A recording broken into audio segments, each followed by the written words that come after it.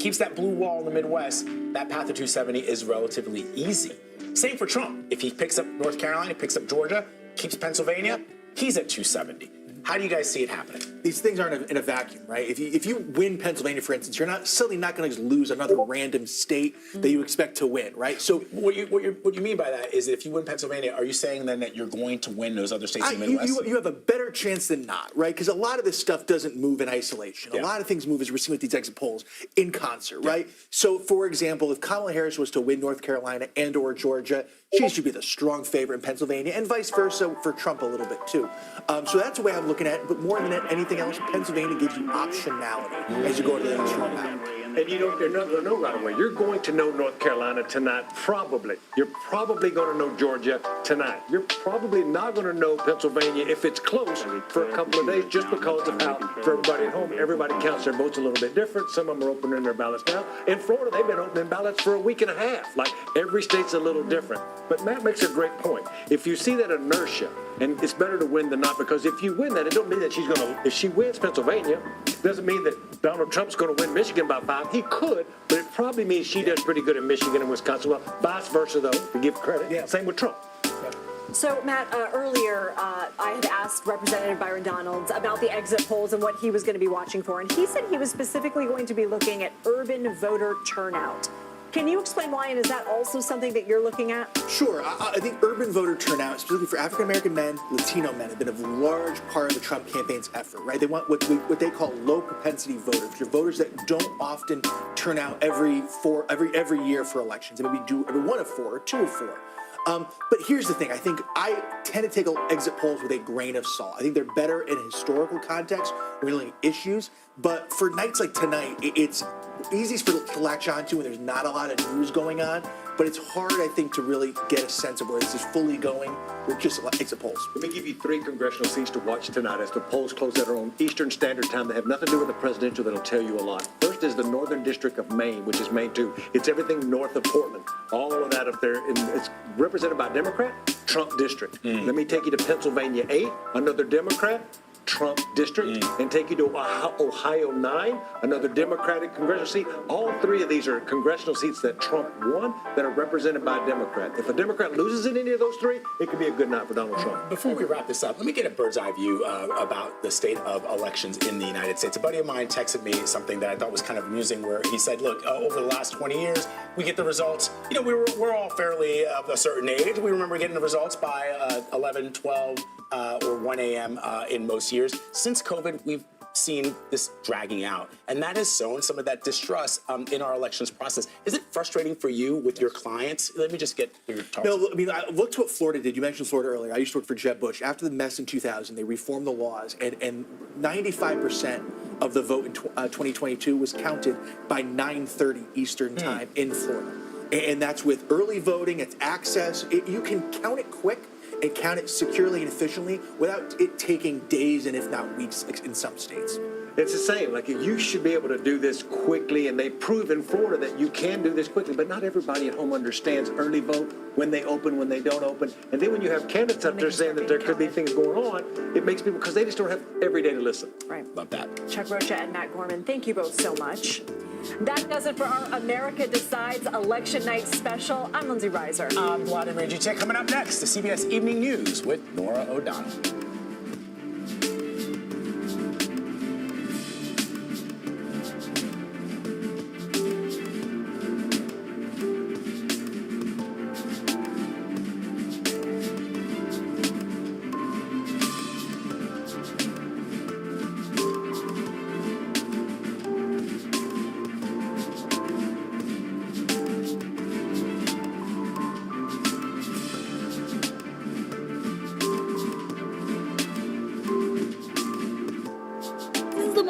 Election, like we all have to go out there and vote. Tonight, one of the most consequential elections in American history, and the first polls are about to close. I am excited, very thrilled that it's over. It'll be nice to finally put this behind us and move forward as a country. We're monitoring election security across the country as we settle in for a long night of results. It looks like we have a very substantial lead. Votes out here. Gotta talk to voters. Could turnout be historic? We're in the battleground states states. What brought voters to the polls? The abortion access is a big deal. Definitely the economy. A special edition of the CBS Evening News, live from our election headquarters, starts now.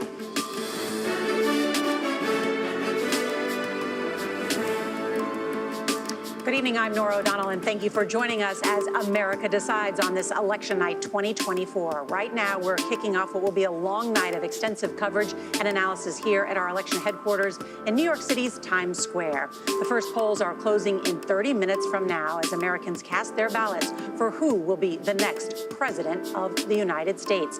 Vice President Kamala Harris is spending election night at her alma mater, Howard University in Washington, D.C. Former President Donald Trump is at his Palm Beach, Florida resort, Mar-a-Lago. We could see record turnout with long lines from coast to coast today. Secretaries of State in those battlegrounds of Michigan and Georgia saying tonight they expect that their states will have their highest turnout ever. And so far, the process is mostly going smoothly with a few isolated problems, as is normal, including long lines and some technical glitches. There have also been bogus bomb threats at polling places in several battleground states, which the FBI says appear to have come from foreign actors. We have correspondents positioned in all the battleground states and here at our headquarters to bring you up-to-the-minute information and insights, including details from those first exit polls that came out just a short time ago. CBS's Nancy Cordes is going to lead us off with the Harris campaign in Washington, D.C. Good evening, Nancy. Good evening, Nora. We are at Howard University tonight, which is the vice president's alma mater, and will be serving as election night headquarters. The vice president has been enjoying dinner with extended family. She's also been doing some speech prep. And I'm told that the mood among top officials on the campaign at this hour is good. It's calm, even as the rest of the nation nervously awaits the results. Vice President Harris made one final campaign stop today to Democratic headquarters in D.C. to do some last-minute phone banking. Hi, Carolyn. It's coming. Hi. And to thank the staffers behind her bid. Last night, she held one last rally in Philadelphia. We finish as we started, with optimism, with energy, with joy.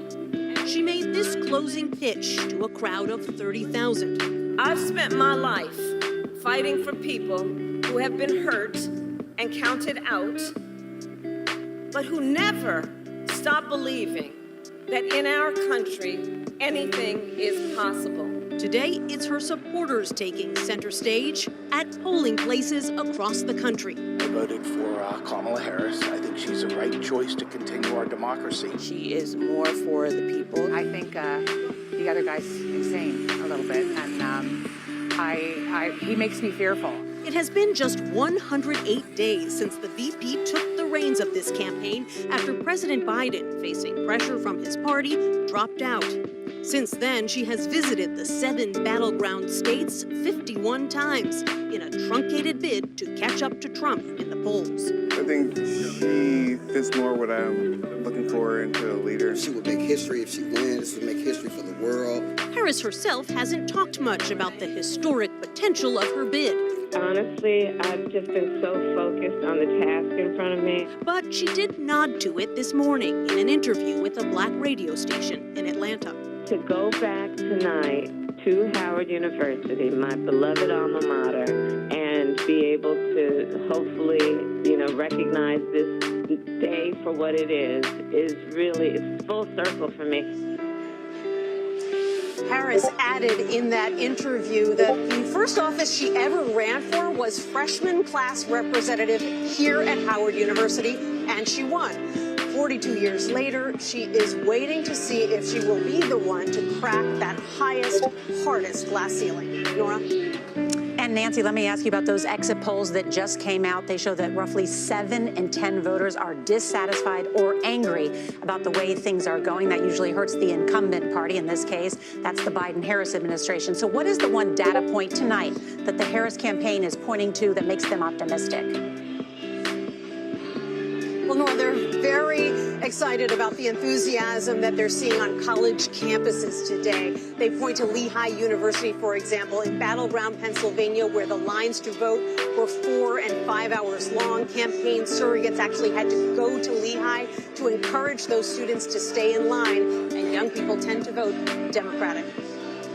Nancy Cordes at Howard University. Thank you, Nancy. Let's turn now to Florida, where Donald Trump will watch results come in. He returned to the Sunshine State in the early hours of the morning after campaigning in 3 battleground states yesterday. CBS's Caitlin Huey-Burns joins us now from West Palm Beach. And good evening, Caitlin. What are they saying?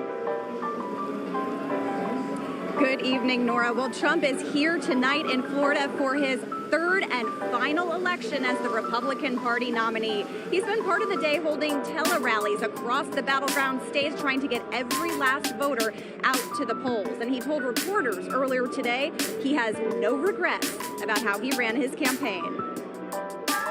Joined by wife Melania, former President Donald Trump made his final campaign stop, swinging by his campaign headquarters to thank his staff. We just wanted to come over and pay our respects. He then continued to raise unfounded concerns about the integrity of the election, railing against voting machines, despite the fact that over 95% of all votes will be cast on paper ballots. You use a computer because it calculates quickly. And you use paper because you save cost. But the paper turns out to be much quicker than the computer. There's something wrong with that, so we don't like that. Earlier in the day, after he voted in Palm Beach, he told reporters the process had been fair so far. If I lose an election, if it's a fair election, I'd be the first one to acknowledge it. But CBS News has learned that Trump loyalist Steve Bannon, released from prison just a week ago, is standing up a war room in Washington to help, quote, secure a victory for Trump. Trump, whose supporters stormed the Capitol after he lost the last election, said he was unconcerned about violence this time around. Of course there'll be no violence. My supporters are not violent people. His supporters have witnessed a tumultuous Trump year, from a criminal trial to assassination attempts to a litany of false and sometimes offensive statements. They're eating the dogs. And crude insults of his opponents that rile up his base. That continued up to the very last rally last night, in this case against Nancy Pelosi. She's an evil, sick, crazy bitch. Oh, no. It starts with a B, but I won't say it. And Trump will await election results tonight at his Mar-a-Lago resort with family and friends, including Elon Musk. He also says he doesn't have a speech prepared tonight, saying that he knows what he'll say if he wins, and he doesn't want to think about losing. Nora? It was remarkable to see that rally, shouting the B word at his final political rally. Caitlin Huey-Burns, thank you. We have reporters spread out across the battleground states tonight, including in Georgia, where the first polls close at the top of the hour. CBS's Nicole Killian is in Atlanta tonight. And Nicole, voting in the area, I understand, was disrupted by several non-credible bomb threats for just a very short time. What are we learning? Yeah, that's right, Nora. Well, as polls get ready to close here in Georgia, there is a mix of excitement and cautious anticipation as we await the results. We're at a GOP watch party where state Republicans hope the former president flips the state. The road to the White House runs through Georgia, and winning Georgia makes it very likely that he'll be the next president of the United States. Even though turnout at the polls has been steady, there have been several issues today, including a series of bomb threats in various metro Atlanta counties. Secretary of State Brad Raffensperger told reporters these threats appear to be from Russia and were not deemed credible. Some polling locations are extending their hours due to the disruption and other delays. More than 1 million people are expected to cast votes today. That's in addition to a record 4 million who early voted. I spoke with one woman who lives abroad and flew all the way back home to Georgia to cast her ballot in person for Vice President Kamala Harris. She looks like me. I'm a black woman. I have 4 children, so that's kind of important to me. I know for a fact that Kamala is going for reproductive rights, and I have a lot of women in my life that are very important to me, so I just wanted to support them and make sure I got that vote out there. Both Harris and Trump have made at least half a dozen visits to the Peach State, which has turned into a fierce battleground with 16 electoral votes up for grabs. Nora? So many voters turning out today. Nicole Killian, thank you. Let's head now to CBS's Weijia Jiang. She is at a polling location in Philadelphia. All right, Weijia, we know Philadelphia is the big electoral prize tonight with 19 electoral votes. What are you hearing from officials there?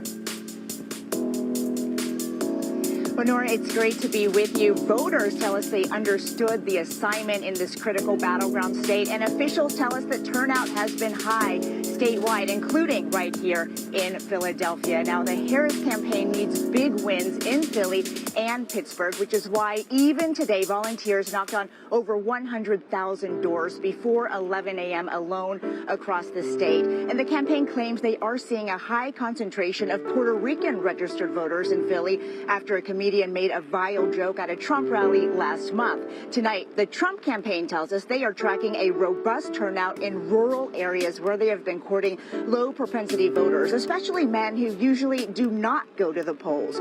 Voters across the state say they are feeling the pressure along with excitement.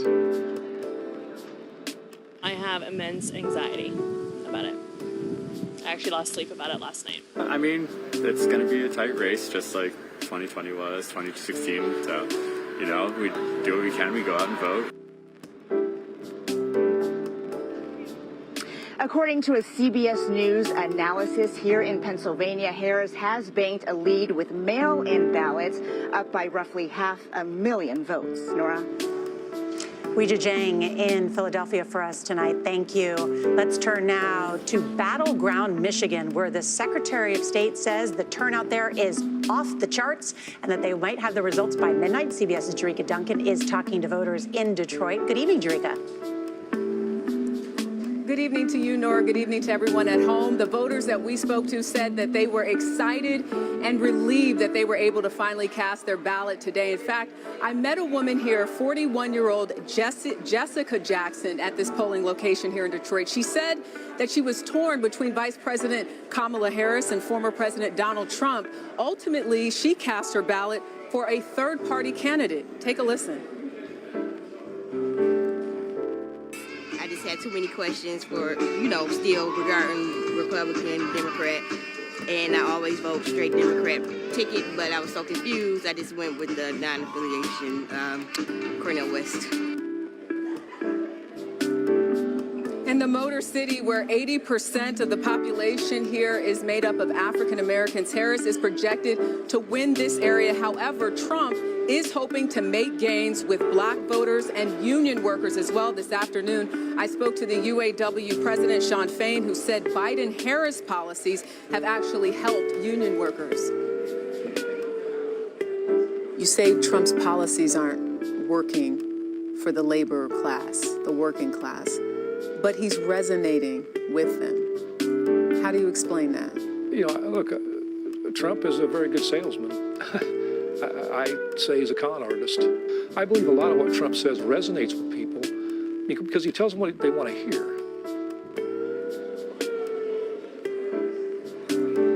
We reached out to a spokesperson from the Trump campaign to ask them how they're feeling about Michigan, and they simply said, quote, "We feel great." And Nora, to your point, the Secretary of State told me today that based on the number of voters who cast their ballot before the polls even opened today, she expects that Michigan is on pace to break a record when it comes to voter turnout. Nora? Wow, what an exciting day it has been and will be tonight. Jerika Duncan, thank you. Let's bring in our chief Washington correspondent, Major Garrett, to get some analysis of a big night. All right, Major, so excited to talk to you because you have such great sources in both parties. So let's start first with what states we're going to look to first tonight to get some sense of how is this going to go? We're all in this together, Nora. What do I mean by that? What we're curious about here, the campaigns are curious about, the voters are curious about. Georgia and North Carolina. Why? Because they close early and they count quickly. Why is this collection of two states so important to the Trump campaign, Nora? 8 visits by the former president in the last week of this campaign to Georgia and North Carolina combined. They're must-wins for him. They are, well, they are very high priority items for the Trump campaign, for sure. And then let's go up to Michigan. We talked about this a little bit last night. Of the 3 blue wall states, so-called, Michigan will report votes earlier than Wisconsin and Pennsylvania. Maybe not dramatically earlier, but we get a clear sense of the evening there. 5 visits by Kamala Harris to Michigan in the closing week of the campaign, a huge priority for that campaign. So, Georgia, North Carolina, Michigan will begin to tell us the tale of the evening. Is there anything in these exit polls that give us a sense about how this night may shape up? Again, these are preliminary exit polls. We want to be careful not to overcharacterize them, but we do have some areas of emphasis for the two candidates and their supporters. Let's go first to Harris voters. Most important issue for Harris voters: democracy and the preservation thereof, 58%. Abortion and abortion rights, reproductive health care generally, 22%. Economy, 12%. On the Trump supporter side, most important issues for Trump supporters: economy, 49%. Immigration, 21%. Preservation of democracy, 13%. All right, Major Garrett, so glad to be with you tonight. Thank you so much. And the nation's capital is the site of some extraordinary security measures for election night and beyond. Voters concerned about security, potential violence. We'll have more when we come back.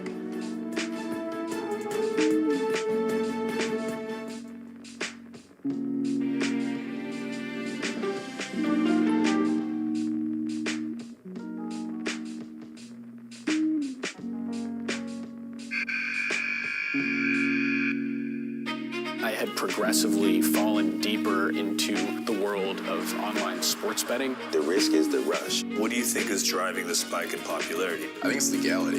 If it's legal, I'm going to use it. There are ways to bet when you are 18. We've created an epidemic of child gambling. You can't walk into a male dormitory in a college campus without sports betting happening. It's America's most neglected problem. I use sports betting as a way to escape, when in reality, I'm choosing self-destruction. Whatever I had left, it was gone. The purpose of the industry is to get you to play to extinction. And that means until all your money is gone.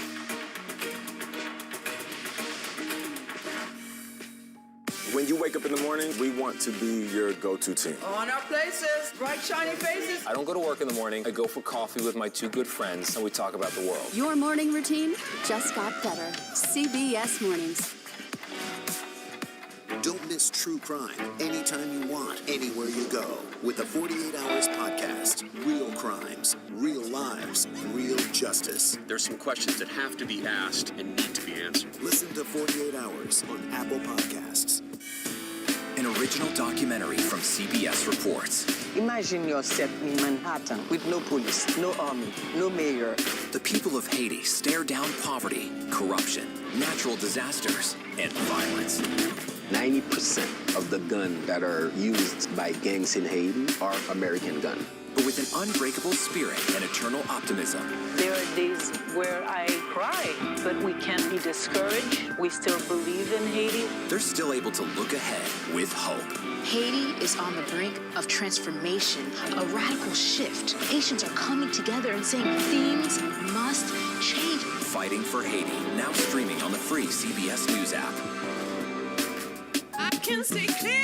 CBS Mornings Plus, clearly more news, more smart conversation. More money-saving tips, more recipes. More uplifting ways to get you on your way. Plus, more sports, more weather. Clearly, more CBS Mornings. Plus,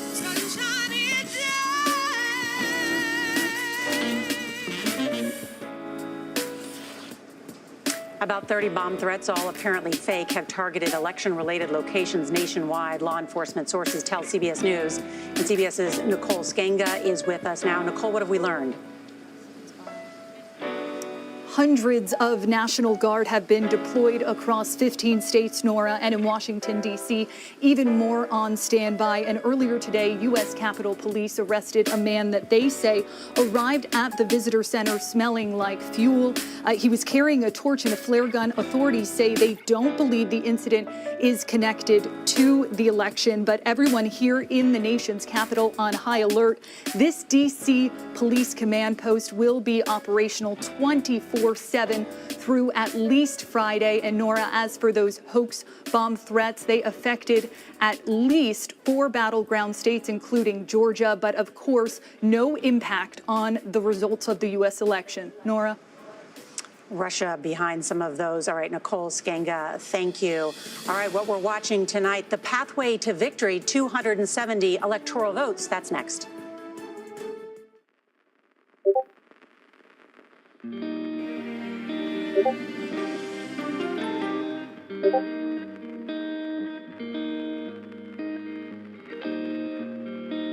I'm a voracious consumer of information and news. I am constantly curious and constantly want to learn. I know I personally want to know the basic facts of every issue and to press into the heart of the matter. Information is the currency of democracy, and that's what we bring to the table every Sunday. The justices ruled that Harvard and the University of North Carolina violated the Constitution. In the aftermath of the Supreme Court decision to end affirmative action in college admissions, uncertainty sets in for some students of color. Affirmative action really gave us an equal opportunity. CBS Reports explores the historic decision and what it means for those chasing an opportunity to change their lives. I knew that college was the ticket to break this cycle. The end of affirmative action, now streaming on the free CBS News app. Your Holiness, what an honor. It's so wonderful to meet you. What's it like to have a conversation with the Pope? You're about to find out. When you look at the world, what gives you hope? 60 Minutes takes you inside the Vatican for a rare and extensive interview with Pope Francis. I think we're very cute. Yeah, I think we need to send out a Christmas card like this. Yeah, let's do that. Dollar Jill. If you can't get into the market, it's okay. Renting is fine. I wonder how Serena is feeling. That's a really good question. No one's asked me that yet. You're 70 years old? 70, yeah. I'm 21.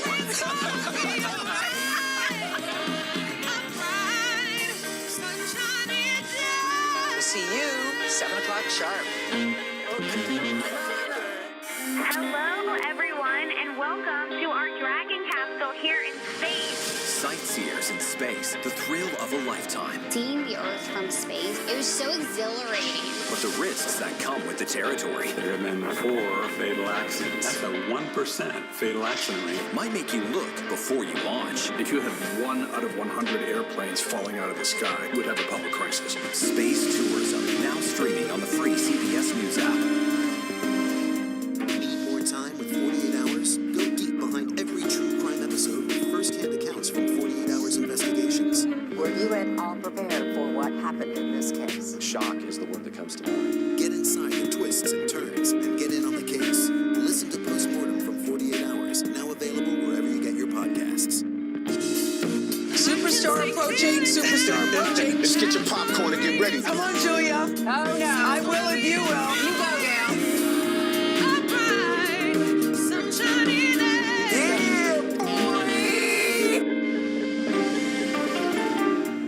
They watched battleground states.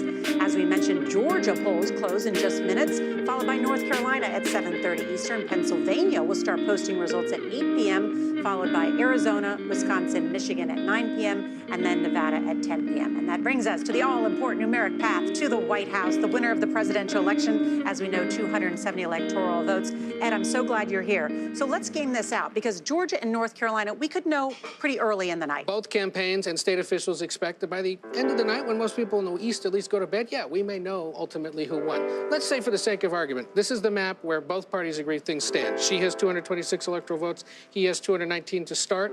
For the sake of argument, let's say he gets Georgia, North Carolina, which, remember, was the closest one he won by 4 years ago, which is why it's a battleground now. And ultimately, when all is said and done, Pennsylvania, that would get him to exactly 270. But we may not know Pennsylvania for days, so let's put that back. So then what happens? Let's say in the next few days, Arizona, he could get Arizona, and say ultimately that wouldn't be enough. So let's say things go his way in Wisconsin. That would be another way it could conceivably happen. This is typically a powerful Democratic state. And what many say Harris has to do is win the blue wall states that President Biden won 4 years ago, those Midwestern states, where Democrats are pretty good at winning statewide. So let's say she gets Wisconsin and Michigan, and eventually, when all is said and done, Pennsylvania, that would get her to at least 270 electoral votes. That's the easiest way for her.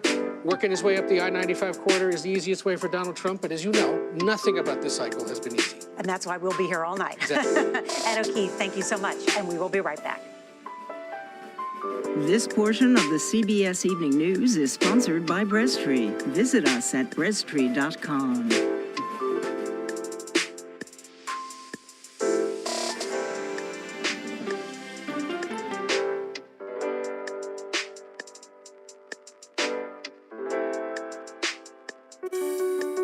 Washington is the seat of power. national security, foreign policy, global economics, every story comes through Washington in some way. We bring some of the most powerful voices in America to the table. We don't just ask the questions, you have to go deeper. We try to understand what's at the heart of the issue we're talking about, to then come forward with solutions. Face the Nation on CBS. Justices ruled that Harvard and the University of North Carolina violated the Constitution. In the aftermath of the Supreme Court decision to end affirmative action in college admissions, uncertainty sets in for some students of color. Affirmative action really gave us an equal opportunity. CBS Reports explores the historic decision and what it means for those chasing an opportunity to change their lives. I knew that college was the ticket to break this cycle. The end of affirmative action, now streaming on the free CBS News app. America Decides is your place for fact-based, unbiased reporting. At the White House, at the Capitol, on the campaign trail. What do you say to those in your party? Any cracks in the Republican Party? Our reporters and our anchors travel the country talking to voters like you about the issues that matter most. Immigration is really a factor right now? That are going to be driving your decisions. What would you say to those who say, look, that's just democracy at work? Listening to you and bringing your voice into our coverage. I want a strong, proud America. Is democracy on the ballot in 2024? Let us help you decide. America Decides on CBS News 24/7. Stream our expanded one-hour program Monday through Thursday at 5 p.m. Eastern. An original documentary from CBS Reports. AI is among the most world-changing technologies ever. Curing diseases, scientific breakthroughs, making lives better. They can help us with medical discoveries, scientific discoveries, doing better agriculture, having cures for things like Alzheimer's. It's also going to really transform the way we work. The uplifting potential of artificial intelligence is limitless. It gives you a friend, somebody to chat with 24/7. That is non-judgmental. He makes me feel loved and desired. And so are its downfalls. The problem with all this AI is that it's unpredictable and uncontrollable. The choices we make now will have lasting effects for decades, maybe even centuries. The ChatGPT revolution, now streaming on the free CBS News app. We are about to see American weapons in the hands of Mexican cartels. A gun pipeline to Mexico. We are arming the cartels. 100%, no doubt about it. Happening right under our noses. Who's doing something about this? Nobody. A CBS Reports exclusive. Most Americans have no idea that we are effectively arming the enemy next door. This is the story the American people need to know. Arming cartels. Now streaming on the free CBS News app. I can see clearly, CBS Mornings. Weekdays on CBS. Yeah! Tony, coming? No, I'm going to stick around for an hour. CBS Mornings Plus with Adriana Diaz and Tony DeCopel. Right after CBS Mornings. It's just like mornings. Plus fun.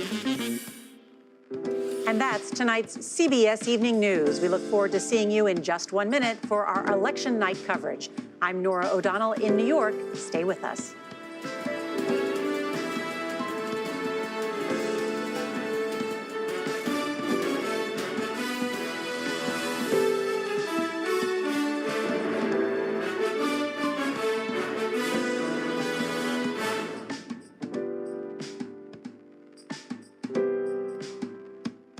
America Decides is your place for fact-based, unbiased reporting. At the White House, at the Capitol, on the campaign trail. What do you say to those in your party? Any cracks in the Republican Party? Our reporters and our anchors travel the country talking to voters like you about the issues that matter most. Immigration is really a factor right now? That are going to be driving your decisions.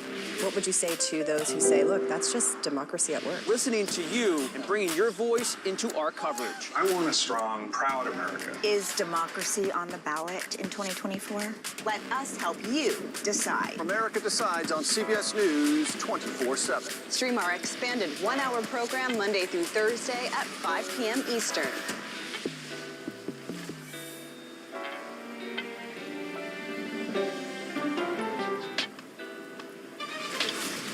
Okay, let's go. You guys good? Hey. All right, we good? Keep going. The clock, it's ticking. Off we go. 60 minutes. 60 minutes. 60 minutes.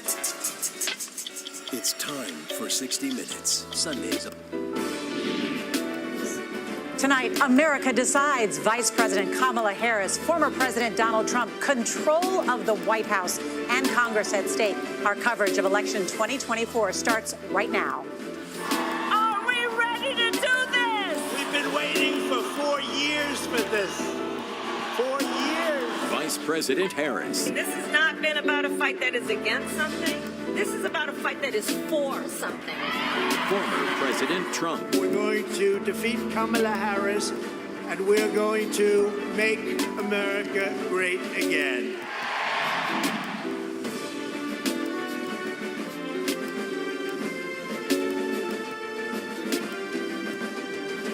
CBS News, America Decides, Election 2024.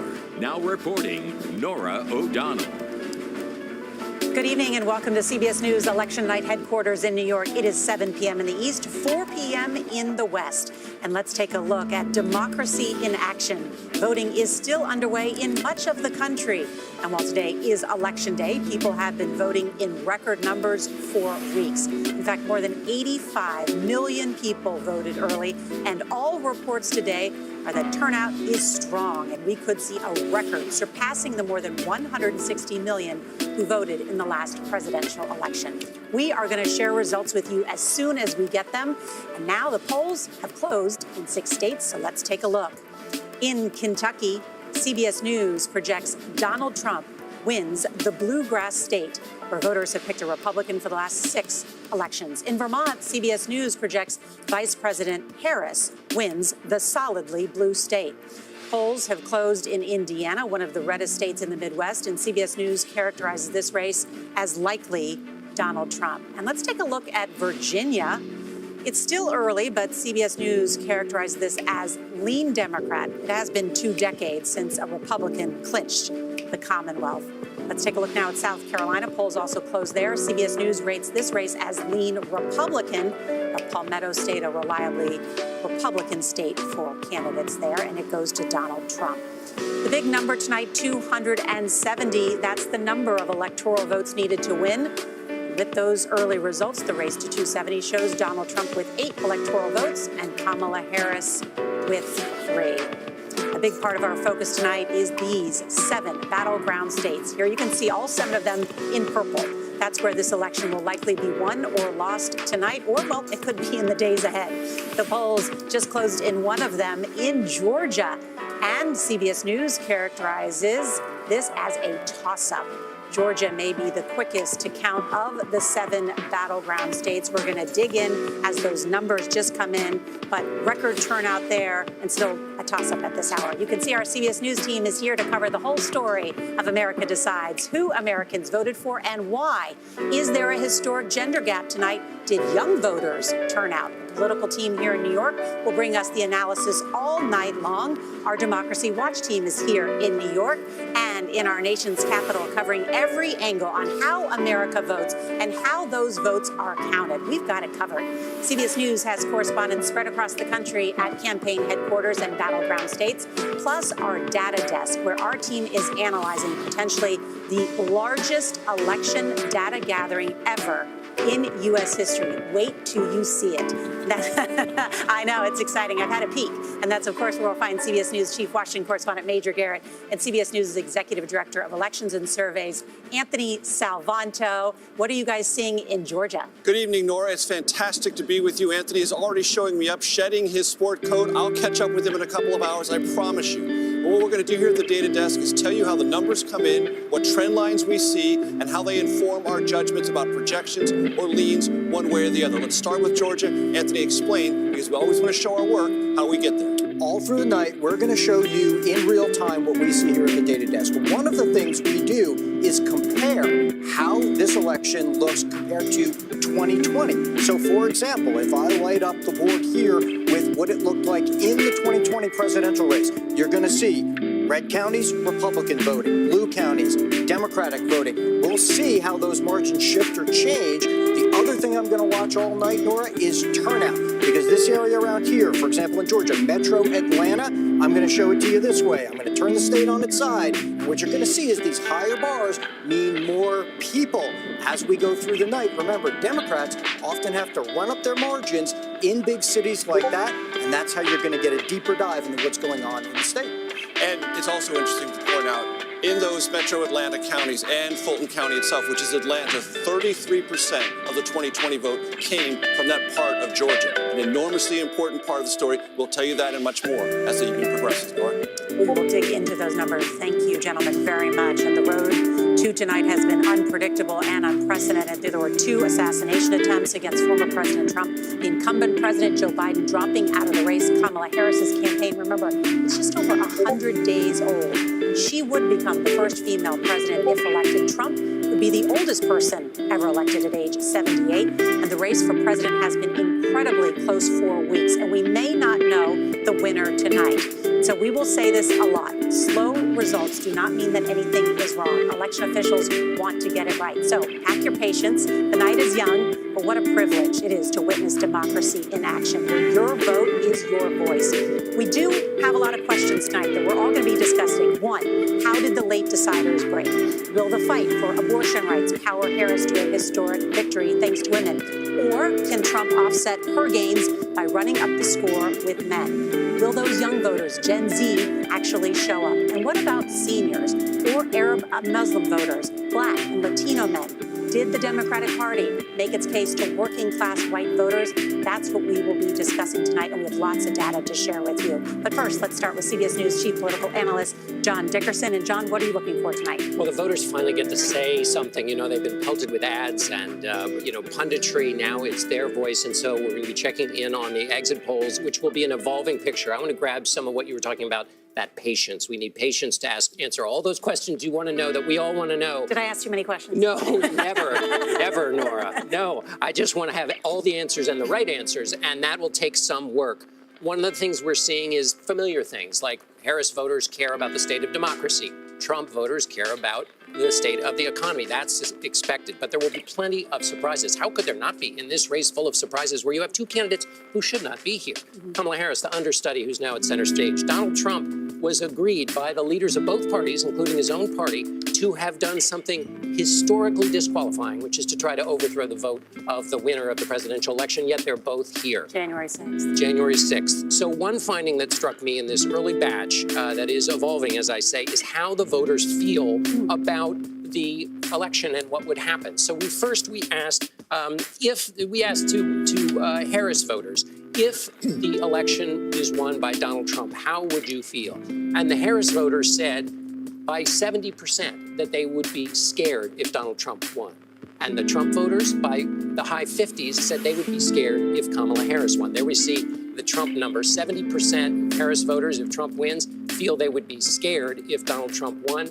Now we're looking at the Trump voters. What would they feel if Kamala Harris won? 58%. Thank you. My eyes have grown weary. 58% would be scared if Kamala Harris is elected. So that gives you a sense of the mood of the electorate. Now, I know you want to know about Georgia, and again, we have to be provisional here, but let's look at the race makeup of Georgia. One of the things we'll be looking at all night is, has the Democratic coalition stayed together? Has the Trump coalition stayed together? Black voters are a key part of the Democratic coalition. Here we have Kamala Harris's performance among black voters who are voting Democratic. You see she has 86%.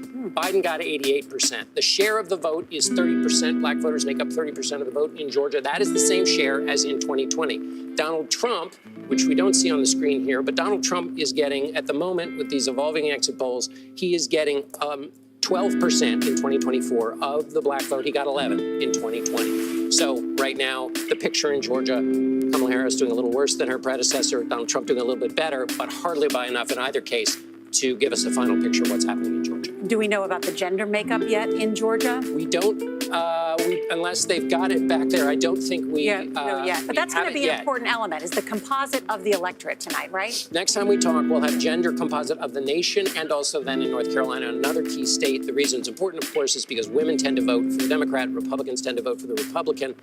men tend to vote for the Republicans. So if more women are participating in the election, that is sometimes better for the Democratic candidate. No doubt. This is really interesting. I also think, having looked at so much, is that the data may only take us so far tonight, because it's who turns out at the polls.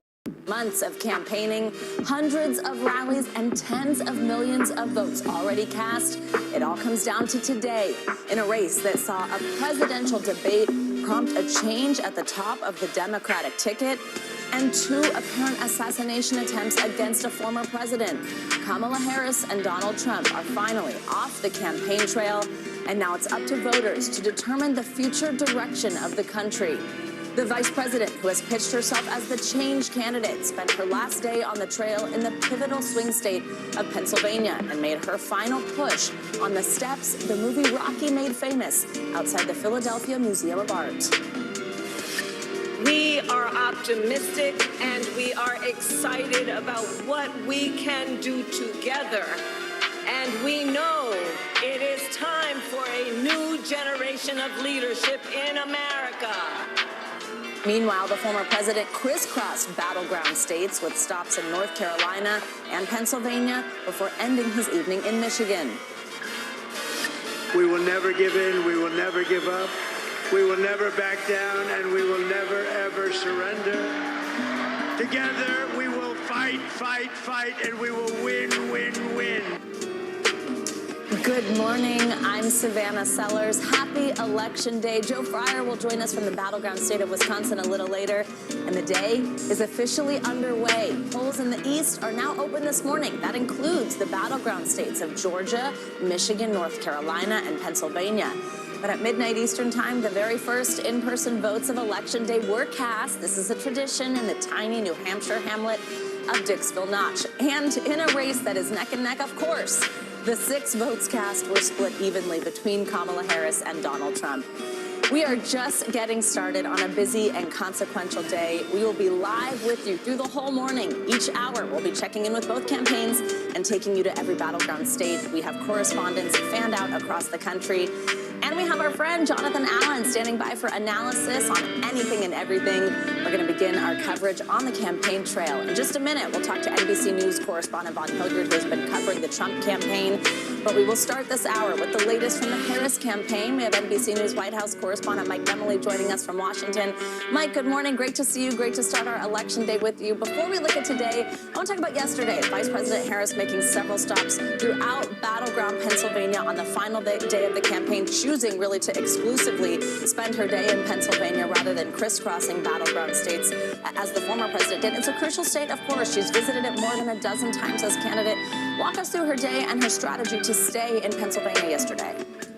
Well, good morning, Savannah. Happy Election Day. Voters are voting, and the candidates have still some campaign stops to come. But yesterday for Vice President Harris, it really was a sprint to the finish in that key battleground state of Pennsylvania. 19 electoral votes. It's the biggest prize of the 7 major battlegrounds. And the Vice President had 5 different stops. She was kicked off a canvas reach out in Scranton, Pennsylvania to start the day. She was knocking on doors in Reading, Pennsylvania. Then she held 2 major rallies, one on the west side of the state in Pittsburgh, and then she closed things out with a huge rally in Philadelphia, just there on the Rocky Steps, where she closed her campaign with an all-positive message, not mentioning her rival Donald Trump, talking about the future. Take a listen.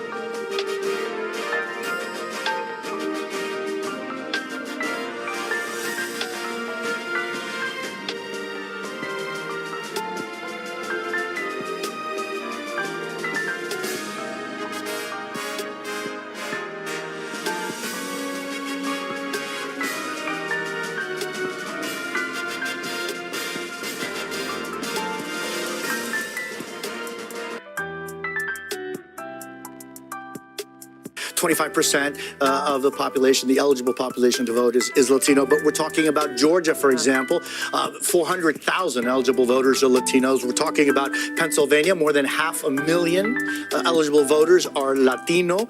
And then, Tom was just talking about Florida, 3.3 million Latinos are eligible to vote there. I think that it's a situation where it's the Latino population, but 36 million strong, is participating maybe in historic numbers tonight in the American democratic experiment, our American democratic And what's experiment. driving that? I think what's driving that is that there is no Latino vote. There are Latino voters, each with their own individual American dream, with vicissitudes and barriers into what they see as the best future for their children and for themselves. And so I think that what we're going to see in Pennsylvania tonight will have a direct impact on what Latinos come out to say tonight. And in Arizona and Nevada, yes, but also in Georgia and in North Carolina. Yeah, it's early on, but we're starting to see this flesh out a little bit. Jose, stand by with us. We're moments away now from another round of poll closing. Some big states at stake, including that former battleground, Ohio, and one of the newest battlegrounds, North Carolina. We are moments away from the polls closing in 3 more states, including battleground North Carolina. President Trump has won this state twice. We're going to win North Carolina. We're going to defeat Kamala Harris. But this year, North Carolina, we will win. Kamala Harris is making a serious run for its 16 electoral college votes. North Carolina, it all comes down to this. Plus 2 major wild cards. Hurricane Helene decimating the western part of the state. And the Trump-supported candidate for governor. Now to the scandal that's rocked the governor's race in North Carolina and could have national implications. A possible drag on the Republican ticket. We are standing by for the first vote count and new exit poll information for the Tar Heel state as our decision desk gets ready to make new calls on the road to 270. So that sets us up for nicely. Sam Brock, hard hit Asheville, North Carolina. This was the part of Western Carolina that were really hurt by Hurricane Helene. And you're in Asheville now. What are you seeing there? Sure, Savannah. So where we are right now in Buncombe County, which is the home of Asheville, certainly this is one of the most directly impacted areas by the storm. They're starting to pack up now. Just about an hour or two earlier, there was large applause here because they reached 1,000 people voting in person here at this precinct. And what's so interesting about this particular location is that it wasn't intended to be the voting site. In fact, the church that was supposed to be had helicopters delivering supplies, which is why they had to shift it.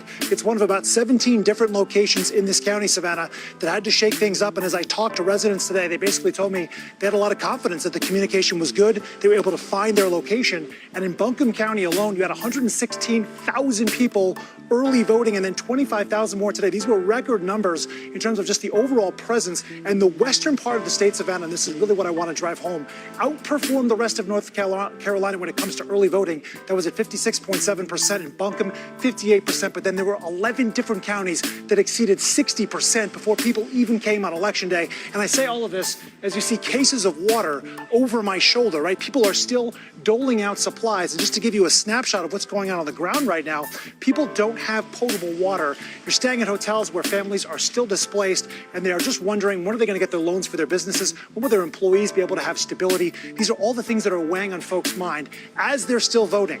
Now, we talked about North Carolina as a wild card, as it projects strength in terms of some of the turnout here in the rural communities. You also have a scenario where women, 52% versus 41% for men. There was a big gap so far in early voting of women who are voting. And the conversations I'm having, many of them tell me that they do think abortion is front and center for them. We'll see how that plays out here in the hours to come. All right, Sam Brock in Asheville, North Carolina, part of the region that has just been through so much, and yet so many people came out to exercise their right to vote. I want to go over to Tom Yamas because this is the battleground in 2020 that Donald Trump actually won, and he wants to try to hold on to it. Savannah was the only one that he won in 2020, but it was his closest margin of victory. Let's take a look at North Carolina right now, and I'll take you back to elections past. So as we just mentioned, Trump wins here, but barely, right? He won it in 2016. He had a higher margin there. We go back to to Romney. I want to go all the way back to Obama's first race. Obama won North Carolina, right? But since then, Republicans have been able to flip the state, but their margins have come down just slightly. I spoke with Governor Roy Cooper, the governor of North Carolina, who told me this is going to be their year. So how do they turn the vote out, and how do they flip North Carolina from red to blue? The three places they have to do it, the first one is Charlotte, Mecklenburg County. This is a majority-minority county, right? Jose was talking about the Latino voters. You have about 16% in Mecklenburg County, about 30% black voters there. They have to drive out those voters. The second place, this is the population center here, which is known as the Research Triangle. The capital, Raleigh, you have schools like NC State in Raleigh. Just next door in Durham, you have Duke. And then right next door to that in Orange County, you have UNC Chapel Hill. And finally, the Triad. A lot of people, if you don't know North Carolina very well, this is sort of the forgotten metro area. You have places like Greensboro and High Point, Winston-Salem, along with those historically black universities. These are the areas, guys, where they have to run up the vote. How does Trump win? Well, look at the state. You see how red it is. And here's the issue. It's one of the most rural battleground states. So Trump has to run up that rural vote. And then you were just talking to Sam Brock about the issue of hurricanes. Those are the hurricane counties right there. A lot of them are Trump country, with the exception of Asheville, Buncombe, where you have Appalachian State over here, where Boone is. Those are Trump countries. Hopefully those people are going to go out and vote for him. That's what they need. Back to you guys over there. All right, Tom, then the Democrats have put on quite the ground game there in North Carolina to try and flip that state in their direction, which would make their path considerably easier.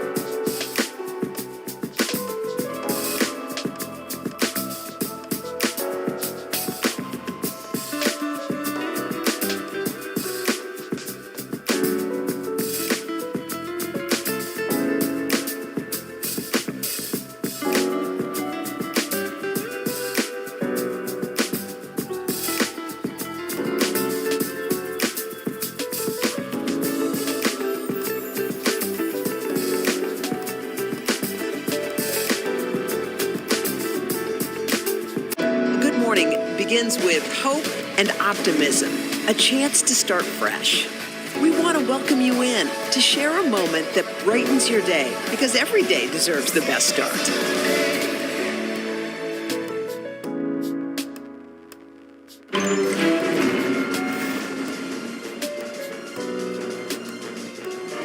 Welcome back to our NBC News election coverage. It's 7:30 in the East. We've got some new results to show you. West Virginia, Donald Trump is the projected winner in West Virginia with 4 electoral votes.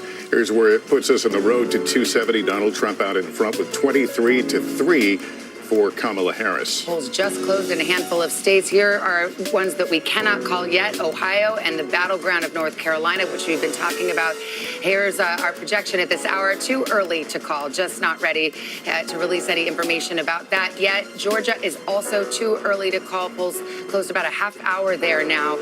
And we do have a projection. This has to do with the United States Senate. West Virginia, the winner is Jim Justice. As expected, he will go to the Senate. This is a pickup for Republicans. This was a long time held seat by Senator Joe Manchin, who was a Democrat, then an independent, but still caucused with the Democrats. Well, now the Republicans have picked up 1 Senate seat.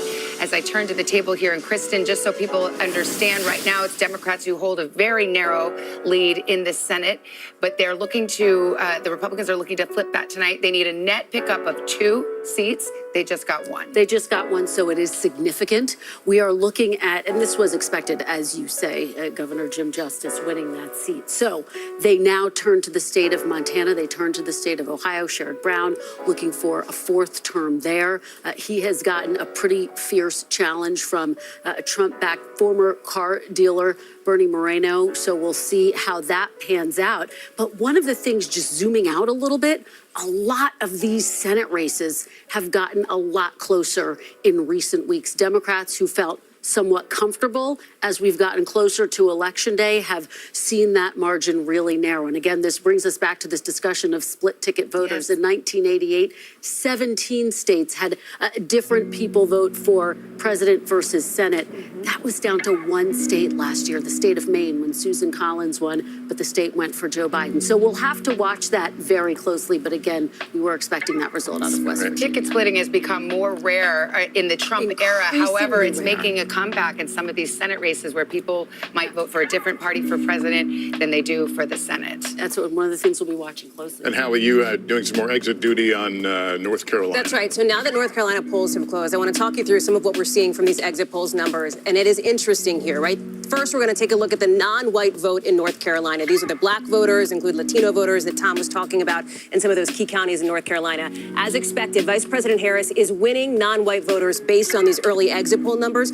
But take a look at Donald Trump here. He's got that 25% slice of the pie. Let me show you the comparison. He is outperforming where he was 4 years ago with non-white voters in North Carolina. He was at 19% in 2020. However, 2 things are also true here. Let me show you white voters here, and we can take a look at the comparison here. You can see that it is former President Trump winning with white voters at 61%, Kamala Harris at 39%. But again, take a look at the comparisons to 2020. She is actually outperforming where President Biden was back in 2020. She is doing better with white voters in North Carolina. So you might look at that and you might go, as we take a walk back to the desk here, you might go, okay, well, those 2 things, do they balance out?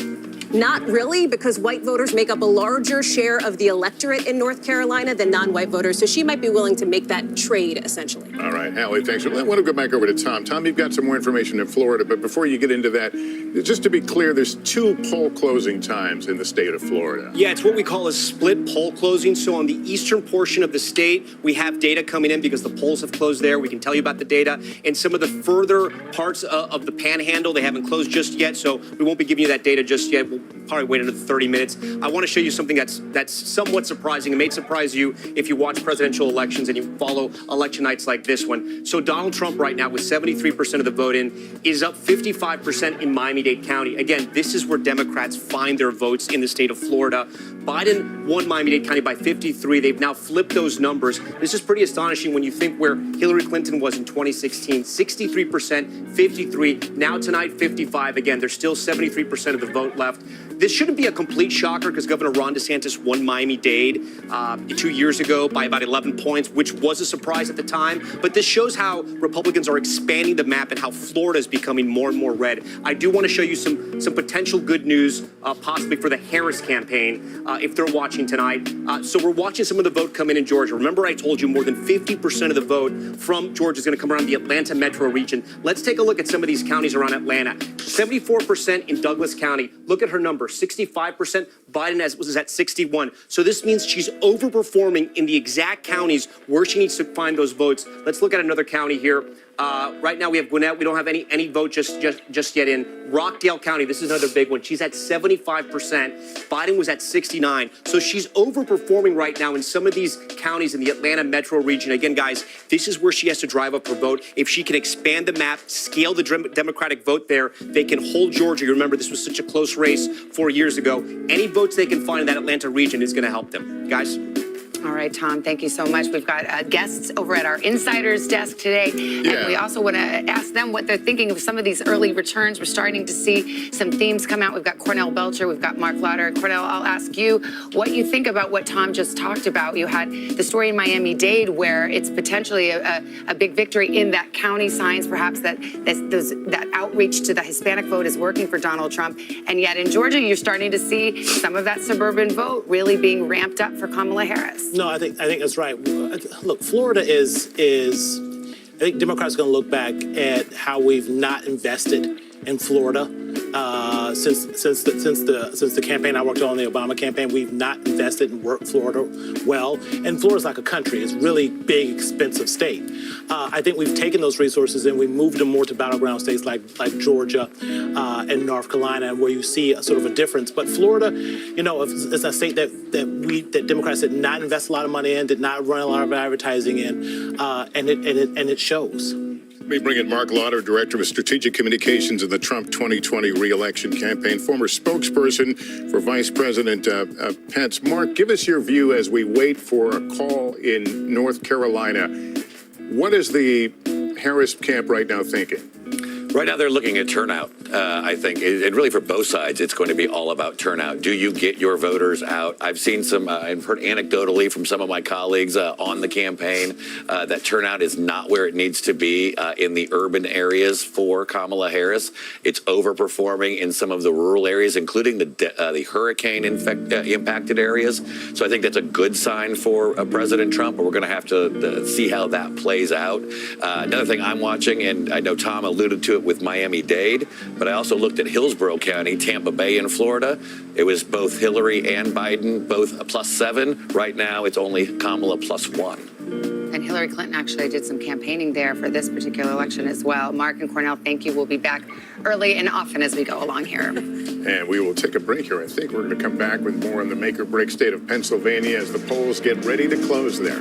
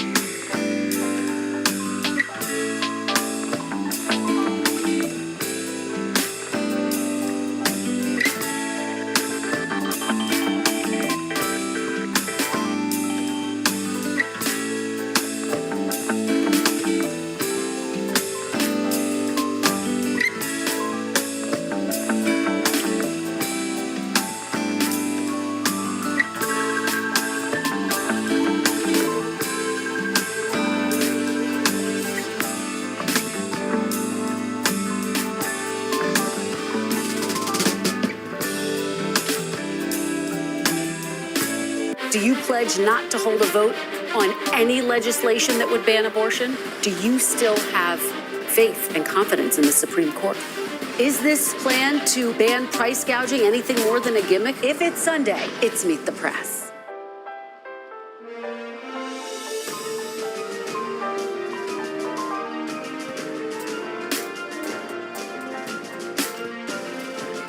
We're back with our election night coverage and with Tom Yamas at the big board talking about the road to 270, waiting for North Carolina right now. The polls closed there.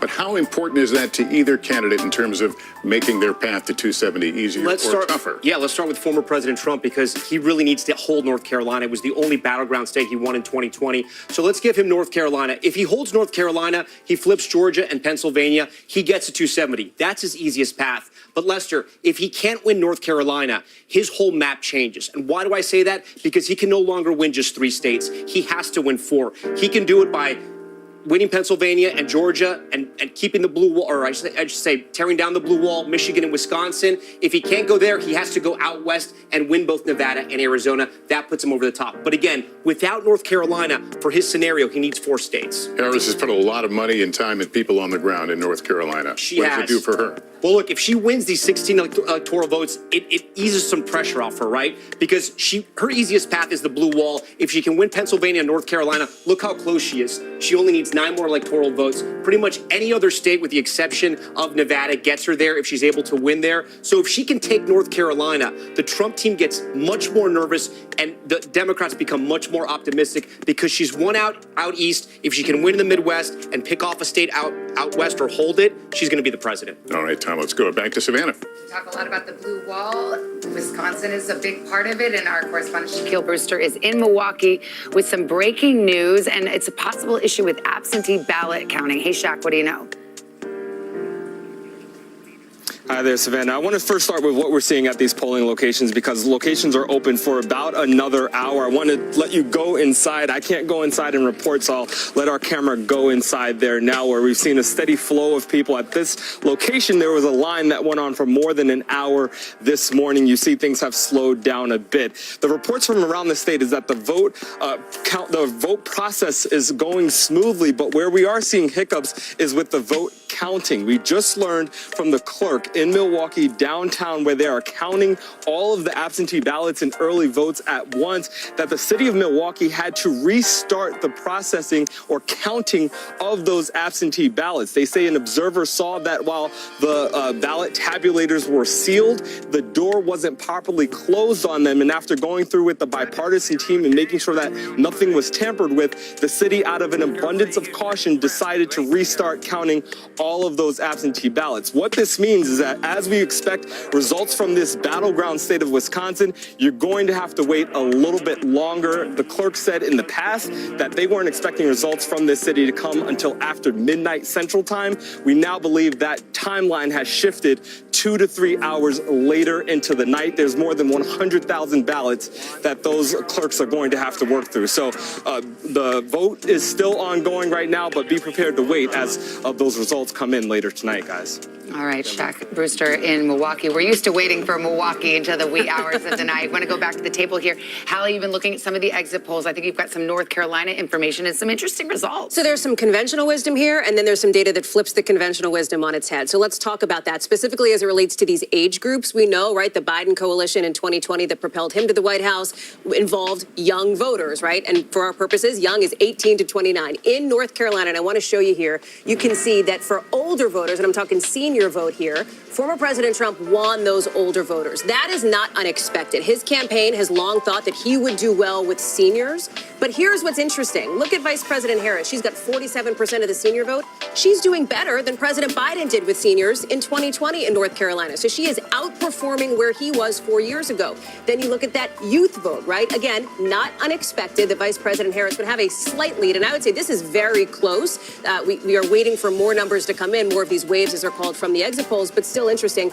But again, look at 48% for former President Trump. He is outperforming among young voters in North Carolina. So you have that kind of conventional wisdom. They're overall sort of winning the groups, at least to a degree that we thought they'd win. But each of them are overperforming on the sort of flip end of that. All right, well, Savannah Sellers is here to talk about a huge role that the youth vote could play in the outcome of this election. What have you been seeing? You've been tracking a lot of the polls leading up to tonight. Yeah, I absolutely have. And first, I want to dig in a little further on North Carolina and what Hallie just said, because if we dig even deeper in and we talk about gender in that under 30, it's similar to the trends that we've been discussing. Trump has improved what he did with young men. Tonight, 60% in our NBC News exit poll there say they support him. That is up from 42% that voted for him in 2020.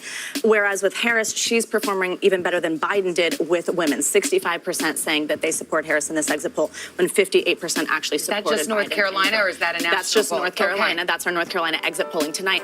North Carolina is really interesting to me because I've been talking with college Democrat and Republican presidents on campuses there, but the college Democrats were so organized in this state. Like, what they did on these campuses was really amazing. They lobbied the state to have more polling places on campuses. They even had it be made that the student ID could be an acceptable form of ID on several campuses, which was not the case prior. We're also seeing this kind of play out to be right what we're seeing with that young men appeal for Trump seems to be working in some places. I'm interested to see if that continues throughout the night. We heard Gotti mention like those podcast appearances earlier in the night, Joe Rogan, Logan Paul, things like that. This seems to be where he is gaining that ground. I'm interested to see if it continues in other battlegrounds. And just underscoring how important the young vote is, the Harris campaign tonight touting the fact that they have Paul Rudd, for example, out trying to energize college voters in Pennsylvania. Jennifer Garner as well. Keep them in line. Stay in line. Mark Cuban is FaceTiming voters in a 4-hour line at UNC Chapel Hill right now. It speaks to how close this race continues to be as these results come in. On the other hand, you have the Trump campaign saying, hey, we're seeing good turnout in Philadelphia, yes, in the Trump areas. We'll have to see how that actually bears out when we start to get results in Philadelphia. But it does speak to the fact that there's a real focus on this epicenter and on young voters. And when we talk about young men in particular, and to the point that you're making here at the table, that the Trump campaign has really looked to turn those young men out, they're not typically the people who show up to the ballot box every 4 years. They're what's called those low propensity voters we've been talking about. I will tell you that the Trump campaign feels like they've been doing a pretty good job trying to turn those, not always voters into voters at least this cycle, because for them, that's one of the big keys. If they can get this demographic out to the ballot box to actually show up, whether that was early or whether that's now, they're feeling like they're going to have some wind at their back. It's, you take a step back, the story of this election is the gender gap. Yes. It's the battle of the sexes election, and whether you want to say it's young men or senior women, right. it's men and women. If Trump turns out more men, he wins. If Kamala Harris turns out more women, she does. It's kind of as simple as that. No doubt about it. And what's so fascinating is that the Trump campaign tried this sort of unusual, unconventional tactic to get out the vote, which was to outsource it to Elon Musk, to other outside groups. And they were quite bullish heading into tonight, saying, look, we feel good about this decision. And remember, the Harris campaign was concerned about black men as well. That's right. They brought in President Obama to make the case. Any evidence right now how that appeal has translated into votes tonight? Well, that's one of the things that she has talked about on the campaign trail. I sat down with the vice president not too long ago, and she feels like she needed to earn every single one of those black male votes just as much as Joe Biden would have. That's why you saw her. We talk about podcasts, doing like an NBA podcast, a football podcast. Sure, she did call her daddy to try to reach out to those young women. That's the name of course, that very popular podcast with women. But she also was trying to extend an olive branch to men. I would just say this. Two things are true. Right? Kamala Harris, let me say it this way.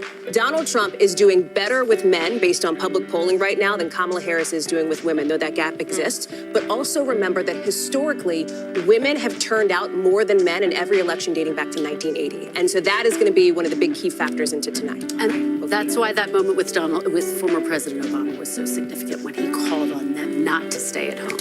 All right. Well, we're just a few minutes away now from a big batch of poll closings at 8 o'clock Eastern time, including the one that everybody's been watching, Pennsylvania. And we'll be right back.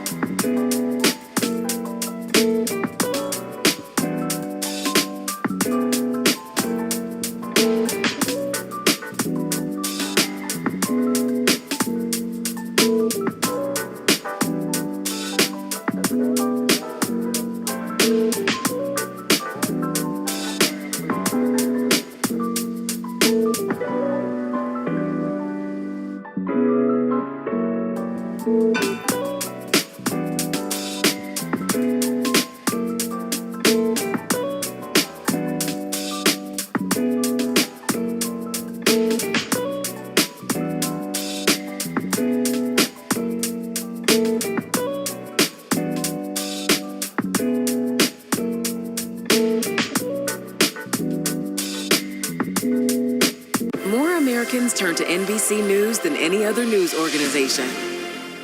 News lives in the now. Look at this. You can't even see anything anymore. Let's break down what we know. You gotta see this. News for the generation of now is NBC News Now.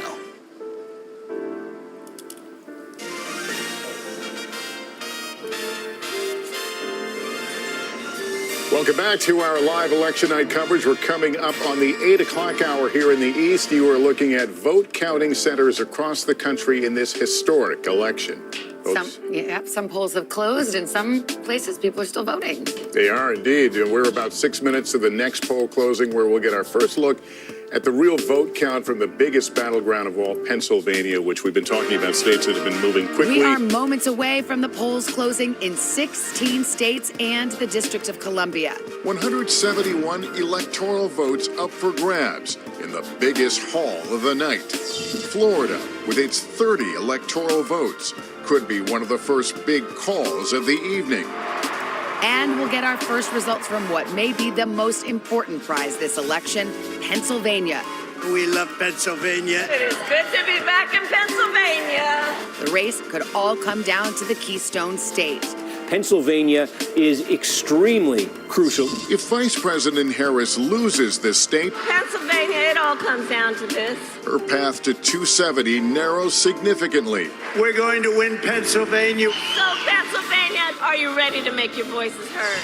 We're standing by for the first vote count and new exit poll information from this critical battleground as our decision desk gets ready to make new calls on the road to 270.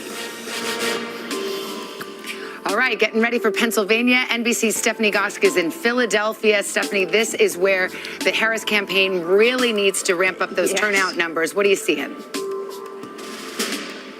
Yeah, they really do. Well, it's calming down here in Northeast Philadelphia. This is kind of a working class, diverse community. People still getting in under the wire in these last few minutes. But the big question, Savannah, afterwards is how long is it going to take to call the state of Pennsylvania? 4 years ago, it took until Saturday. I was on the phone with the former Secretary of the Commonwealth talking about the challenges they faced back then. 2.6 million mail-in ballots. That was what slowed the process down. And it was a new process for people in this state. 4 years later, they haven't changed the laws, but things are a bit better. There are fewer mail-in ballots, just under 2 million. They have new machines to process them and more people. But the optimistic outlook from election officials we have spoken to is that the majority of those mail-in ballots won't be fully processed until Wednesday night into Thursday morning. And if this race is as tight as it was 4 years ago, when Joe Biden won by about 80,000 votes, those mail-in ballots will be crucial to make the call here. So we're still talking days, Savannah.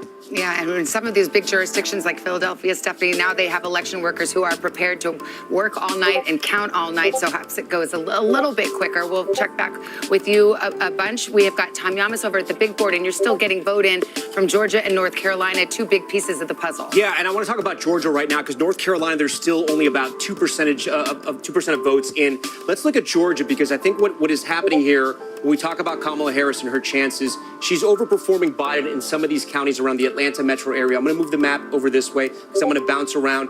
Here on this side, the right side, this is where Biden was at 2020. Here's where Harris is tonight, 76% in. You can see she's overperforming there. We come to this other county, Clayton County. Again, these are the suburbs of Atlanta, those ring counties around Atlanta. 84% for Biden, 85% for her, so she's holding that high watermark. We move over to Rockdale. Look at this, 69% for Biden, 75% tonight for Harris. They're looking at these numbers tonight, and again, there's still a lot of vote out, but they're looking at these numbers tonight, and they're telling themselves this is the kind of rhythm they want for the rest of Georgia throughout the night. Only 25% of the vote is in. Trump is way on top, but again, 25% of the vote is in. Remember, we can show you guys where the vote is out. These giant bubbles, the bigger the bubble, that's how many votes still have to be counted. So you can see a lot of the rural counties, a lot of them are coming in. There's still some in the rural county that are out, but the big area, remember, 50% of the vote is going to come around the Atlanta metro region.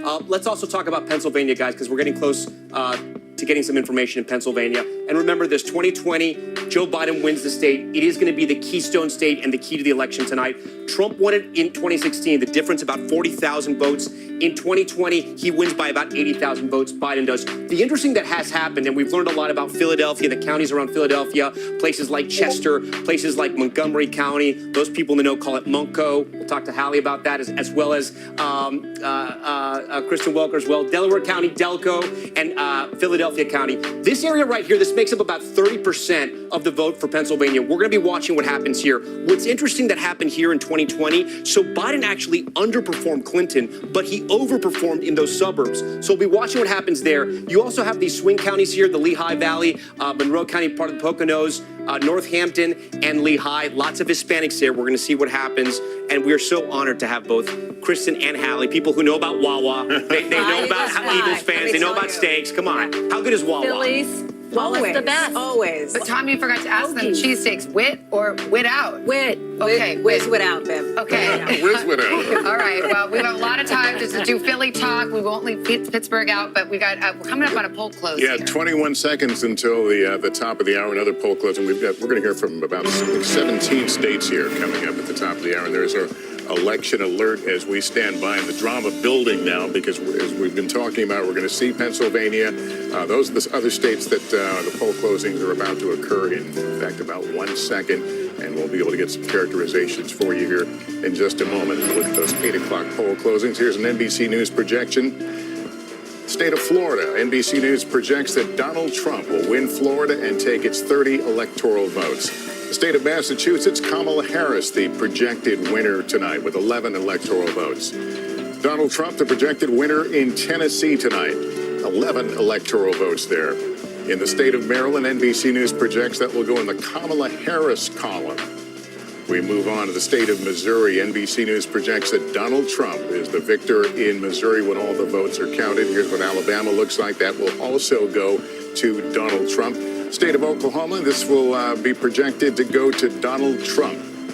And in D.C., District of Columbia, 3 electoral votes at stake. NBC News projects that Kamala Harris will win there. So where does that leave us now in the road to 270? There it is, 90 for Trump right now, 27 for Harris, 270, of course, the magic number and the keys to the White House. But we await calls in those all-important battlegrounds, and there are still outstanding states. Just as polls closed at 8 o'clock, we will wait for New Jersey, Illinois, Connecticut, and, of course, Pennsylvania as well. Let's show you what we can right now in Pennsylvania. No surprise here. It is too early to call. North Carolina, same story. They do count fast there, but not fast enough to call it. It's still too early to call. Just 5% of the vote in. And in Georgia, we're seeing a lot more of the vote, but still too early to make a projection.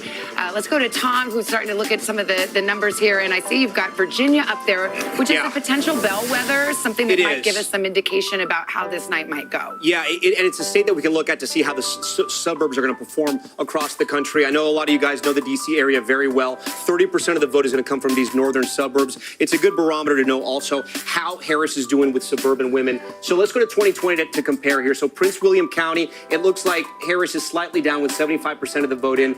This one stood out to me. 95% of the vote is in Loudoun County right now. Biden was at 61%.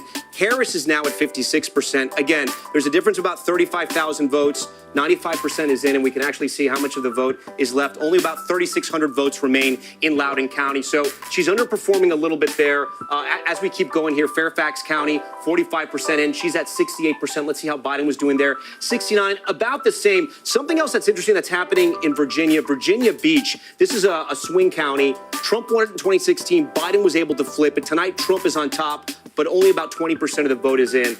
A lot of the western part of the state, as we know, is going to be more rural. Some of that coal mining country, it's going to resemble West Virginia. We have some of the vote in a county like over here, Wise County. This is a good Trump barometer. He's at 78%. He was at 80% in 2020, but 41% of the vote is out. He's underperforming slightly. I guess the thing that sticks out to me, which it's too early to know if it's a red flag, but Loudoun County, again, this is a place where Democrats want to run up those votes in Virginia.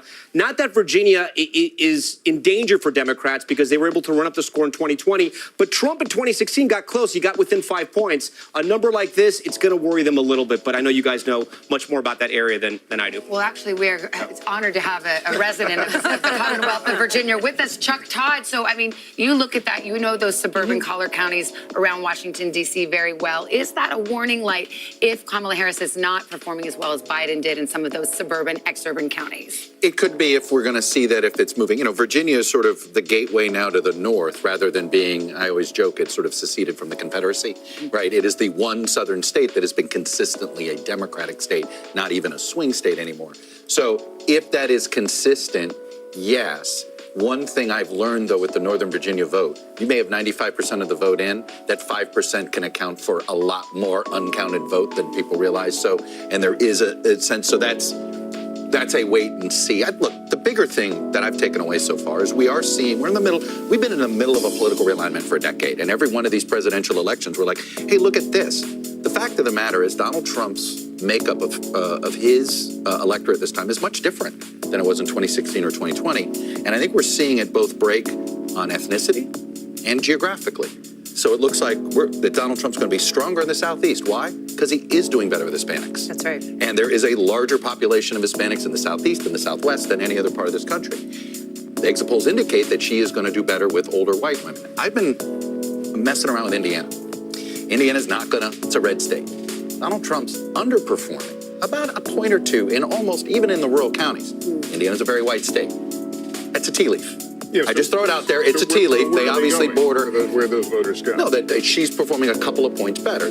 So clearly there are some older whites, and we could really see this country divided by regions where she's stronger in the north because she's improving with white voters, and he's stronger in the south because he's improving with voters of color, in particular Hispanic voters. We're not seeing as much evidence among African-American voters, but definitely in Georgia we're seeing it as well. Well, we're seeing it nationally, too. When you look at some of the numbers here, he is plus 10 specifically with Latino men, according to our exit poll nationally, a demographic group that Joe Biden was plus 23 with 4 years ago. So it is definitely a shift, and it is definitely one of the headlines that we're watching as we're seeing these exit polls come in. And we see that, I mean, the Latino vote is not just concentrated in the Southwest. That's exactly right. It's not just the Southeast. It's also in Pennsylvania. There's a huge Latino population in Pennsylvania. We have been talking about the ground game quite a bit. It's been heavily focused in Pennsylvania on trying to energize Latinos on both sides. Kamala Harris and former President Donald Trump really focusing on that in places like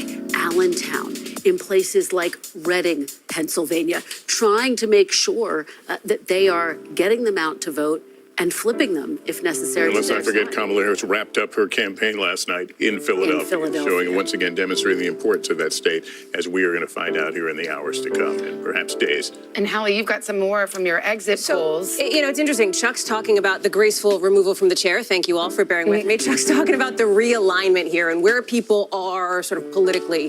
One of the things we're watching on that front is this idea of independent voters. We know that they are going to be potentially a crucial voting bloc here. Vice President Harris had made overtures to this group in the closing weeks of her campaign, really trying to win them over, to get them over to her side. Look at how they're breaking nationally here. She is winning independent voters nationally, 51%, Donald Trump 44%. Here's the thing. Nationally is not how you win or lose the White House. You win the White House in the battleground states. And look at the state of states, Pennsylvania, right? The most key battleground this year. In Pennsylvania, it's the opposite. It's former President Trump who is actually leading with independents over Vice President Harris in this really important state where the margins could be really close here. You can see it here. He's at 50%. She's at 44%. Again, that's in Pennsylvania. So you might ask, okay, well, how does that compare to how he did 4 years ago? He is overperforming generally with independents now in Pennsylvania. You see in 2020, 44%. He's doing a bit better now in 2024, 50%. And Savannah, Lester, Chuck, Chris, and I'll toss it back to you at the table. This could be really interesting as we watch this develop throughout the course of the night, not just in Pennsylvania, but in some of these other key battlegrounds as well, like Michigan and Wisconsin, which we'll get to later. Actually, I think Chuck wanted to weigh in. No, I just think we are seeing something else happen, which is you have a country that's really sour about our politics, sour about the direction of the country, and we now have fewer people identifying with the two major parties, according to our exit poll. It's a huge development. Independents are the fastest growing flock. Now, it's very rational. If you don't like the direction of the country, you don't like what's happening, and you think there's a threat to democracy, do you have a lot of faith in the two major parties? But the lowest share of major party, people identifying with the two major parties in at least 4 elections, it means these independent votes are going to be the whole ballgame. They're going to decide who's president. We are keeping a sharp eye on the state of Georgia. We can show you where things stand, but we've just had a change of characterization here. Our characterization from the decision desk now is that this is too close to call. You can see about a 267,000 vote difference between the two, with 37% of the vote in. But again, the NBC News characterization at this point, too close to call in Georgia. We've got a lot of contributors lined up to talk to you tonight. We've got Senator Claire McCaskill, I believe, over at our Insider's desk. And Senator, I wonder what you thought about that. What some are seeing is something of an alarm bell. This Loudoun County, suburban Washington, D.C., Northern Virginia, where it seems that Kamala Harris is underperforming. And as you well know, the suburbs in the battleground states are key to her victory. Yeah, listen, this is the witching hour. You know, this is when it is very early. We have exit polls. And by the way, if exit polls were correct, I would be governor and John Kerry would have been president and Hillary Clinton would have been president. So I think we've got to take all of that with a big, giant grain of salt and wait for the actual numbers to come in. Because as we all know, these come in from different places. Typically, rural places come in before urban locations. So I think she's going to be fine in the suburbs. I think, and I don't think the exit polls will actually reflect accurately what will happen with independent voters. I'm not saying she's going to dominate independent voters, but I'll be very surprised if there aren't a whole lot of women that call themselves independents that don't vote for Donald Trump. At what point in all this do you begin to let out a sigh of relief here?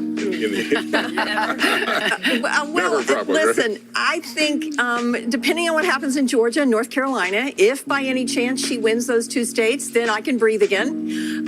If she does not, then obviously Pennsylvania becomes even bigger. And let's don't sleep on Nevada. I think that may be the closest margin in this race. I think it may be literally maybe 500 to 2,000 votes separating the 2 candidates. I think it's that close in Nevada.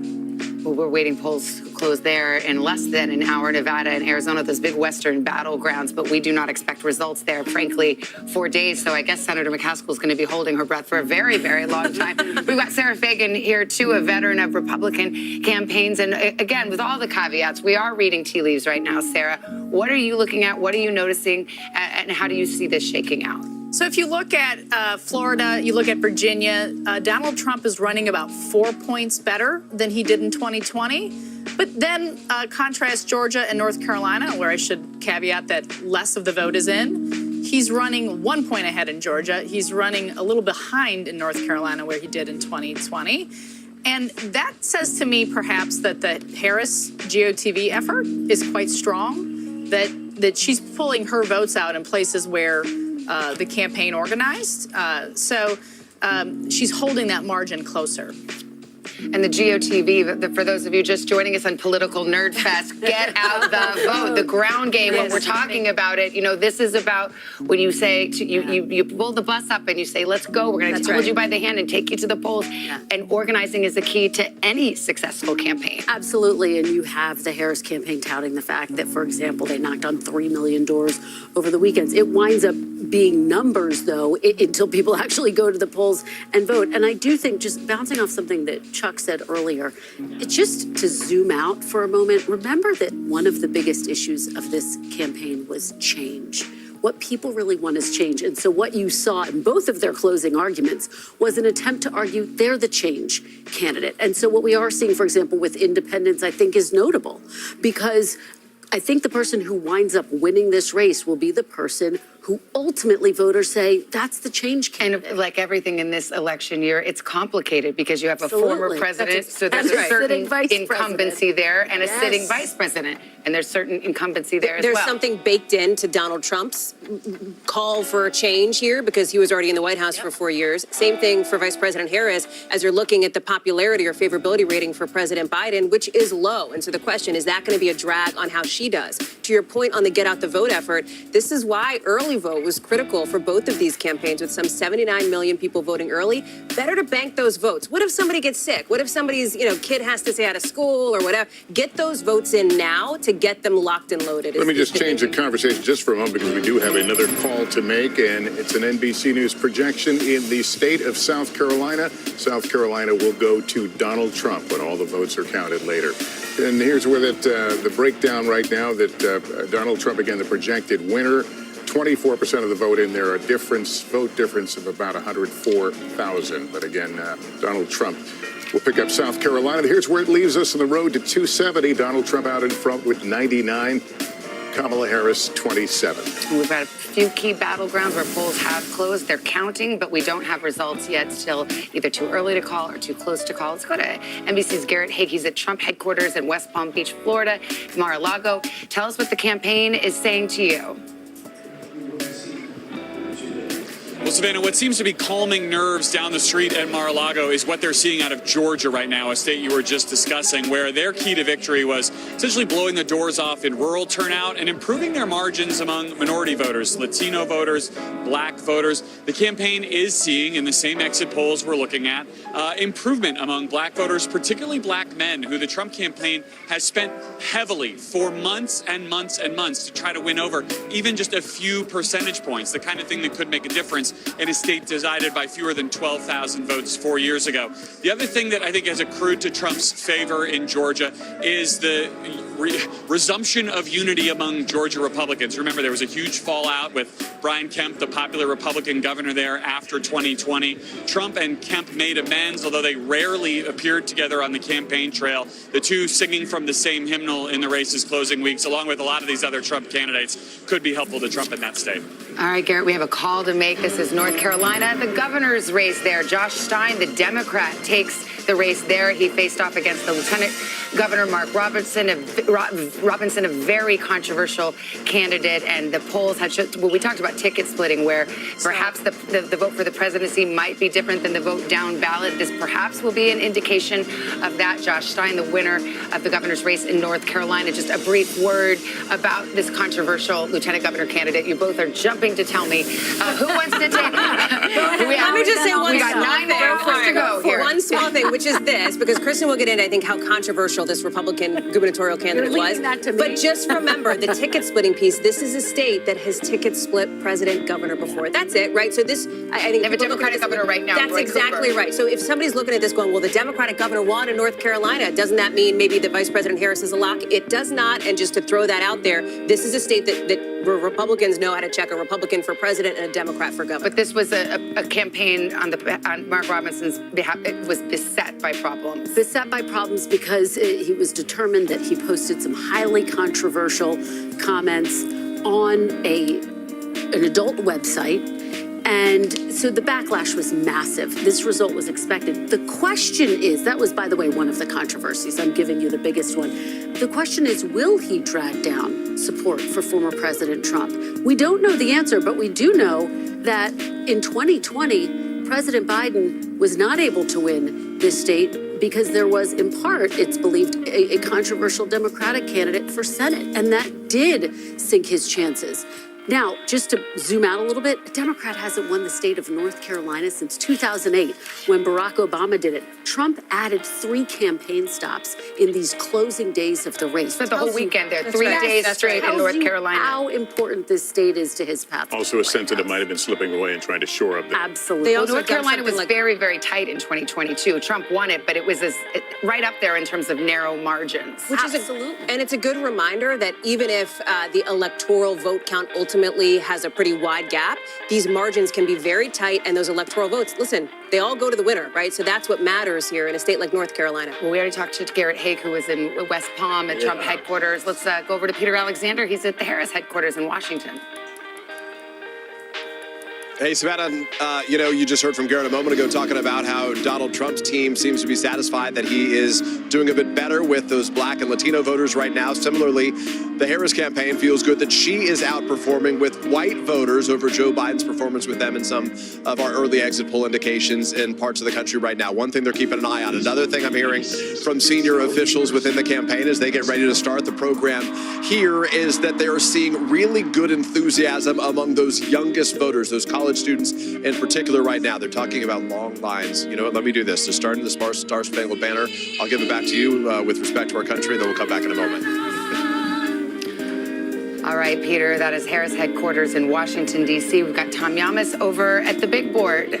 Yeah, we're talking Georgia, right? Because it is so close. A reminder here, we're talking about Democrats feeling a little hopeful in North Carolina, Republicans feeling a little better about Georgia. If they swap, right, if Democrats win North Carolina and Republicans win Georgia, they're both 16 electoral votes. We're back to square one where we were in 2020. Let's talk about Georgia tonight, because what we're seeing is both camps are overperforming. So it's going to be a nail biter. Remember, in 2020, it came down to about 12,000 votes, a little under that. Let's start in Atlanta, the metro region. Cobb County, we have 57% of the vote in. And let's see how Biden did, 56%. This is actually, Cobb County tells the story of the Atlanta metro region. Newt Gingrich represented Cobb County, and look how Democrats have been able to run up the score. From Romney in 2012, Clinton flips it, and look how they're growing the margins. And tonight, that's exactly what Kamala Harris is doing. She's growing the margins in Cobb County. Let's go around. Let's see what we have in Fulton. Fulton, 53%. Let's see how that compares to Biden, 72. She's holding her own around the Atlanta metro region. Let's see over here. Gwinnett, we only have about 1% in. Not really worth a discussion there.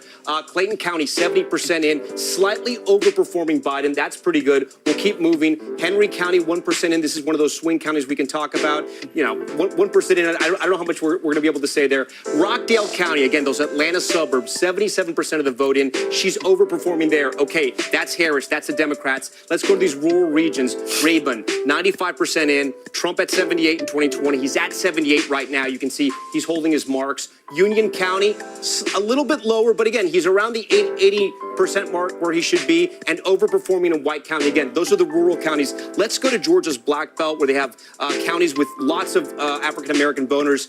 Here in Doherty, this is about 70% African-American here, slightly overperforming Biden. So again, guys, what I'm trying to say here is that right now, it's very similar to what we saw in 2020. Trump seems to be hitting his marks where he was in the rural counties, in those African-American counties and around the Atlanta region. Democrats are hitting those marks. It's going to be very close. It's one of the reasons why when we click on Georgia right here, it is literally just too close to call, guys. All right, Tom, we got a lot ahead here. We're going to take a break and then another state closing its polls. Which candidate will it bring closer to those crucial 270 electoral college votes? We will be right back.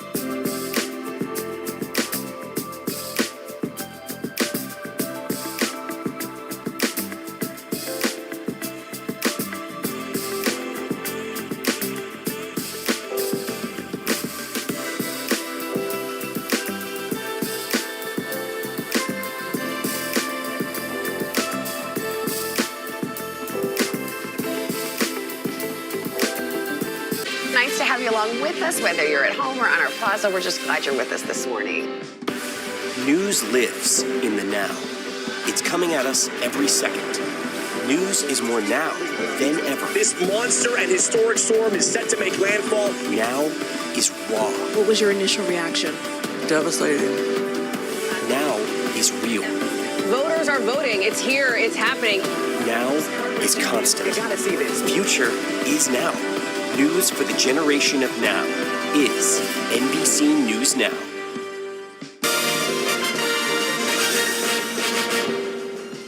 8:20 in the east, 5:20 in the west. We've got some major battlegrounds closed their polls, and the votes are being counted as we speak. That's the road to 270, filling out a bit with some predictable wins and losses in this country. But let's go to the battlegrounds. Virginia is too early to call, just 33% of the vote in. We'll continue to watch it. Ohio, the polls have closed there. It is too early to call, although that once battleground is now more a reliably red state. We'll see how that shakes out. Pennsylvania, stop me if you've heard Pennsylvania very much during this campaign season. It may all hinge on the Commonwealth. Too early to call there. And in Georgia, we have characterized this as too close to call. So we are about halfway through the vote counting there, 50% in. And though you see that margin, depending on where the votes are coming from, it is our expectation that right now this vote in Georgia's 16 electoral votes, just too close to call. All right, let's go over to Hallie Jackson with some new exit polling information on the gender gap. So this has been a storyline we're talking about all night, right? We say it, Savannah, Lester, you both said it, the battle of the sexes, men versus women. It gets a little bit more complicated at that, but let's start with the gender gap nationally here. And you can see it absolutely still exists. So these are our exit polls nationally based on gender. You can see, obviously, this is just the vote here. Women, 53%, 47% men. Typically what we might see. When you get into vote break, I'm going to ask our team to pull that up. You are seeing that more women are backing Vice President Harris. More men are backing former President Trump. More women, 55% for Harris, Trump 43%. We'll go to men, and you'll see it flips, right? That red slice of the pie gets a little bit bigger for Donald Trump when it comes to men nationally, and we'll pull that up so you can see it. The other piece of this, though, there's more to it, right? And when you get a little bit deeper in race and education, that is where this gets really key.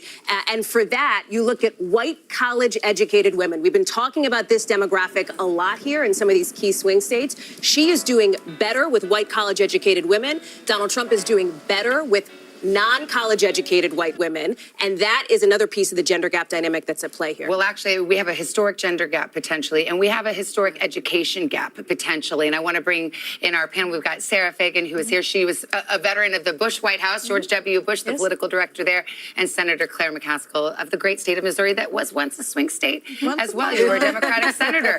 Way back when. Way back when. So we've talked a lot about the gender gap, but I think the education gap is key here too when you hear what Hallie says. Senator, what's your take? I think, we have so many divides at this point. We have urban, rural. We have college educated, non-college educated. But the big one this election are women and men. And yes, there is a difference between college educated women and non-college educated women. But the support for Harris is so big among college-educated women. And the key in this election, I think, is are they going to drag their husbands, their sons, their uncles with them over to the Trump side? Because these are my peeps, right? Are those the shy Harris voters? College-educated older women. Yes. I live in that place. Is this the battle of the sexes, or is that being overplayed? Well, I do think that college-educated women are a critical, if not the critical, voting bloc in this election. And, Hallie, you pointed out that according to the exit polls, it's 53% of the electorate.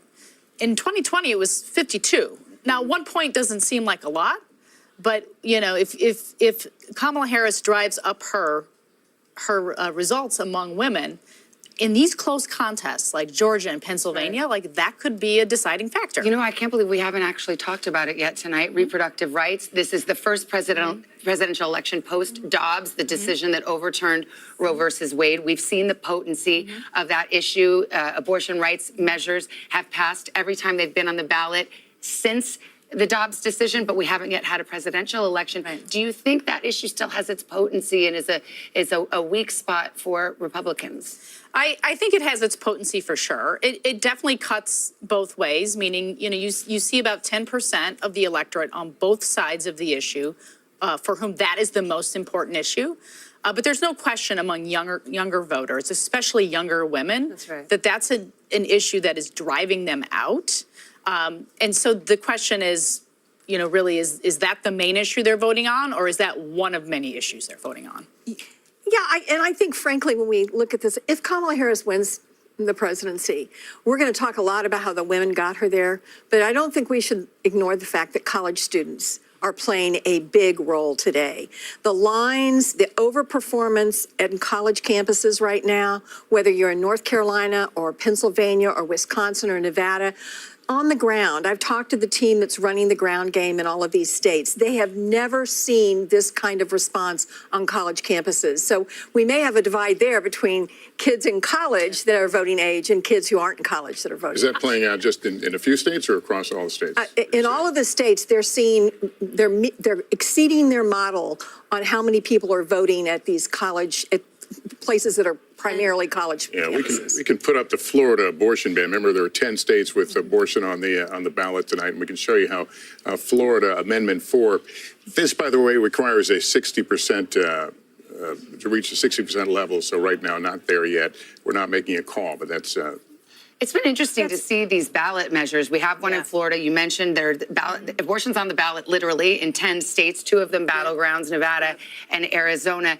Some of the battlegrounds, Michigan, for example, had abortion on the ballot 2 years ago, lifted Democrats' prospects in Michigan. Now, is there a question in your mind, Senator McCaskill, whether or not Democrats who might have been motivated to go to the polls on the abortion issue feel like, oh, well, it's already taken care of? People are kind of in the middle thinking, I can vote for Trump even because I think I've already taken care of this abortion question with regard to the ballot measure in a battleground like Michigan. I don't know. I think ProPublica has done such an amazing job of publicizing the deaths to women because of Trump really extreme abortion bans that are in many, many states. And Texas isn't a battleground state, but there's a Senate race out there that I've got a half an eye on tonight. And I think when you have women dying who want to have the children, who are suffering a miscarriage and can't get the health care they need, that takes it to a different level. And I don't think we had very many of those stories out there in 2022 like we have in 2024. And I think the campaign has certainly emphasized those stories and the brave women telling them. And I also think that this is an issue that Republicans have struggled to find their footing on. Sarah and I have talked quite a bit. Let me just pick up that thought in a moment. We have an election alert now. This is a poll closing here at the 8:30 hour in the East. Arkansas will be closing here momentarily. We'll perhaps get a characterization. That's the only one at 8:30 we're going to see. And here's the projection. NBC News can project that Donald Trump will win in the state of Arkansas when all the votes are counted. 6 electoral votes. Here's where we are on the map to 270. That leaves Donald Trump with 99 electoral votes, 27 for Harris. Again, the goal, 270. All right, let's go to the battlegrounds. Georgia's race for president too close to call at this hour. 53% of the vote in, just too close to make a prediction there. Pennsylvania too early to call. They're just getting started in the Commonwealth of Pennsylvania. And North Carolina also too early to call. We do have more vote there, but we're just not in a position yet to call those races. However, Tom, as I go to you, these are some of the races. Georgia and North Carolina, these are fast counters. And we may be able to make a call by the middle of the night or in the early hours this morning, and that would be quite telling. Yeah, our decision desk guidance is that Georgia and North Carolina both improving the way they tabulate votes. We should have a projected winner some point tonight. Those will be the 2 first battlegrounds that we hope to project and we hope to call at some point earlier tonight. But we'll have to wait and see. We're ready for anything. We could be surprised by anything. I want to talk about Virginia for a little bit and a caveat here. As Chuck Todd reminded us, Northern Virginia, the suburbs, they do sort of report late. That vote is still coming in, but we still see some troubling signs for Kamala Harris, at least in some of these counties. So Biden was at 61%. 95% of the vote is in, and I just want to highlight this. There's only about 2,800 votes remaining, so not a lot of votes going to come in. She's at 56%, 57%. 61% was where Biden was. As we keep going around, my team flagged another county. Fairfax County, she's doing fine. Prince William, though, underperforming here as well. 80% of the vote is in. Biden Biden was at 62. She's at 58. Again, these are suburban women, highly educated, college degrees, sort of your establishment Democrats. These and a growing area of Virginia as well. A lot of people move here for the jobs, to work in government as well. Again, it's still very early. We're still waiting for all the votes to be called in Virginia. An area we watch too is Chesterfield. This is just south of Richmond. African Americans who originally lived in Richmond moved out to places like Chesterfield and Henrico as well. It's one of those swing counties. Biden won in 2020. Trump won it in 2016. So we're keeping an eye on it. And you see, this is where Biden was in 2020. This is where Kamala Harris is tonight, 49.4, but there's only 35% of the vote in. So still a lot of vote to be counted there. So we're going to stay and watch that. As we move further west, we have some counties out here, rural counties. This is Wise County. This is Trump country near West Virginia. You can see 94% in. He was at 80.4 in 2020. He's at 81.6. Again, how does he win states like Virginia? They're going to run up the votes in the suburban areas, the Democrats. He runs up the votes in the rural areas. So that's going to be good there for the Republicans if they want to hold those marks. Virginia Beach, this is another area we're going to be watching. Again, an area that sometimes tends to swing. Trump with 48% in 2016. Biden was able to flip it, 30% in. Again, still early, but Trump is ahead there. So we're watching Virginia, guys, and we'll see what happens. We're still waiting for some of the vote to come in here, but some signs that, you know, maybe trouble Democrats, maybe they trouble Republicans as well. We're going to have to wait. Back to you guys. All right, we shall wait. We do have a key projection right now. The state of Delaware, the home state of the sitting president, Joe Biden, will go for Kamala Harris as expected. Here's how the vote shook out, just 48% in, but this is an easy projection with the margins as they are expected to be. So here's where we fill out our map. At 8:30 on the East Coast, Delaware being added to the tally for Kamala Harris. Donald Trump leading as some of these big states in the South, which are expected to go his way, are starting to report in. Speaking of the South, we've got NBC News correspondent Allison Barber. She's in the key county of Gwinnett County, Georgia. First vote starting to come in there. And what are you hearing? We've got both campaigns really laser focused on this area. Yeah, they care a lot about this county, Savannah. And let me just show you, because we've just started to see precinct captains coming in with their memory cards, with the votes that happened in person on Election Day. You see this line that goes out the door around. What you're looking at are all of the precinct captains from Gwinnett County. Ultimately, what they're doing is they're coming in here. They have with them little bags that are secured with the official election seal on the top of the envelope and memory cards, and at least 2 from each precinct that have the total of votes for today. So they come in here, they check in with these folks, and then they ultimately take their memory cards to the different election workers that are sitting around here, and they open up, they look at those envelopes, make sure they're sealed properly, make sure it has everything necessary by Georgia law inside of it, and then they send them back into this room here, where we start to see those votes processed and then sent out to the public. In addition to all that's happening on here, back here, and come with me, we'll weave a little through everyone here, there's more counting going on in the back. You mentioned this county is really important to both political campaigns. I will tell you why. This is a rapidly growing county in the state of Georgia. It's also incredibly diverse. It leans blue, but back in 2020, Donald Trump carried about 40% of the vote in Gwinnett County. And ultimately, what Republicans in the Trump campaign were looking for tonight is to see if they could increase turnout just enough where they run up the margins by a few percentage points and hold on to Republican strongholds in the state, and then are maybe well positioned to carry the state. Democrats, the Harris campaign, they were also hoping to up their turnout here so they could create that blue wall Tom has been talking so much about in Metro Atlanta. And a lot of it has been happening in here tonight. Keep coming a little this way, because one of the most significant aspects of tonight that we've watched in here are the early votes, early in-person voting numbers in this county. Over 50% of active voters in Gwinnett County alone voted early. That's either by mail-in ballots or early in person. Back over here, you see all these things. I've been describing them today almost as like trash cans, but what's inside of them? All of the in-person early votes, about 300,000 of them. There was a team of election workers here who had been sequestered since 9 a.m., prepping all of these so they could process and get the early numbers out quickly. Every election official and the supervisor of Gwinnett County Elections has told us they've been on track to hit all of their markers to have results in on the earlier side, and they're still working over here tonight. This is where the mail-in ballots will come through and are coming through, and they're sorting all of those.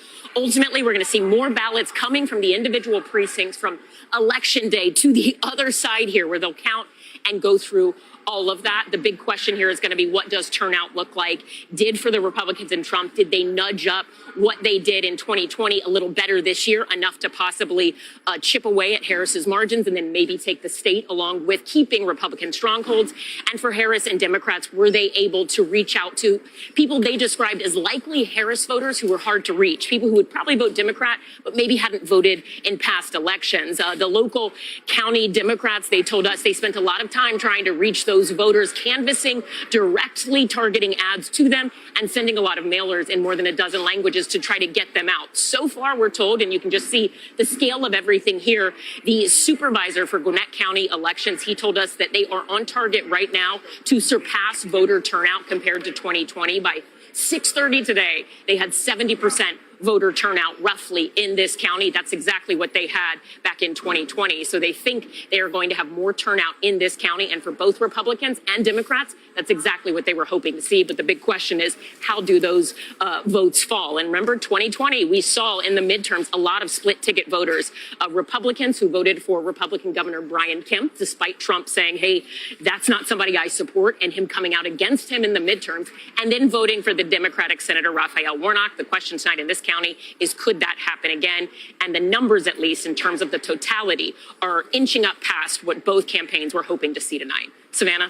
All right, Ellison, thank you. Gwinnett County's late rallies by Donald Trump there in that county and neighboring Cobb County. And you got to hand it to the election workers. They're so focused. That's what I was thinking as I was watching She that. walks right by and they don't even look up. They don't even look up. They're counting the votes. It makes you feel good about democracy These at are work. the heroes of the night. Yes, absolutely. And there's also a storyline in Georgia about election workers, of course, right? And the threats that election workers have faced in so many of these battleground states. And you look at Georgia, that is the home, of course, of Ruby Freeman and Shay Moss, who were two elections workers who came under fire, faced death threats, faced severe hardship in their lives because of those election fraud lies from former President Trump. So these election workers, man, are they doing a civic duty for everybody? My favorite part of voting is when I walk in and see the smiley faces. They've got this great task in front of them, and it's True. Hug an election worker if they consent. Yeah. And it's part of the story of tonight, though, and tomorrow morning, because they've brought on more election workers in all of these states to make sure that they can count more quickly. I do think Ellison's report was fascinating. Gwinnett County, it went for Clinton by 6 points, for Biden by 18 points. So this is a county that Democrats have been increasingly eyeing, as have Republicans. Well, we talk about the gender gap as I go to Senator McCaskill and Sarah Fagan. I mean, I mentioned there were Trump rallies in Gwinnett County. One of them was the one where Tucker Carlson, the former Fox News host, talked about daddy's coming home and going to give a little girl a spanking, like, the sheriff's come into town, which was a message that, if you're trying to reach female voters, I don't know how the females on this panel feel about that, but that's where that happened. Not good. Don't feel good about that. Yeah. I think most women don't feel good about that. But, I come from a state that is very Trump heavy. So I certainly know that there are women out there that have bought what he's selling. I like to say I think there's about a third of the Trump voters that don't believe a word he says, but they really like the idea that their tax cut's going to stay in place, and they think their business interests are going to be better protected with less regulation. And then 2/3 of the Trump voters who believe every word he says and like it just fine. Sarah, I want to get your thought on something at work right now. And there was a bit of a mixed message in the campaign, the Donald Trump's campaign, about early voting. Yes, do it, don't do it. How do you think that is playing out tonight? Well, if you look at some of the early vote returns, certainly we saw higher numbers of Republicans voting early. It looks to me like a lot of those were election day voters previously who voted early. Okay, great for the Trump campaign. They banked votes. They can focus on those who haven't voted. So to me, what I'm going to be looking for is his share of the early vote higher than it was in 2020? Democrats dominated the early vote totals in 2020. And, Donald Trump in most of these states was doing 35, not even higher than 40% in any of those states, these target states we've been talking about all night.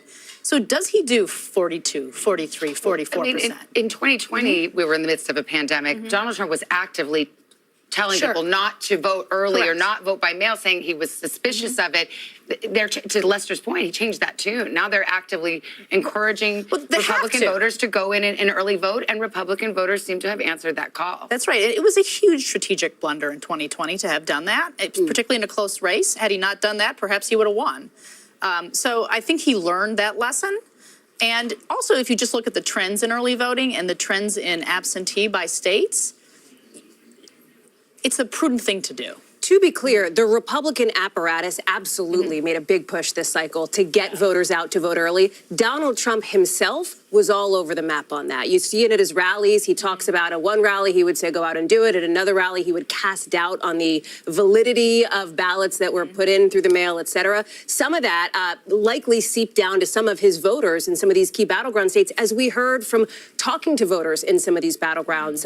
Remember that this is a former president who, over the summer, you look at, let's say, 20 rallies. At 5 of them, he cast doubt on the results of the election even before votes were counted. That ramped up in just the last month. At 14 of 20 rallies, he did the same thing. So he has not been super consistent on this. Let's go to Tom Yamas right now. Tom, as we speak, North Carolina, Georgia, and Pennsylvania are counting votes right now. Yeah, and we're getting ready for poll closings in places like Nebraska, and Nebraska could be the key to it all. And I know what you're saying, Nebraska, yes. So when you look at our beautiful map here, you see the maps, the states that are red, the states that are blue, and our battlegrounds here that aren't colored in. And then Nebraska and Maine, they have this kind of Where's Waldo effect. When we hit it, here's why. Nebraska and Maine, they both give out their electors a little differently. They're electoral votes. If you win the popular vote, you get 2 in Nebraska, and then they give them by congressional district as well. Trump is going to win 2 of the congressional districts most likely in the popular vote. But Congressional District 2, CD2 in Nebraska, is a battleground district. And the entire election, I say, could come down to this. Let me explain why. So let's take you to Nebraska and show you where CD2 is. It's essentially the city of Omaha, right? I'm going to draw it for you and then show you the congressional district. It's the city of Omaha, a little bit of Saunders, and then a little bit of Sarpy as well. I should say all of Saunders as well. That's essentially the way it looks, right? I'm going to give you the congressional map so we can cut it out a little more. So this right here, that's Congressional District 2. It's a swing district, as I said. 2016, Trump wins by 6,000 votes. In 2020, Biden wins by 20,000 votes. So why is it important? Because if we come down to that scenario where it's 269, Savannah, I gamed that out. It's going to come down to Nebraska, too. So every vote does matter. It matters so much that we spoke to people in Omaha, asking them about what this campaign was like. They say they've never seen anything like it. They've been inundated with ads saying on the television, on the radio, people calling them, unlike anything they've ever seen before. Again, it likely won't come down to Nebraska, too, but it might, and that's why every vote matters. Again, Omaha, the biggest area of Nebraska, fastest growing area, and tonight we'll be watching it. Tom, you promised me you would not raise the specter of the 269 to 269. It could happen. We're ready for it. It could happen. The Constitution has provisions for it, but can we just all agree? Let's hope we don't get there. Sound? Is that Chuck Todd's music? No, is that Chuck Todd's head exploding? Yes, perhaps it is. But it's interesting to see these are such contested races, and it's actually nice to see. I think we've divided our country so much into red and blue. It's nice to see that once you get on a county by county level, all of these states they're not monolithic. There's more to it. And we still do live right next to each other. And Nebraska, too, is a very good example of that. Yeah, but I would say you're right. We live right next to each other. But the folks that live in Omaha, I guarantee you, some of the folks that live out in a very sparsely populated rural county don't relate to some of the same issues that the people in Omaha think are important. It's much more of an urban area. There's also a hot Senate race there right now where the Republican was expected, you would think, would just cruise to re-election there, but there's an independent candidate, Dan Osborne, who's really giving a run for her money for Deb Fischer. Yeah, and I will say that one of the things about the urban-rural issue is when you think about the ground game, I don't think we talk about this enough, the ground game for the Republican Party is much harder. Going door to door in rural communities is a much different operation than going door to door in a densely populated area. It's not as efficient. It's more difficult. Frankly, a lot of folks out in the rural area don't want strangers knocking on their door. They're not used to having people they don't recognize coming up the driveway 2 miles down from their nearest neighbor. So it is harder for the Republican Party to do the ground game, the GOTV, as you talked about earlier, than it is for the Republican Party. But it'll be interesting to see how this independent does in Nebraska. He says he's going to be independent. He won't caucus with either party. He won't vote for either leader. He says his job would be to try to bring the two parties together. It's probably a winning message right now. I just don't know if Nebraska's pretty red. All right, well, the drama is continuing to build. 3 big battlegrounds closing at the top of the next hour. Don't go away. We'll be right back as we count down the road to 270.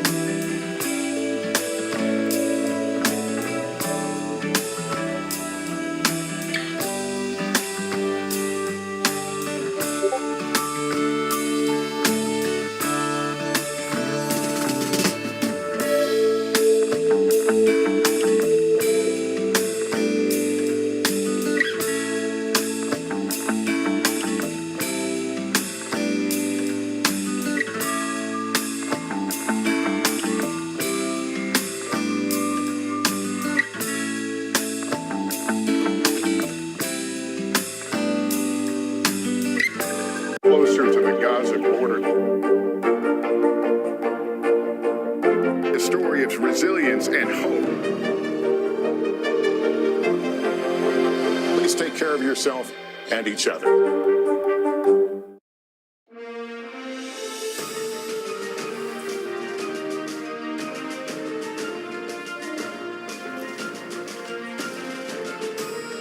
Welcome back. It's election night in America, and we're just getting started. Almost 9 o'clock here in the East. We're going to have a bunch of poll closing, 3 big battlegrounds that will close. They are make or break races on the road to 270.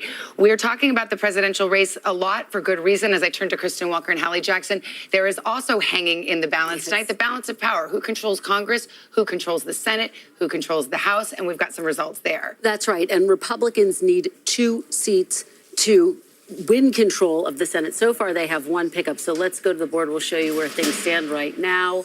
In West Virginia, as we have already reported, Jim Justice has won this seat after Senator Joe Manchin, who was a Democrat, who then switched to an independent, announced he was not running for re-election. This is expected. It is the first Republican pickup, so that makes this significant. We can call that Rick Scott has held on to his Senate seat in Florida handily.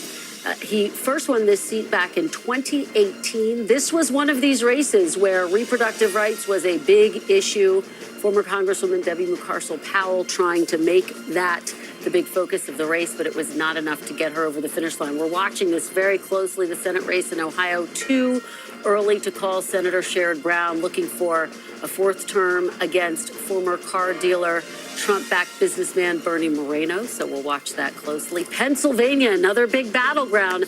Senator Bob Casey with 67% of the vote. Dave McCormick with 30.4% of the vote. 2 early to call with just 13% in.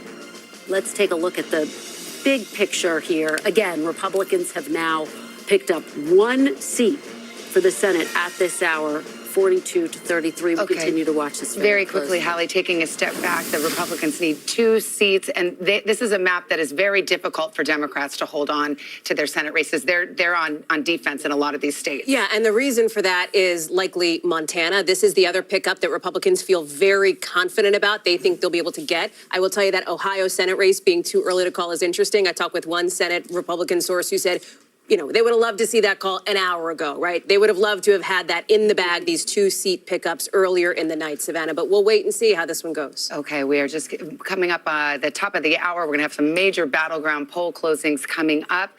And we Michigan continue to come, and Wisconsin, Arizona, all coming up. So this is the drama beginning to clearly build right now. The votes are being counted. And again, we'll get those closings here very shortly.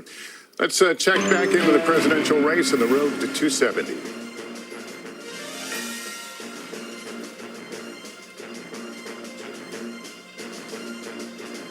All right, it is 8:51 in the East, and here is where we stand right now on the road to 270. And it has been a night of big surprises so far, with more to come. We're now just minutes away from additional closings. Yeah, we are, and we see that map starting to fill out, so we will watch for those next poll closings. It's in all corners of the country now, almost at 9 o'clock in the East Coast, and they're some of the biggest states to close yet. At the top of the hour, a major round of poll closings with the most battleground states of the entire night. 15 states and 163 electoral college votes up for grabs, including 3 critical swing states. Will Vice President Kamala Harris hold on to the blue wall that cuts through Wisconsin? Good evening, Wisconsin! And Michigan? Michigan, we are not going back! Or will former President Trump break through like he did in 2016? We are going to win Wisconsin. Plus, the first Western battleground, Arizona, moments away from closing. A very big hello, Arizona. We love you, Arizona. Arizona, we need to fight this battle on every front. We are standing by for our first vote count in from these make-or-break states as our decision desk gets ready to make new calls on the road to 270. Many votes to be counted, battlegrounds all coming in. Michigan has 15 electoral votes up for grabs, a key state, and Jesse Kirsch in Detroit for us today. Jesse, the polls are just about to close, moments away. What do you expect? What are you hearing? Yeah, so Savannah, statewide, they close at 9 p.m. Eastern, but here in Detroit, in the East Coast time zone, the polls have been closed for almost an hour. You can see this ballot drop box is sealed off here. However, despite all of that, we're going to move down the block here. This is the city elections office. And what we've got going on here is people who have been in line well past when the polls officially closed to continue registering to vote. And inside, it appears we do still have some people in that line. We had people telling us they'd waited in line for around 4 hours. One young woman told us that she almost got out of line because of that duration, dealing with logistics as well as just waiting to be able to register to vote, but was ultimately able to do so. Someone else told us that they got out of line because of the wait. If people got in line by 8 p.m. Eastern time and they closed the doors here at that time, people were going to be allowed to go through the registration process. And it seems people are still going through that at this hour. This is a traditional Democratic stronghold, the city of Detroit.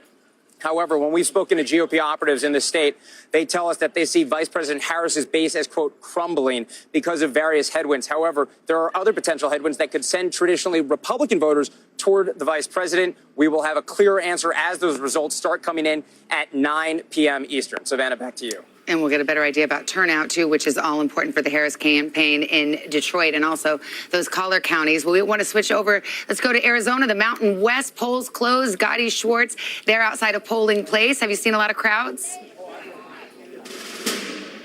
Yeah, polls close in about 6 minutes here. This is the end of the line, and this is about a 60 to 70 minute wait here. So you got the people that are at the end of the line right now, probably about 300 to 400 people in front of them. You're noticing a lot of MAGA hats here talking about the gender divide. Gender divide is very much in play here at Arizona State University, and there's been so much talk about low propensity voters. One of the things that we've been noticing here and talking to students about is the involvement of fraternities. Normally, fraternities, they may not be organizing and may not be turning out to vote as much as you'd expect, but here at the ASU campus, it does seem like the fraternities have been involved in turning out the vote, and those that we've been talking to say that they are turning out for former President Donald Trump. We've also talked to a lot of other students that have been coming out for policy issues. There are several props. The issue of abortion is extremely important in turning out the vote. Immigration is also important. But I got to say, just eavesdropping what people have been talking about in line, it's been surprising how often the topic of the Joe Rogan podcast keeps coming up. We've talked to several students now who say that they listened to that Joe Rogan podcast with the former president, and that was the deciding factor for them. And they've also said that if the Kamala Harris, the vice president of the United States, would have appeared on that podcast, they may have had their vote skewed. It's really interesting because, some people are talking about policy. Others are talking more about kind of like vibes. Well, I like the vibe of Trump, or I like the vibe of Kamala Harris, but it's not so policy specific. But that's just some of what we've seen. We're almost to the end of the line. We just wrap around this corner. But again, right now we're in Maricopa County. This is a county with 2 point something million voters. ASU has 74,000 students here, most of them voting age. So what we see here at Arizona is going to be very important in this election. Back to you guys. All right, Gotti, thank you so much. Abortion on the ballot in Arizona, also Florida. Lester, I know you got a key call here. Yeah, we do have a call here in the state of Florida that abortion, that would restore the constitutional right to an abortion. They've had a 60% threshold. It will not clear it. So amendment for right to abortion will go down in defeat. 86% of the vote in there. Let's.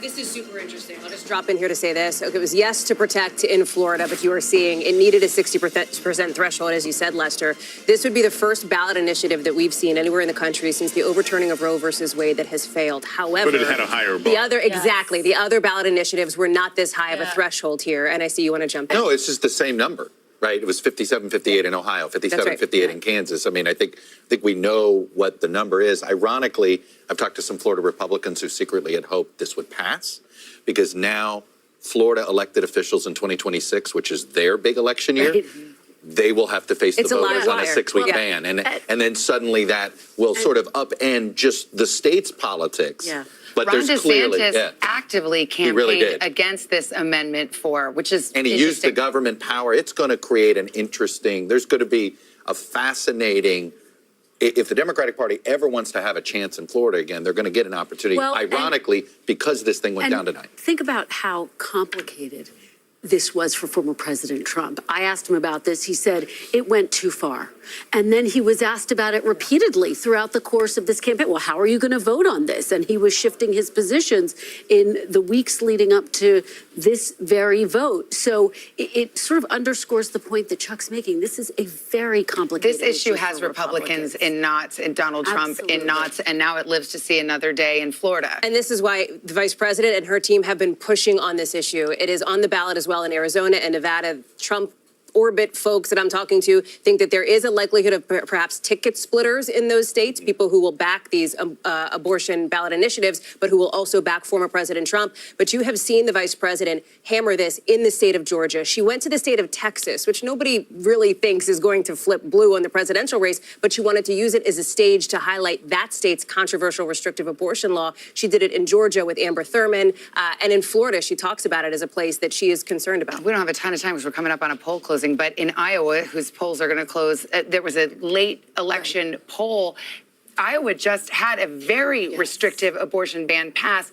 And this shock poll on the eve of the election had Kamala Harris carrying a red state. So it's just a very potent issue. Not to overread into it, but it is an indicator perhaps. And the pollster there, Gold Standard pollster, thought perhaps the abortion issue was motivating these older white women, right? A demographic we've been watching tonight. And Chuck, well, let's go to the election. And we'll move right here.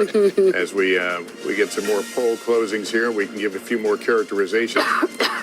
In just 3 seconds, all of these states will see their polls closed, and we'll begin counting the votes. Here is state of Texas, which we were just talking about. Donald Trump will win in the state of Texas when all the votes are counted. NBC News projects that Donald Trump will also win in North Dakota tonight. South Dakota, same story. That will also go into the Donald Trump column this evening. We move to the state of Wyoming. In 3 electoral votes at stake, Donald Trump, the projected winner in Wyoming. Here's the map. The road to 270 now getting interesting. 154 for Donald Trump, 30 for Kamala Harris.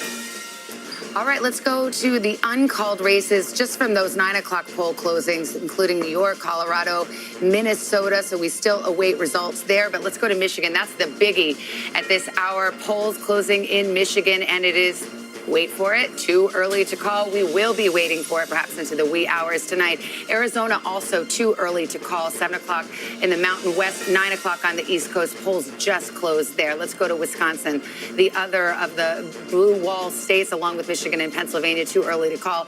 And speaking of Pennsylvania, too early to call, starting to see more vote come in, but we could be waiting a bit for that. And same with North Carolina. They're counting more quickly, but it's still too early for us to make a projection. And in Georgia, it's not too early. It's just too close.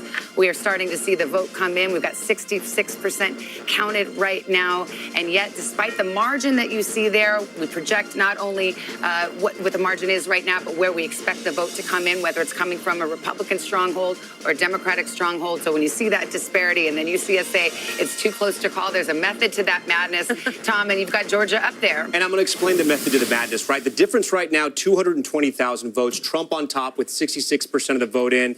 But Republicans, it can't even get close to celebrating just yet. These sort of UFO objects we have circling Georgia right now, this is the remaining vote. And the bigger that bubble, that means the more vote that is out. And the more vote that is out right now is in the Atlanta metro region. Remember, I told you guys earlier that about 50% of the vote is going to come from this area right here. The election is essentially won or lost in the Atlanta metro region because the margins are so close. Every vote matters, but because the margins are so close, Trump runs up that rural vote. The Democrats run up the urban vote. They run up the suburban counties around Atlanta as well. Let's take a look. Let's see how Atlanta and the surrounding counties are looking, the ring counties. Cobb County, 77% of the vote is in.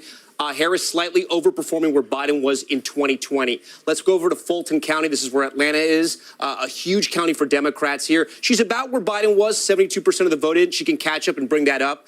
Gwinnett County, again, these are the counties that Clinton flipped in 2016, and they just got bluer and bluer. And you can see what's happening here. 16% of the vote is in, but she's at 60. Biden was at 58. Let's keep going around here. Douglas County, 84% in. Here we go. Harris overperforming in that county. We'll come a little further out. Rockdale County would kind of move a little out the suburbs, the exurbs, if you will. 69%. Look at where Harris is tonight. 74%. She's running up that vote in the Atlanta metro region. If she can keep that momentum going, she could possibly take the state of Georgia. But again, we got to wait and see. I want to see how Trump is doing in some of his rural counties. 78%, 95% of the vote is in. So 78% in 2020. He's at 78 right now. Let me go to neighboring Towns County right here, 81-80, and then in Union, 81-80. He seems to be hitting his marks, too. I want to hit some sort of swing counties, if you will. Dooley is one of these. Trump won it in 2016, but if we go back, Obama had it in 2012. Tonight, Trump is up. He's building on his margins from 2020. That's a good sign for him. Let me see if Peach County is in. Peach County is another one that no vote is in. This is one of those swing counties, not a whole lot of voters, but it usually sort of picks the winner. We like to watch it as we go around. Muskogee, this is 72%. This is one of the ones we're watching to see if Trump could make inroads with black voters here. Harris seems to be comfortable. She seems to be at the same watermark where Biden was in 2020. So guys, still very close in Georgia. As we said, too close to call. It was about 12,000 votes that separated this in 2020. Trump won this state by about 5 percentage points in 2016. The state is definitely changing, and the reason why it's changing, it's in this Atlanta metro region. Yeah. Go for North Carolina, I'd love to see some North Carolina numbers. I mean, these numbers are coming in as we speak. Yeah, let's hit North Carolina. Again, we're going to look at all the state. I'm going to be looking at Mecklenburg County. This is where Democrats have to drive up the vote. Only 6% is in, but we can see how she's performing here. 6% is in. I'm not going to really draw too much from there, but she's overperforming Biden. We go to the research triangle here. Wake County, 76% of the vote is in. We compare her to Biden, 62 to 63. She's doing better. I know a lot of the vote is in. Over here in Orange County. This is UNC, Chapel Hill, the research triangle. You have medical research jobs, high-tech research jobs, affluent suburbs, highly educated Democratic voters. 86% of the vote is in. Let's see how she compares to Biden. Slightly overperforming Biden, not by much, but look, any little increment makes a difference when you're talking about a 10,000 vote difference at the end of the day. Right now, the difference is about 41,000 in that county. Trump is on top right now. He's going to run up the rural vote. We can check out some of his counties over here in western North Carolina, Graham County. These are some of the counties that were affected by Hurricane Helene and all that devastating flooding. 95% in, 81% In 2020, he was at 79, so kind of overperforming. The big unknown was how many people were going to actually vote in here. And one of the great researchers, Dr. Chris Cooper of North Carolina, political scientist, pointed out to us. He said, listen, this is Trump's area that was affected by those floods. You can have 9 MAGA hats in your house. But if you no longer have a house, trying to get your vote, trying to get your voting location is going to be difficult. They were so concerned about this area that election officials actually changed the rules so you could actually vote in other counties if you couldn't vote in your own county. It looks like turnout's okay. We heard that from Sam Brock. Asheville is that blue dot in the Sea of Red in North Carolina.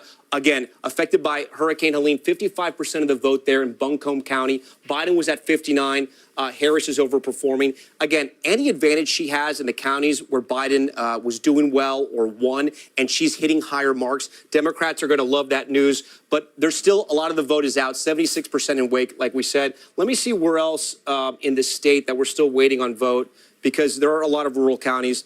Listen, if right now, let me go to the entire state. So 41% of the vote is in. Look at this giant circle around Charlotte. I mean, Charlotte, a lot of that vote, Mecklenburg County, it's a county that is majority minority, right? Mostly black and Hispanic. And they're still waiting a lot of the vote there. That could be a very good sign for Democrats tonight.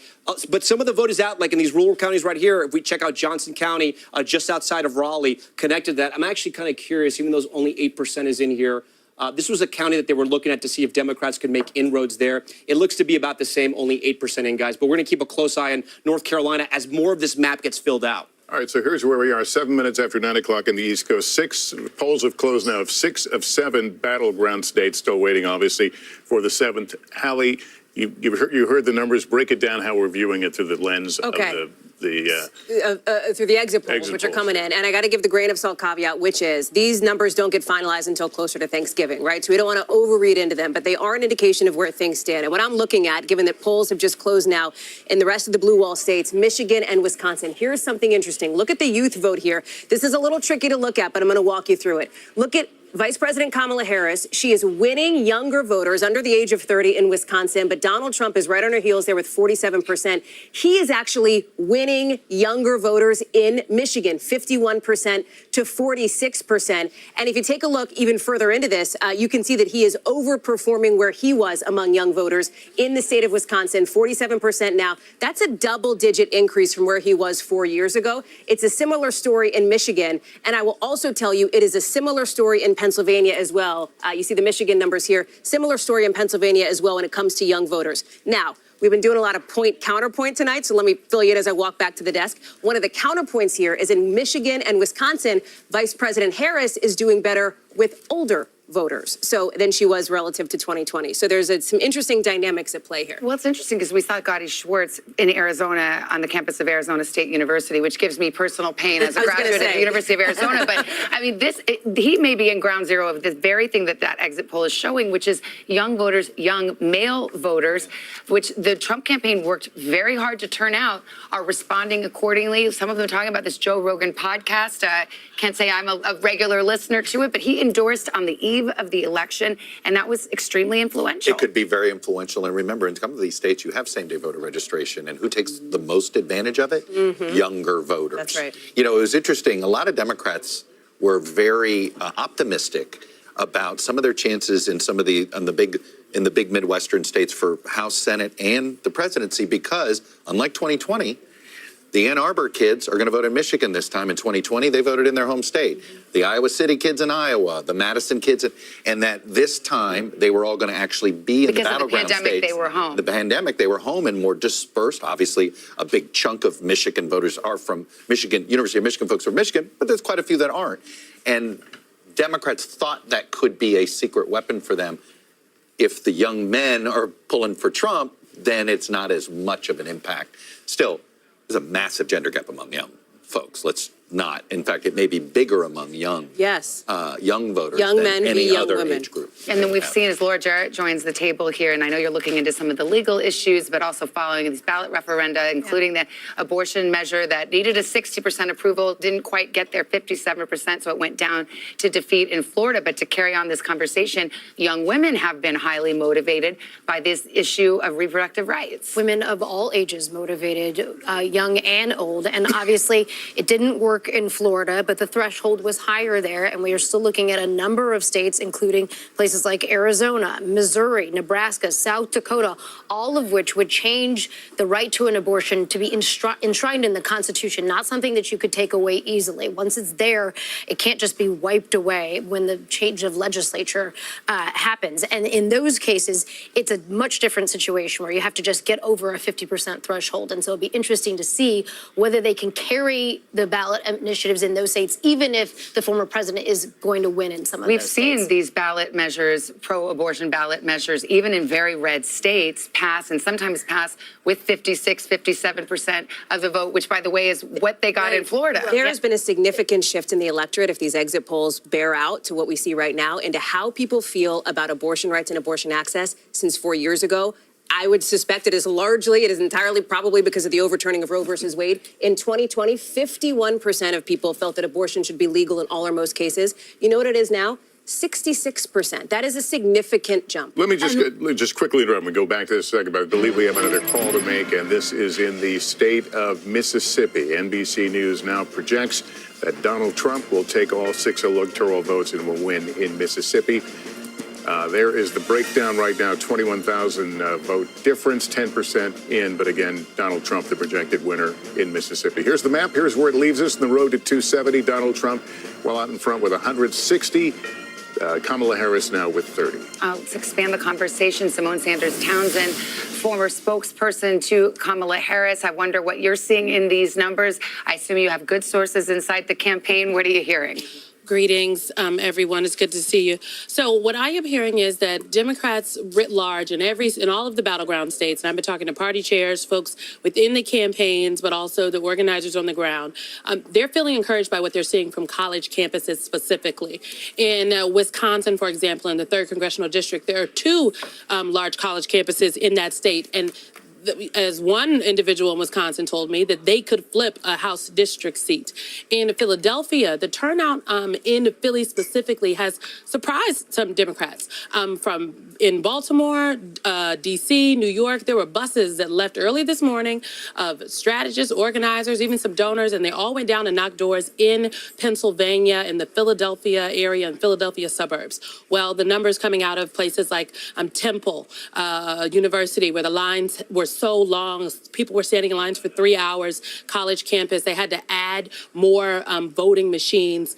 They were not expecting that, Democrats particularly in Pennsylvania, so they're encouraged, what I'm told, by the raw data, emphasis on the raw data they're seeing. So they don't want to speak out of turn, but they feel all right. Yeah, Simone, what is worrying the Harris camp right now, looking at it from the other end of the glass? Well, the lines are very long, and they want people to stay in line, Lester. I'm told that actually in Pennsylvania specifically, celebrities are FaceTiming in to the people who are in line, encouraging them to stay in line. So the organizers are out there with the phones saying, hey, so-and-so is on the line.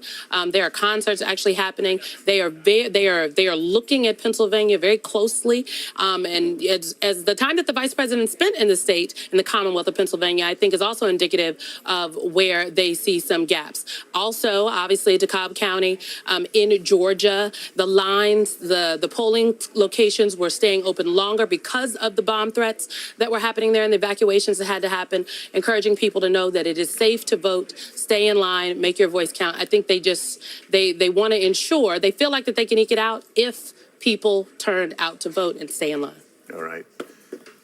Simone, thanks very much. We want to turn now to Garrett Haake. He's at Trump headquarters in West Palm Beach, Florida. And we just got the inside scoop from the Harris campaign. So what are you hearing from the Trump campaign about what they're seeing in these battleground states in the early going?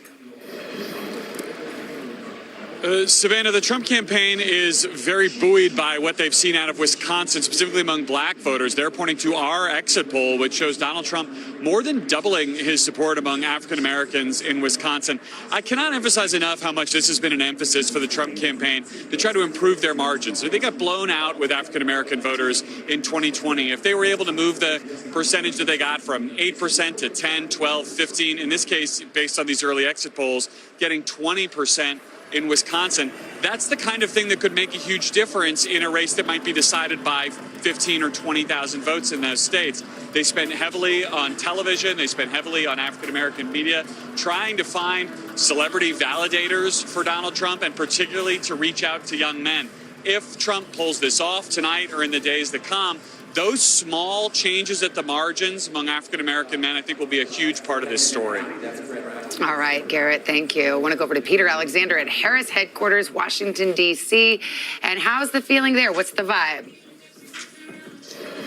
Well, there's still a celebratory feel here right now. They're waiting for any particular data points that they can know if it's a good indication or not. The Harris campaign individuals still watching behind closed doors. The vice president watching alongside family and friends tonight. A lot of the donors and other big supporters of the vice president's at a hotel here in Washington, D.C. watching as well before they arrive here a little bit later this evening. I'll tell you some of the data points that they are pointing to right now as potentially some good indicators. One comes out of Pennsylvania, Philadelphia, specifically as it relates to those 3 wards with the largest densities of Puerto Rican voters right now, that they say in those particular wards that they saw as of 5 o'clock, 3 hours before the polls closed, they had already reached the same number in terms of turnout as they had 4 years ago, which is to say that they believe that they are exceeding the numbers in the past. They think that's a good indication there. I'll punctuate a thought that Simone Sanders was just sharing a short time ago.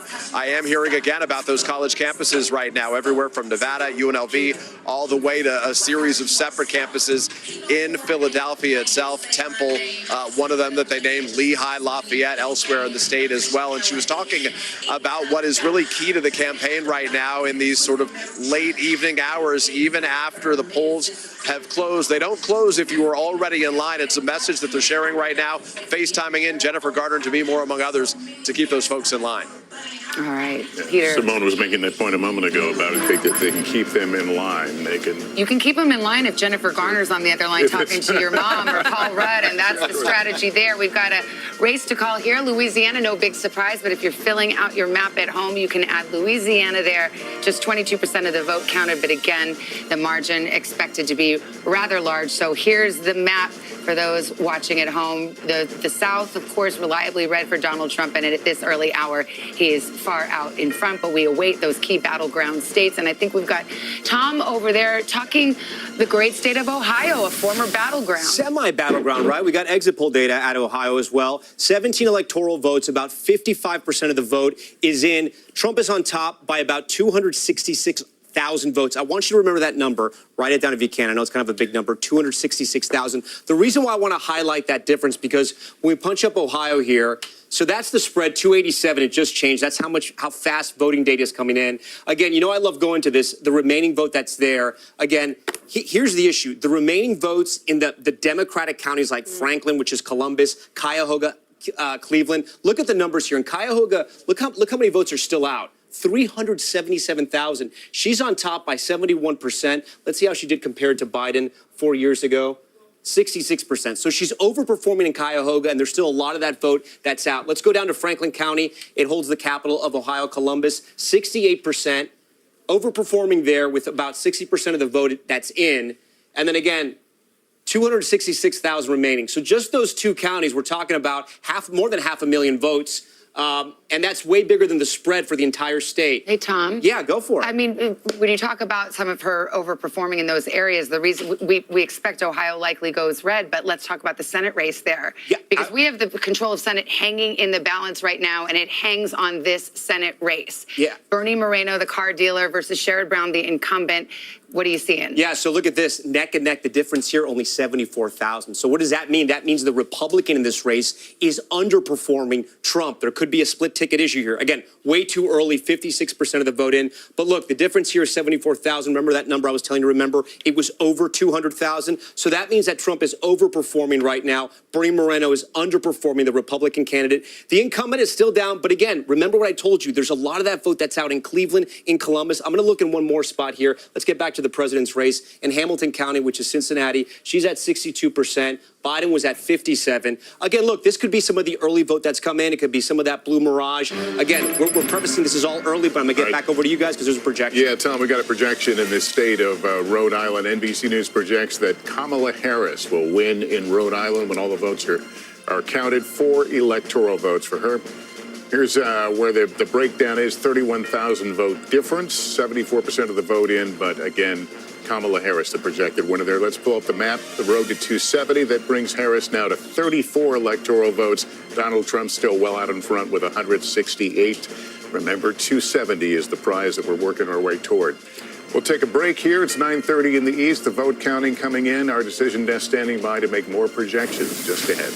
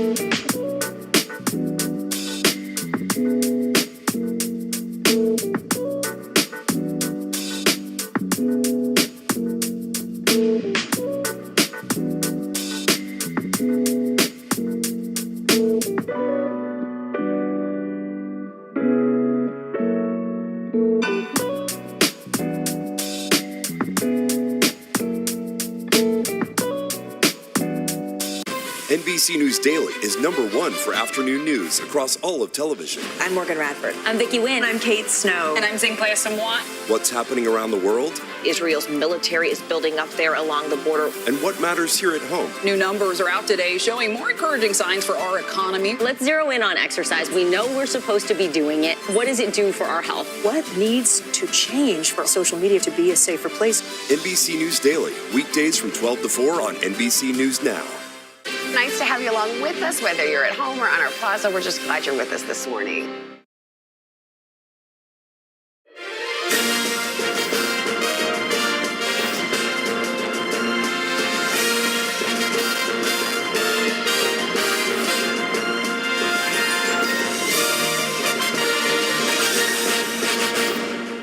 Welcome back on this election night. The road to 270. You can see Donald Trump out front with 168 to 34 for Kamala Harris. Let's show you how we can characterize some of the states right now. These are states that haven't been called. Virginia, our characterization on that is it's too early to call. More than half the vote in there as well. Let's look at Ohio. We were speaking that a moment ago. 17 electoral votes, not considered to be a battleground. Nonetheless, we look at it, that's too early to call right now. Also, Colorado, too early to call. Kamala Harris leading now with over 100,000 votes. In Iowa, Kamala Harris, Donald Trump, that is too early to call as well. Let's go over to Tom Yamas right now, who can give us a little bit breakdown on the path to 270. Clearly, at this point, they're both wide open. Yeah, still very early so far. No big surprises. If you're watching at home, you can find your state here. We've already given some. We've projected some states for former President Trump, some for the vice president, and still so many, the bulk of states right there in the middle, and still so many people still voting along the West Coast in places like Hawaii and Alaska as well. Let's remind you and walk you through the paths that each candidate hopes to take to get to the White House. Let's start with Vice President Kamala Harris. We'll click her in here, get to 2024. This is the predetermined map of how the states voted in 2020 and then the 7 battlegrounds that will be decided tonight. So her easiest path is Pennsylvania, Michigan, Wisconsin. She holds that blue wall. If she can do that, she gets to 270. If she's having a very rough night and she loses Pennsylvania, loses Michigan, loses Wisconsin, she has other paths, but she does have a Sun Belt path where if she can flip North Carolina, hold Georgia, hold Arizona, and get Nevada, hold it once again, she gets there as well. That path, though, would give Democrats heart palpitations. As far as former President Trump, his easiest route, just think of the east side. He holds Pennsylvania. I'm sorry, he flips Pennsylvania. He holds North Carolina. He flips Georgia back. He gets to 270. But if he can't win Pennsylvania, he has to win somewhere else in the blue wall. He has to break through the blue wall. That's the main difference between his path and the vice president's path. There's a path for her, even though she doesn't win any of these three big Midwest states. But for him, he has to win one of them. If he wins Michigan and he flips North Carolina, holds Georgia, he can win any of these two out west, either Nevada or Arizona, put him over the top. But if he can only win Wisconsin, I'm going to take Nevada away. He has to win Arizona to get to 272. So you can see it's going to be a long night for us, but every state sort of leads to a domino effect, if you will. And that's one of the reasons why we were watching Ohio, because if he were not to win a state like Ohio, which he won the last two presidential elections, his whole map changes. Guys, back to you. Well, right now, so far tonight, we haven't had any big shockers. But let's talk about Pennsylvania. There's a reason that the campaigns spent more money there, spent more time there. It may well, at the end of this night, or perhaps it will be Saturday morning, like in 2020, it will all come down to Pennsylvania. It very well could come down to Pennsylvania. 19 electoral votes. It is the biggest battleground prize out there. And part of why we're watching states like Ohio so closely, like North Carolina as well, particularly in the suburbs, is to test how those counties, in those collar counties in Pennsylvania might go. Remember, President Biden won Pennsylvania not because he won the Philadelphia County area, but because he was able to really drive up the vote among white working class voters in those collar counties. One more point just to mention as we watch all of these returns come in. When President Biden was at the top of the ticket, a state like North Carolina was out of reach for Democrats. The fact that we're talking about it right now, the fact that there's been so much play in North Carolina, that former President Trump spent so much time there in recent days, underscores the fact that they have tried to open up more paths, and we'll have to see if that was effective at all. I want to ask a little bit about Michigan. We haven't really talked much about the Gaza war in Gaza and how that might affect the vote, in Detroit and in parts of Michigan. Are we getting any read there at all? Well, it's going to be something that matters, right? Because we saw that uncommitted vote. We know there's an Arab American population in largely Wayne County. It's only about 2% of the population, but it could be potentially significant here.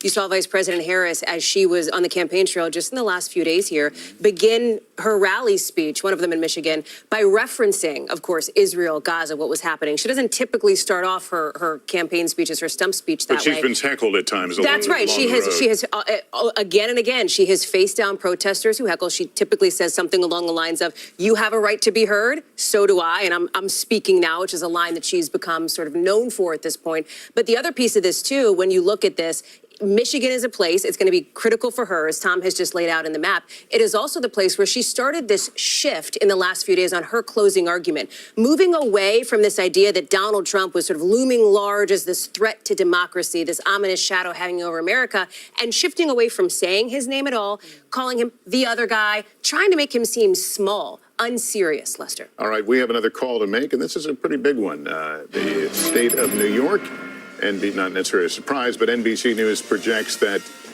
New York Kamala Harris is the projected winner. I'll get this out, projected winner in New York. And there you see the vote difference, 845,000, 33% in. Here's the map to show us where we are on that road to 270. That puts Donald Trump out front with 168. Harris with 62 now. Let's continue this conversation about Michigan, about young voters, because this issue that you raised, Gaza, Israel, this is a very potent issue with young voters, with the many students. And we see Kamala Harris struggling with that. We've seen ads by third-party groups in Michigan trying to bring up that kind of dissent that is going on. It's very interesting. In the primary, there was an uncommitted vote, sort of a protest vote against President Biden. 100,000 people voted uncommitted in the primary. The margin in 2020 was 154,000. So this is a constituency that very much matters. Absolutely. And with young voters right now, we just had Hallie, you brought this up on the data wall a little bit ago. Trump is leading young voters. And again, that gender gap is playing out right here. It's large with voters under 30. Of men, 59% going for Trump, 39% going for Harris. Women, 54% Harris, 44% Trump. He's continuing to close those margins. The other thing that's interesting about Michigan, of course, there's a 52,000 person campus, University University of Michigan. Back in 2016, Trump only won by about 11,000 votes. On that campus, I actually anecdotally heard students energizing other students by saying if only a fifth more of this campus were to have come out, it could have made a difference. So what does that look like right now? Who does that mean did better on those campuses if we start to see those margins be eat away at? And you'll recall back in 2016, sorry, Hallie, you'll recall in 2016, Hillary Clinton, when she did the postmortem of her campaign, the criticism was she didn't spend enough time in Michigan. And so what we've seen from the Harris campaign is she has been there. And Trump has certainly been there as well. He closed out his campaign there. And so the Democrats have tried to learn from the mistakes of the past. Trump has been very focused on that area as well because he knows he's got to. Well, just to demonstrate how complicated politics is, Harris is on defense to a certain extent over her stance with Gaza and Israel, the Biden administration stance in Michigan, but then also losing some of the Jewish vote, for example, in Pennsylvania and Florida. We've heard about that anecdotally as well. It's about the bottom of the hour. We can do some race checks here. You mentioned Michigan. Well, let's put it up there. Let's see what we've got in terms of results, and the votes are being counted in Michigan, one of those key Midwest battlegrounds. It is too early to call. That's just about a little over 10% of the vote, but now you've got an eye on what we've got there. Arizona polls just closed a half hour ago. Way too early to call there. It may well be days before we're able to call that one. Wisconsin, another in the industrial Midwest, too early to call. Just starting to get the votes counted. Pennsylvania, stop me if you've heard it before. It may all come down to Pennsylvania, and it is too early to call, but we're about 30% of the vote there. North Carolina, also too early to call at this hour. And staying down south in the Sunbelt state of Georgia, which President Biden carried 4 years ago, and former President Trump badly wants to get back into that red column. That is too close to call at this hour. So here is the road to 270. That is the magic number that a candidate needs to win the White House, and that is where we are in the early going at this hour. I always wonder what it looks like from the other side, from the candidates, when they're doing the same thing we are, essentially, pulling up these numbers, trying to weed through them, trying to figure out where you can be optimistic, you know, when you don't have the pressure of people looking at you. You want a fun fact? Fun fact alert? We love it. The last election was decided in 4 states by approximately 80,000 voters. You could fit those voters into Cowboy Stadium. Wow. That's You what did we're your talking homework, about. girl. Let me We're tell you, talking about that magic. is And believe a me, good. my That's a good husband's nugget. going to be very mad at me that I You didn't brought say up the Eagles Cowboys. Stadium, but it Exactly. wasn't the right number for the stadium. I tried. You stick with any stadium you want. Yeah, have you got exit polls? He's sad about the link. Yeah, I do. And this is a more broad look at the issues that voters say are important to them. As we're talking about some of these issues in these key battleground states, nationally, we saw something really interesting here, right? We saw consistently in public polling over the course of months, it's economy, inflation, cost of living that voters said over and over again was the most important issue to them. But look at this electorate. From our exit polls that we're seeing now, and again, this could shift a little bit. These numbers could still change a bit as more waves of information come in. But look at what's number one. 34% of voters say the state of democracy is the most important issue to them. Put a little asterisk next to that. We're going to talk about that more in just a second. Second here, 31% of voters say the economy is the most important issue to them. That is typically what we would see in other elections. It's what we've seen in the past. I would also note that just because a candidate leads on the top issue doesn't mean that they would win the election. Abortion is right there at 14%, immigration trailing at 11%. And why do I bring that up? That was key to former President Trump's close. When you look at the vote breaks for this, which just means who people supported when they said this was their top issue, on state of democracy, voters broke for Kamala Harris. So she leads on that issue. More people who said that democracy was their most important thing backed Kamala Harris than did Donald Trump. She is also leading on abortion as well. It's the flip when you look at economy and immigration. More people who said that the economy or immigration were their most important issue backed former President Trump. That is not altogether shocking, right? Those issues, economy, inflation, immigration, it largely tracks with what we had been seeing over the course of many months since Kamala Harris got into this race in public polling. But here's what's interesting, and let me walk back to the desk with you to talk through some of these democracy issues here.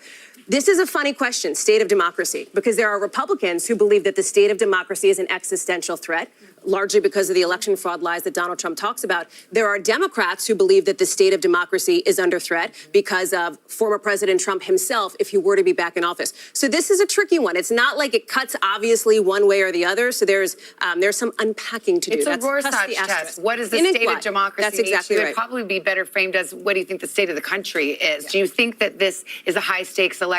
Do you think it's a do or die? Is it existential? I think that's what people are responding to. and perhaps why we see that being the top issue. Well, and it's so mirrored in what we saw in the closing arguments of both of these campaigns. You saw Vice President Kamala Harris try to argue that Donald Trump was a threat to democracy. You saw Donald Trump make arguments that his political rivals were the quote unquote enemy from within. And so it is a Rorschach test. And it also just speaks to why, as we watch these states come in, the battlegrounds seem to be very sharply divided, as our polls indicate. Right track, wrong track always kind of leaves you with that question. Are we judging a president, or are we judging just the overall sense of life these days? Absolutely. And the fact that you have this significant majority saying that the country's headed in the wrong direction. You know what it is? A challenge. It's interesting because we haven't talked that much about that thing that happened this summer where Joe Biden had a terrible debate and he was expected for 18 months to be the candidate and then he wasn't.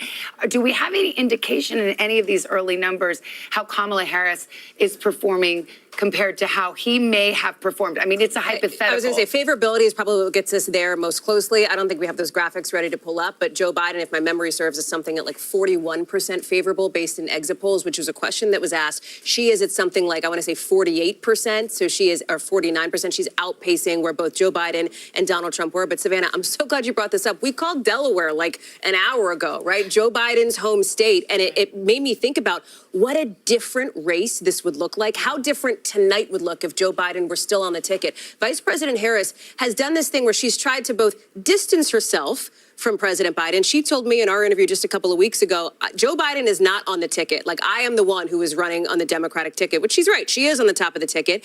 But at the same time, she has not distanced herself in a super clear way from a lot of his various policies. She has said that she feels some loyalty to him, of course. Well, the ads that have been run to great effect in a lot of these battleground states tie Kamala Harris directly to Joe Biden. The Trump campaign thinks that Biden is a clear drag on the Harris ticket. It's been one of the biggest challenges of her entire campaign, including in her interview with Hallie, has been asked over and over again, how will you govern differently than President Joe Biden? She struggled to answer that in part, I'm told, because personally she did not want to betray him, but it has been something that's been a challenge for her. She also cited, I think it was your interview, she cited history, the fact that typically vice presidents, don't. Yeah, that's right. That was our colleague, Peter Alexander, I think, if I'm remembering that one correctly, in a pull aside with her several weeks ago. But she said, listen, typically vice presidents don't go after, their boss, if you will, their president. She talked about this issue of loyalty, but at the same time, she also says, my presidency will not be a continuation of the Biden administration. The problem that she had was when asked specifically, I believe on an ABC program, what would you do differently? She said nothing comes to mind. And boy, that Trump Keeping campaign. in mind her campaign's been, 108? Well, right, but that's about, that question's coming when you have an unpopular incumbent. We want to go to NBC's Sam Brock. He's in Asheville, North Carolina, where I understand the counting is wrapping up. What are you hearing? Savannah, it's done. Look, I have it fresh off the presses right here from Buncombe County. The official results are in. First of all, they had a 73.69% turnout, which is almost their record high. It was 78 back in 2020. But considering everything that happened in Western North Carolina about a month ago, this is extraordinary. And the results are almost exactly the same as they were 4 years ago as well. It was 60-38 in favor of Kamala Harris for this county, which is about 140,000 votes. It was 59-38 back in 2020. This was not, however, your grandmother's democracy process, being sort of a fly on the wall to watch all this happen. Walk with me here for a second. So these are the tabulations that came out. These receipts, guys, were so long, they were strewn across this entire table. I watched as the board went through line item by line item to authenticate it for the unofficial results. There's basically a caravan of cars that comes in. They're all holding from each of the 80 precincts these thick orange cases that have flash drives in them. Bobby, who I'm told has been here with Buncombe County for generations, a 70-something-year-old woman, takes the flash drive out, comes in here and brings it into this room. In the room, it's unencrypted, and so they actually get the data up there and they upload it directly to the county site and then to the state site from this room, and then all of the day of votes get tabulated over in these machines. Fascinating to watch. It is actually now done. Let me send it back to you. All right, Sam, thank you very much. We've got a projection to tell you about. The state of Illinois, Kamala Harris, as expected, takes it. So that's a Midwest hold for Kamala Harris and the Democrats. Let's look at the breakdown here. Half the vote in, and it looks like it will be an easy victory as expected. And so we can fill out one more state on our road to 270 map.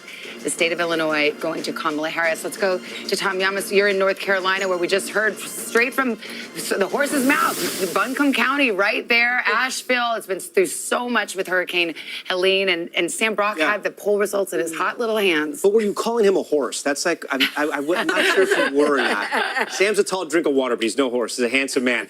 So listen, along the lines of from what he was reporting, and I just checked out those Hurricane Helene counties. We can show you the ones that were affected by the floods. Let me go, hold on one second. Here we go. So these were all the counties, the 13 counties that were affected by the floods, where people could vote in other parts of the state if they weren't able to vote in their home county. It's interesting. I was going through the numbers. It doesn't look like there's any kind of drop off there. That's actually better news for the president, because there are more Trump voters out there in the western part of the state, with the exception of the blue dots like Asheville, places like that. Here's where a lot of the vote is still out: Charlotte, Mecklenburg. Look, Trump is on top right now statewide. Mecklenburg is the place where Democrats, I'm going to keep going back to Mecklenburg when we talk about North Carolina. This is Charlotte and then the surrounding suburbs. They need to drive up the vote here. It is a majority minority county. Hispanics and African Americans, they have to drive up the numbers here. When they lose races like Senate races, it's because the turnout is not where it needs to be in Charlotte. So not enough vote there. But the good news is there is vote in other places. Wake County, this is the capital, Raleigh, part of the Research Triangle. You can see Kamala Harris slightly overperforming President Biden with 76% of the vote. Whoops, that was a mistake. Let me go back to North Carolina here. Here we go.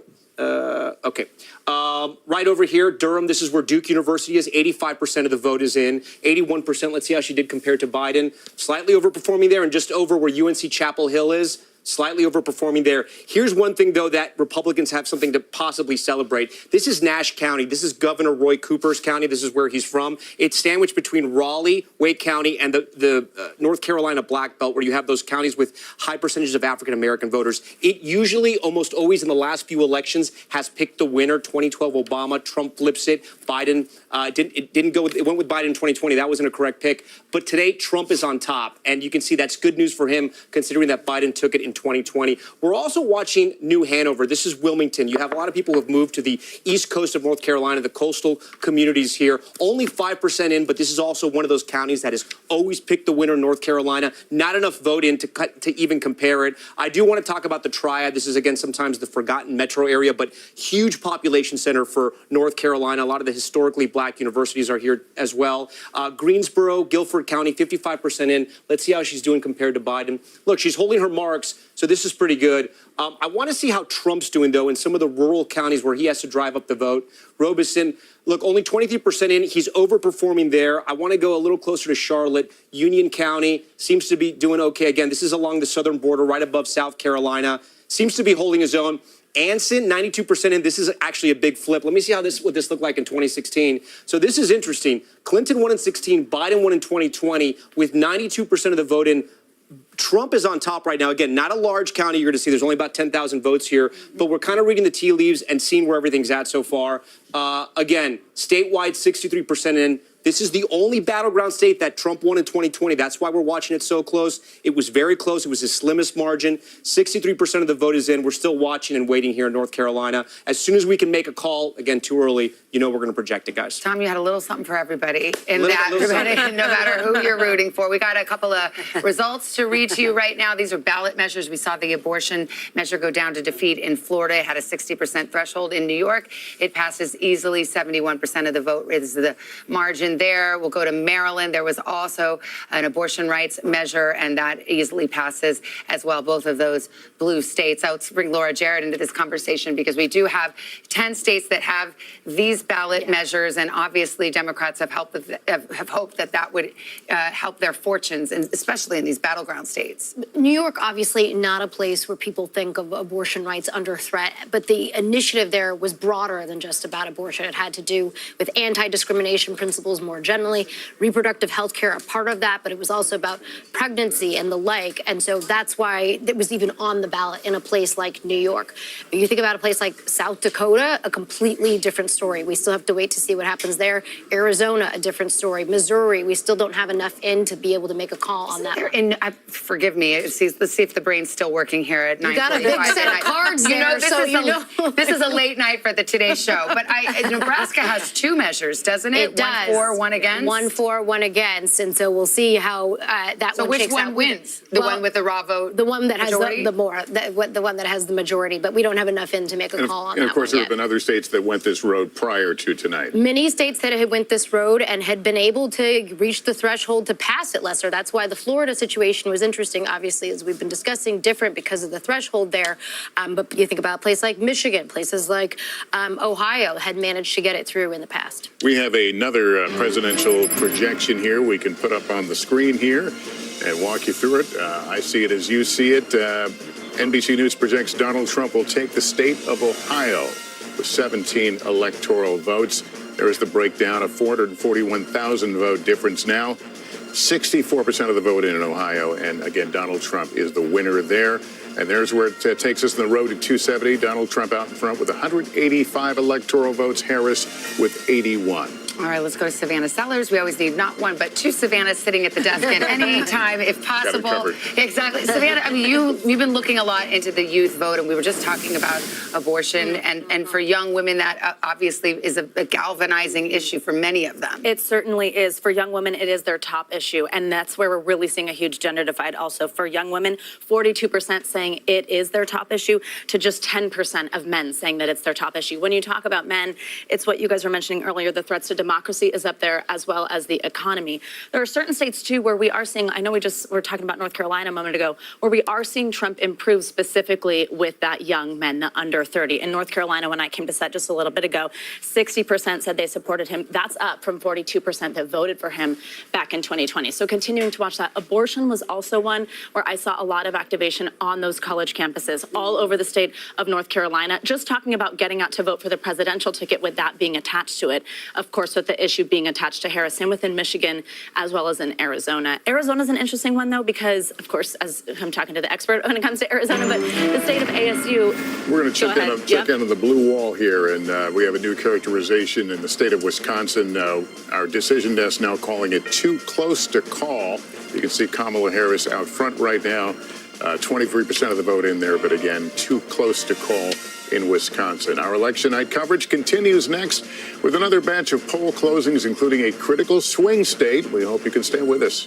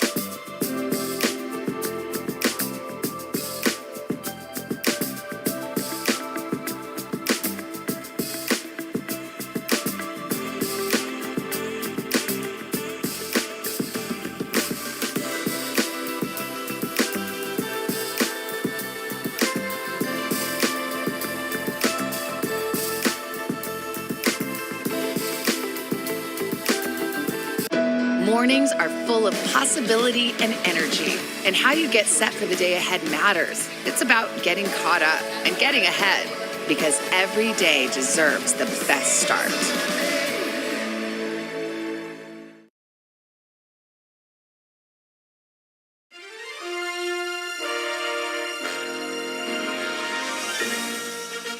All right, as we come out of the commercial break, a new characterization here in Pennsylvania. Our decision desk now calling this race too close to call.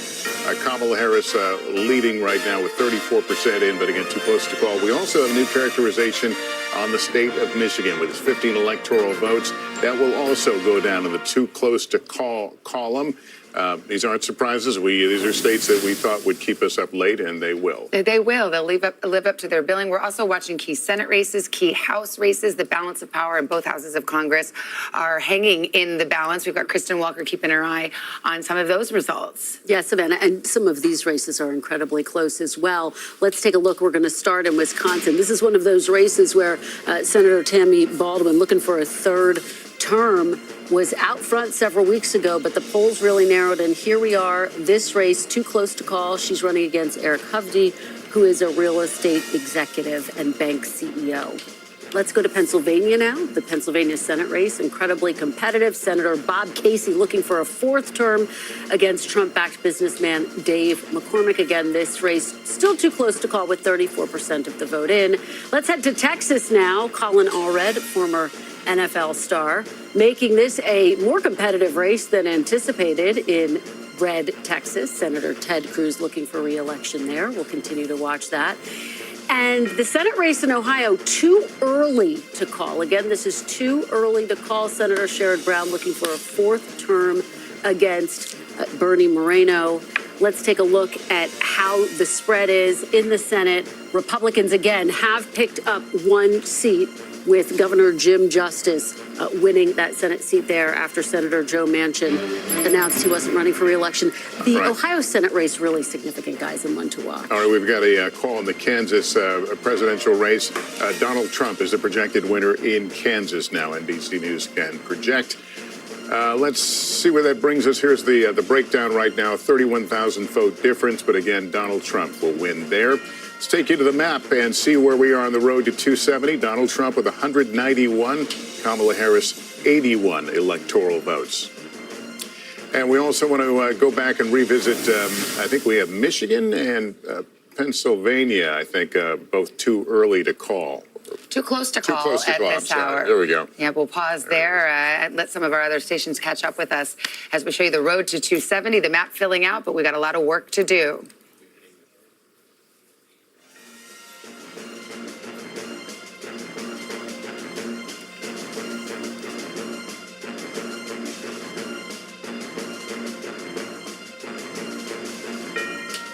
All right, welcome back. Here is where we stand right now on the road to 270. The map is slowly filling in. I think we're still at 6 of 7 battlegrounds. We've seen the polls close right now, so we're kind of in a waiting game. Actually, we have Kansas now. I believe we can make a call on. NBC News projects the state of Kansas will go to Donald Trump with 6 electoral votes. Here's the map now to 270 as we add that to the group. And Donald Trump out with 191 now to Harris's 81. You mentioned we have 6 of 7 presidential battlegrounds to get to. Nevada will close here at the top of the hour, but let's look at Michigan. Too close to call right now, just 15% in. We could be up all night and perhaps beyond. Michigan didn't get called till late the next day in 2020. Pennsylvania, need I remind you, we were here till Saturday waiting for its results, but officials think they will be able to move a little bit more quickly, but at this hour, it's much too close to call. A tight race there, difference of 48,000 votes, so we will see how that shakes up. About 9:53, we've got more polls set to close soon. Candidates hoping to strike gold in the silver state, Nevada, rolling their dice. We're heading into the final stretch. More poll closings across the West, including another battleground state. Nevada and its 6 electoral college votes could be critical. Nevada, get out and vote. Nevada, ours is a fight for the future. Both sides going all in, trying to win the state by targeting its large population of service workers. No tax on tips. We will continue our fight and eliminate taxes on tips. We're moments away from the first results from Las Vegas and the rest of the state as our decision desk gets ready to make new calls on the road to 270. And that brings us to NBC's Steve Patterson, who's in Reno, the biggest little city in America, and a key swing county there. Hey, Steve. Hey, Savannah. I have some bad news if you like to sleep in this state. We're maybe about 5 minutes before the polls close, or do they? And I say that because the lines are still ridiculously long. I'm in Washoe County, as you mentioned, in Reno. This is the Washoe County complex. It's like where all the government buildings are, the county clerk's office, registrar of voters. If you come this way, you can see this line snakes beyond the county recorder. That county recorder means you have 40 minutes to go left if you've reached this point. Meanwhile, though, we're hearing about lines that continue to be long all across the state. Southern Nevada, there's a place called Nye County where we're hearing lines that are up to 3 hours long. They don't have enough machines per people in that county. What that means is, unfortunately, because they cannot really release the data on how many people have voted, who has voted, some of the returns until the last person in line across the state has voted, it means numbers are going to be very slow. They can obviously tabulate sort of in person, they can tabulate the early voting, they can tabulate the mail-in ballots, but they can't release any of that data until the last person has left the line, which means it's going to mean a lot more coffee tonight for people that are trying to watch the vote. Also, one thing to keep track of, the nonpartisan vote. That's the reason why we're in Washoe County. This is an incredibly purple county. People vote the issues, they vote their feelings. They don't vote party line, which leads us to talk about nonpartisans. It is a third of the electorate in this state, higher share than Republicans, higher share than Democrats. These folks, we're not sure which way they're going to vote, which has been confounding pundits. And it's been really tough for people trying to read the tea leaves and what exactly the numbers mean. I've spoken to both campaigns in the state. Both seem to think that they have a Trojan horse. Of course, Democrats seem to think that nonpartisans are younger, a little more racially diverse. Republicans seem to think that they're going to skew more conservative. And so we will see. But unfortunately, I think not anytime soon. It could be a minute before we get any sort of results here in the Silver State. Savannah. All right. Well, Steve, stand by. Nobody sleeps in Las Vegas, maybe not in Reno either. We know you won't be sleeping tonight. Tom, let's look at Nevada. This is a state where Republican fortunes have risen since the last presidential election. Yeah, you are completely right. They have a Republican governor there. Let's talk about Nevada here. Right now, no vote in, obviously. Still too early for us to even start to get data in right here. But let's go to 2020. Both elections, both in 2020 and 2016, the winner were Democrats. Clinton in 2016, obviously, and Biden in 2020. The spread, though, was only 2 percentage points, a little over 2 percentage points. That's why it's a battleground for us. It's one of the reasons why we're watching tonight. I'm going to give you a primer on Nevada. What you have to understand is a lot of Nevada is Clark County. It's Las Vegas here. This is 3/4 of the electorate here. If Democrats can turn out their voters here, there is no way that Republicans can catch up. Between Las Vegas and Reno, which is Washoe County, this is the battleground county here. About 15% of the vote here. The vote in Washoe actually is more reflective of the entire state, much more than Las Vegas is. It's reflective because it's a mix of both Republicans and Democrats. Democrats have been able to hold Washoe County for a couple of elections now. If they can hold it tonight and do well in Las Vegas, it's game over there. But look at all of this Trump country in the middle. It's not a lot of people, but it is rural desert. With the exception of Elko, you have some population centers there. And this is where Trump hopes to run up the score. Something else we have to understand, I'm going to zoom out a little bit about Nevada, is that you have people from Northern California who have been moving since the pandemic into Reno, right? And then Southern California moving into Las Vegas. People from California find it more affordable. They find it that they can get more for their money. Because of that, housing prices have gone up. So the economy and housing prices are a huge issue in Nevada. And finally, the last point I want to bring up here is that the unemployment rate right now in Nevada is over 5%. It's the highest of any state in the entire country. So the economy is going to be huge here. And you got to remember, Trump came out with his plan about no tax on tips. You have all those service workers and the service unions in Las Vegas. Democrats quickly adopted that plan because they knew it was a good idea. Unclear if it's ever going to become law or if they can even do that. But it was a plan that caught a lot of attention in Nevada, guys. And a populist appeal, definitely. And I think I'm glad Tom was talking through those points here because I think of Nevada and I think economy, right? You talked about the Republican governor, that largely driven by anger over pandemic shutdowns on the Strip, et cetera. No tax on tips. I'll also tell you another number. I think it's $3.80, just about $3.79. That's the price of a gallon of gas in Nevada, the highest of any battleground state. The economy is a big factor in this state, as are the Latino population, of course, and that's another factor that Democrats we're watching. for a long time had a big registration registration advantage, but that's all but disappeared. And as you mentioned, a Republican won statewide office, the governor's race in 2022. It's also one of these states with an abortion ballot initiative as Yep. well, in a state that the Trump campaign believes you could see some ticket splitters on that. And it's a competitive Senate race in Nevada as well. We talked about the fact that some of these Senate races, if you rewind about a month ago, weren't so competitive. It is incredibly tight. Senator Jackie Rosen looking for another term. Look, if the way so far that Donald Trump's performing tonight versus Harris, this really is an indictment of the Democratic Party for the last 3 years. Because you want to talk about Nevada, you talk about the voter registration advantage. Republicans, basically, for the first 3 years of this presidential cycle, just destroyed the Democrats on voter registration. All across the country in the battleground states, Republican registration advantage. The last 3 months, Democrats have done well. 3 years versus 3 months. So far, the 3 years is paying some dividends for Trump. All right, there's the countdown. We are waiting for another batch of closings, and this will bring us to Battleground Nevada, which is our last battleground state we have not heard from, or the last to close the polls. NBC News can make a projection now in the state of Utah.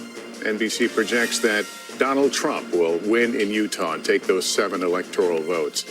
And we go further into the west, into Montana. 4 electoral votes. Donald Trump, the projected winner in Montana tonight. Here's the map. The road to 270. Donald Trump now with 201. Harris with 81. That's the road to 270. Well, let's put Nevada up on the map here. It is, as you might expect, too early to call. And if you remember, in 2020, we didn't get a result in Nevada until Saturday, so we could be waiting a while. In fact, Oh, yes, we remember. Oh, we remember. You can send your Don't mail even- bell. exactly. Don't even bring Don't it up. even They bring said it up. that everyone's Yeah. triggered here. Okay, Yeah. Pennsylvania, too close to call. Got to say that was a Saturday call as well in 2020. Michigan, too close to call there. Let's see how much vote we've gotten, though, at this hour. Just 16%, so there's a lot of vote to be counted there. We'll move over to the state just nearby, Wisconsin, the other industrial Midwest battleground. 35% in. They are making some progress, but too close to call. Georgia, too close to call, but we are getting to a much higher number. We can get down into the counties in just a bit with Tom Yamas. He's right over there. North Carolina as well, starting to count more vote. Too close to call. And finally, out west, the great battleground state of Arizona. Too close to call. That's another one that may take several days before we get results. So let's go to Tom. And I mean, Pennsylvania, we cannot talk about it enough.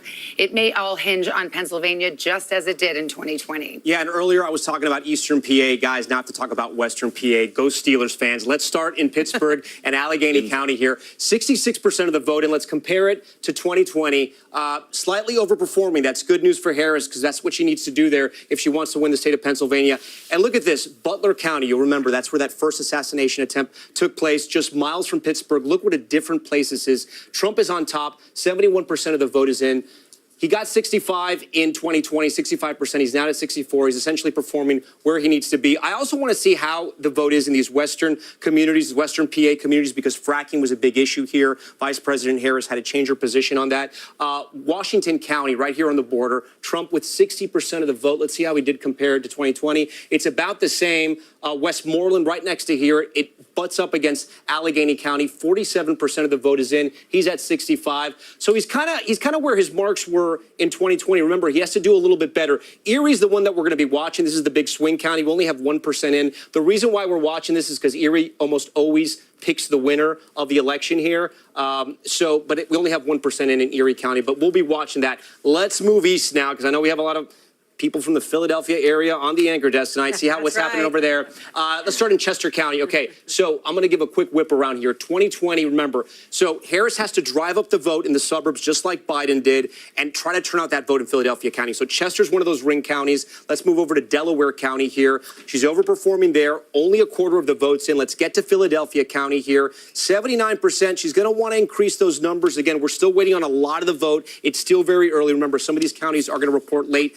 28% in, 69% overperforming there. This is where Governor Shapiro is. You may remember that. She closed out her final ad sitting right next to Governor Shapiro, making sure the people of Pennsylvania saw that. And then I want to park on Bucks for a while, and then I want you guys to talk a little bit about Bucks. 24% in, but this is the county, the ring county around Philadelphia, one of those collar counties that Republicans thought they could make some inroads here. More working class than some of those neighboring suburb areas, counties. They say Southern Bucks might be a little bit more Trump country. That may have changed this election. We're going to have to wait and see. But you can see here the numbers aren't as high as they were with 24% in, 56% of the vote. Trump's going to have to try to run up the vote a little bit here if he wants to do better. I'm going to look at one more area before I send it to you guys. This is the swing here. Northampton almost always picks the winner in Pennsylvania. This is Easton. This is Bethlehem. That's that whole Lehigh Valley area there. Biden was at 49. Harris was right there. Look, guys, it's tough to draw any kind of information on who's on top or who's lower right now. Still too close to call. Trump's on top at only about 17,000 votes. You remember the spread in 2020 was about 80,000 votes. So a lot of votes still out here. One thing I do want to mention, there was an exit poll out of Pennsylvania on Latino voters, and they broke for Trump in a major way. That could possibly be a deciding effect here in Pennsylvania because you're talking about 600,000 Latinos that are registered to vote. Guys, back to you. Can we talk a minute about the amount of money that is spent in some of these races? Pennsylvania's looking here. Pennsylvania, Biden-Harris plus the DNC, $131.7 million. Yeah, $314 million, I think, overall when you add both campaigns together. $1 billion if you throw in the Senate race. That's right. That's right. No, on one state. I remember making a big deal like 12 years ago. We had $1 billion presidential campaign. One state. Isn't that so funny? Because it started out as a tie, and now tonight we're ending up, and it's a tie right now. But we'll see what happens. Yeah, we're going to be living and breathing Pennsylvania. That's interesting, though, what Tom just mentioned about the exit poll. And again, do your caveats, but for Trump to win the Hispanic vote in Pennsylvania would be pretty huge because there's a big Hispanic population in Pennsylvania, especially in that Lehigh Valley. That's right. There's a big Puerto Rican population in Pennsylvania, too, the most of any battleground. So let's talk about where that is. And I want to start with the national Latino vote here. And Savannah, love you for the grain of salt caveat. We know that these exit polls could shift a little bit. But here's what's so interesting here. It is Kamala Harris, of course, the vice president, who is winning the Latino vote over former President Trump, 53% to 45%. This is nationwide. But the number that you want to look at is this 45%. That is because of the overperformance of former President Trump nationally among the Latino vote. And you can see it here. He's 45% this year. 2020, I mean, this is a double-digit plus overperformance from where he was just 4 years ago.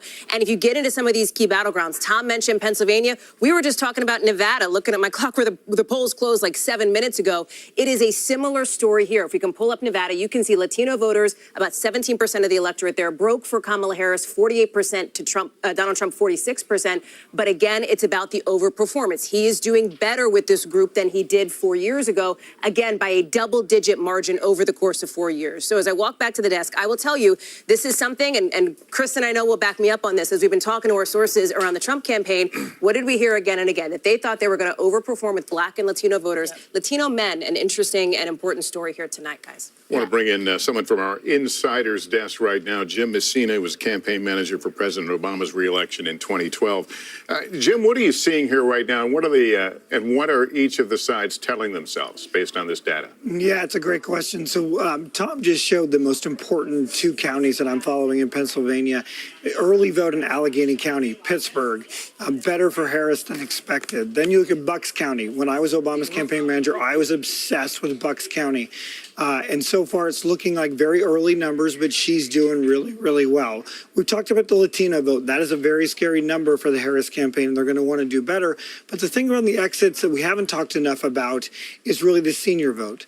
Kamala Harris is doing better with white seniors in the exit polls and in some of the early results than expected, than a little bit better than even Joe Biden. You'd rather have those much more high propensity voters and a lot of a bigger overall number with those seniors. So those are three things that I'm seeing very early that make her campaign pretty happy. But in general, Trump is running up numbers in rural better than he did in 2020, which has to concern the Harris campaign. And we talked a lot about young men who were breaking for Trump.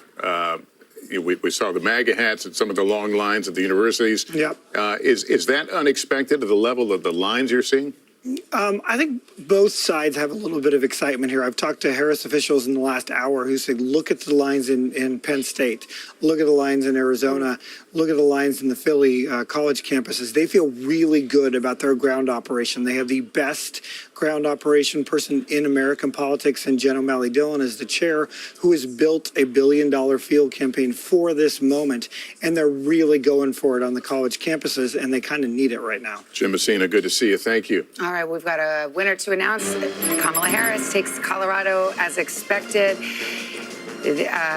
Used to be a battleground years and years ago, but has really trended to the Democrats in the last couple of presidential cycles. And here's how it shakes out. With 54% of the vote counted in Colorado, they vote by mail, and those ballots get to be counted quite quickly. So we see that Kamala Harris will take Colorado, so we can fill out the map just a little bit more as we lay out the road to 270, but those big battleground states, we have yet to call one of the battleground states for Kamala Harris. Right now, her best path remains those three industrial Midwest states, Pennsylvania, Michigan, Wisconsin. Donald Trump flirting with Georgia and North Carolina and perhaps Arizona and Nevada. It'll be a while before we get results there. We've got Garrett Hake, who is at Trump headquarters in West Palm. And Garrett, what's the mood there? What are you hearing?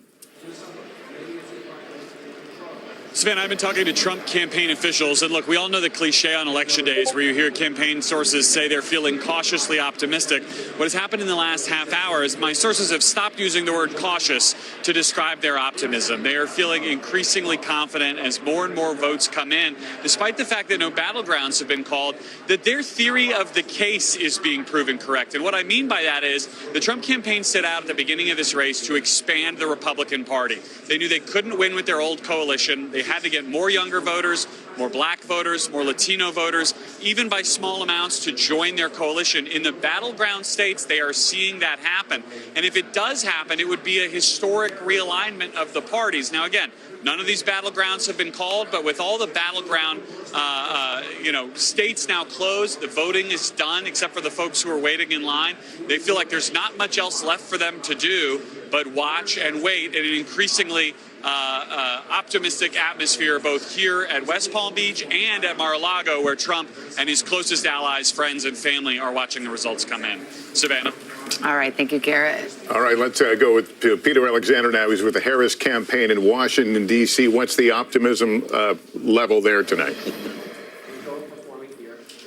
Well, I think there's certainly a level of anxiety, at least according to some of the Harris allies with whom I've been speaking to over the course of the last hour or so. One ally telling me that, just look at the state of North Carolina. Josh Stein, the Democrat, winning his effort to become the state's governor. That we were able to project a while back, but obviously not the same for Kamala Harris, at least not yet. That indicates that there's clearly some split ticket voters there. Some folks who will be voting for Josh Stein as governor, but then Donald Trump as president. Otherwise, we would have a projection already in that state right now. They say that is an indicator that gives some anxiety right now going forward that North Carolina may not be a state that they're able to win. If that happens, and these are all ifs, it's all very early here, that does again shrink their path to victory to 270. They really are relying heavily on those blue wall states right now.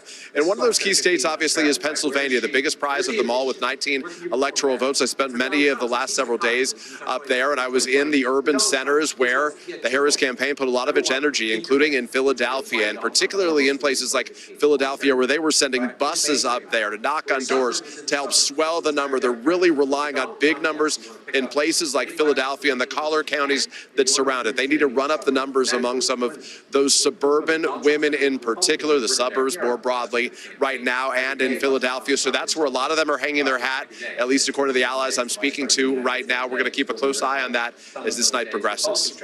All right, Peter Alexander, thanks very much. I think we have a call now in the Texas Senate race. NBC News projects that Ted Cruz will retain his seat again in Texas. Democrats have taken some big swings in recent years in Texas, but unable to land a haymaker. Colin Allred will come up short tonight in his bid to unseat Ted Cruz. Let's go to Chuck on this because, Texas is the white whale for Democrats.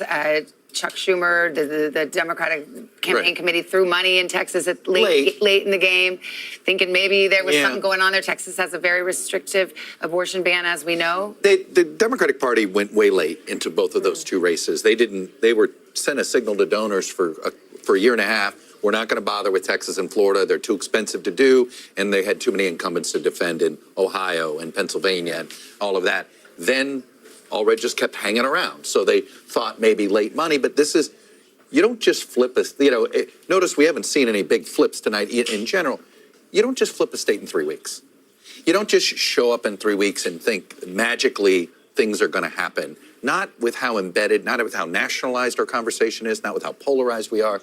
And this is a case where at some point the Democratic Party, if they're serious about Texas, they got to spend 4 years there. You can't just do it in 4 weeks. And it's the same story we just talked about in Florida. And this is the difference. Again, I go back. The Republican Party for the last 4 years has been much more aggressive. You heard Garrett talk about it, and the Trump campaign is flexing its muscles because it worked. They had massive voter registration campaigns for the last 3 years, and it has padded them. It's what Texas, look, Republicans got stronger in Texas. I mean, that Latino vote in Texas, when you've got over 60% Latino men moving in Texas towards the Republicans, that's realignment. That is realignment that's happening. And I think we have another Senate call to make now in the, I believe, in the state of Maryland. NBC News projects that in Maryland, Angela also Brooks will win. And there's against Larry Hogan, former governor, difference 171,000 votes there. So here's the Senate at this hour. The Republicans have picked up 1 seat. They need to pick up 2 to take control of the Senate. And the ones hanging in the balance right now in terms of that are Ohio, Sherrod Brown in the fight for his political career in Ohio. We've got Michigan we're watching, Alyssa Slotkin trying to hold on to that seat after her retirement there. And Montana would be the flip. If it flips, that would give Republicans control of the Senate. Yeah. Absolutely. I think Montana and Ohio are the two, if you are Republicans, that you're watching quite closely to see if they can flip those states. I do think it's notable when you think about the realignment that Chuck is talking about. You think about the state of Pennsylvania, the Latino voters, the split there, the fact that what Trump is running on, remember, is his first day in office to start a mass deportation plan. A lot of folks have asked him for details about what would that actually look like. He has not given them, but it is notable that he's increased his support based on what we're seeing so far amongst Latino voters, that is something that has resonated with them. Democrats making that late play to try to win them back. And so far, based on what we're seeing, didn't work. And yet the exit polling also shows that more people do not want to see immigrants deported if they are here illegally here. They want to see a pathway to legal immigration here, which is another nugget we got from the exit poll. So interesting dynamics at play on this issue. All right, let's go over to Tom Llamas. He's got the big board going, and the state of Iowa, which has been of intrigue since a Saturday night surprise at the poll. It was a huge question mark. If you woke up on Sunday and you watched Meet the Press with Kristen Welker, it was a huge headline, right? Yes. People woke up on Sunday, and according to the Des Moines Register poll, Harris was up by 3 points within the margin of error. The politics desk just pointed this out to me. Let's dig in because we have some voting data now. 45% of the vote is in, but let's look at Polk County. This is the biggest county, the most people. This is Des Moines, the capital here. So she's on top, 55% to 43%, 94% of the votes in. But look at Trump's margins. Trump's actually doing better than he did in 2020. Let's go over here to another county, Dubuque County, 94% of the votes in. Trump's at 52. Trump was at 50. So he's growing in both those districts, in both those counties, I should say. For Democrats to flip Iowa, he has to be doing worse in those counties. Again, look, there's still a lot of vote out. A lot of vote has to come in. But this would be a shocker if Republicans lost Iowa. Remember, Trump won 98 of the 99 counties in the primary. And when you go back to elections past, he won by 8 points in 2020, and he won by 9 points in 2016. So my point here being that if the trend was Iowa was going to turn blue, she has to be turning out the votes in Des Moines and in other places, and right now that's not happening. We actually have a call right now. Let's play the music here. Projection, and Iowa will go red, as was widely expected until that poll. Right there, Trump wins the 6 electoral votes of Iowa. And so we can see the breakdown there with about half the vote counted there. So there was this thought that perhaps because of his restrictive abortion ban that just went into effect in July, and this highly respected pollster coming out, that perhaps there was going to be a wave of independent women who could somehow turn this red state blue. But this was not to be, Chuck. No, I mean, look, this is a miss because this looks exactly the way Iowa looked 4 years ago. You know, we're in margin of error range there. So, look, she thought she had found something this with is the pollster that we're talking about, yeah. Independent women looking like they were choosing. And certainly we've seen some evidence of it in national polls, a point or two here or there. And look, I've seen it throughout the Midwest, but it's a point here or a point there. I don't know if it's enough to make up for the loss of voters of color that have cleared. I mean, that is that continues to me to be the big story of the night, is the shift among Hispanics. Look, Hispanic voters are swing voters, and I think, what's interesting here is the Republican Party treated them the same way they treated white working class voters. They courted them the same way they treated white working class voters. The Democratic Party has spent a lot of time treating it as an identity group, whether it's Latinx, which sort of fell flat. And so there's been a lot of hand-wringing about this inside Democratic circles, a real split, it was a total misread sort of by the coastal strategists when it comes to how to target working class voters of color. And I think we're starting to see sort of a working class coalition start to drift to the right. Before, Donald Trump had working class whites. Now he's adding working class Hispanics and working class, not necessarily seeing evidence of working class African Americans, but adding working class Hispanics.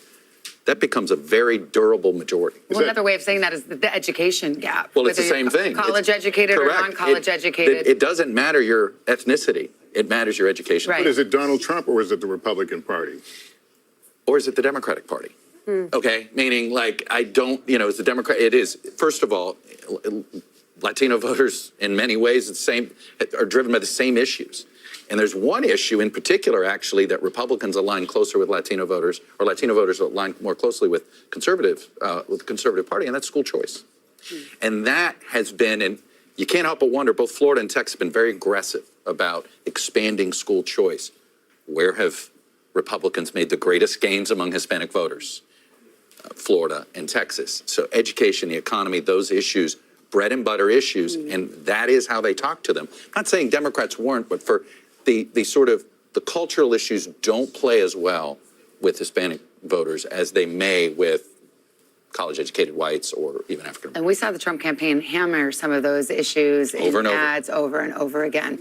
Take a break right here. Coming up next, things are heating up. The votes are rolling in. We've got the latest on the battleground states, and we're inching closer to that 270 mark. Stay with us. Election night rolls on.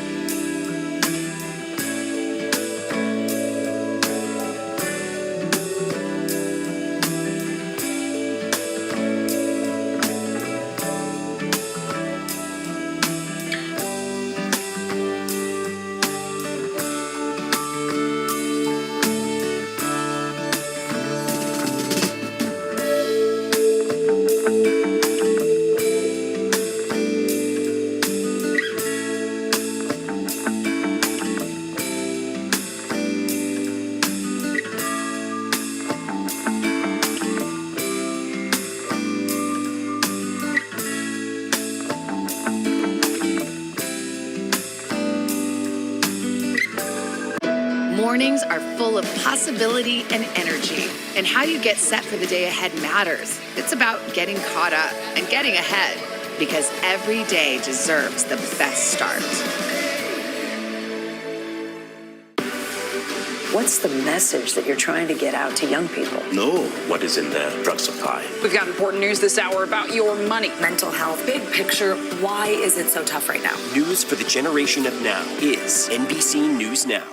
Listen to full episodes of Meet the Press wherever you get your podcasts.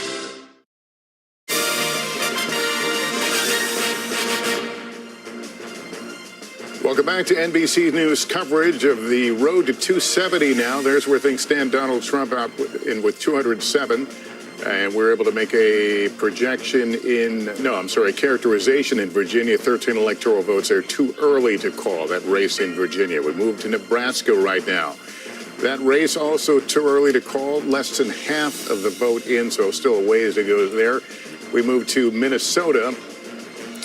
And Donald Trump and Kamala Harris right now, that's too early to call. Trump out to an early lead. In Pennsylvania, this is one of the big battleground states, could be the biggest, 19 electoral votes, too close to call, the characterization. Wisconsin, another battleground. Here's where it looks right now. Too close to call, a difference of fewer than 8,400 votes there right now, and 47% in, so more to count there as well. Brings us over to Tom Yamas, who's looking at Wisconsin. And what are you seeing in these early numbers? So a quick reminder, when you think about Wisconsin, think of 20,000. That was the vote difference in both 2016 and 2020. That's what decided the vote. Trump won in 2016. Biden flipped it in 2020. Right now, 47% of the votes in. We want to dive a little deeper and look at some of these counties. We're going to start with the biggest one, Milwaukee. Again, we're still waiting for a lot of the vote in Milwaukee. We're expecting this a little later in the night. 51% is in. Let's see how Harris is doing compared to Biden 4 years ago. She's down about 3 points, 3 or 4 points, 2 points, actually, we should say. But we're still waiting on the vote there. Let's go over to Madison. This is Dane County. This is where the University of Wisconsin is. This is one of the fastest growing areas of the state here. 75% for Biden in 2020. She's 2 points down, but again, 75% of the vote is still out. Let's talk about the Republicans now. We talk about the WOW counties. These are the counties around Milwaukee. The first one, Waukesha here. Trump's at 59.6. 77% of the vote is in. He's slightly underperforming by a percentage point or two. Let's go over here to the O and WOW, Ozaki, 55. He's at 54. So, a slight change, but almost around the same margins. And then Washington doing much better.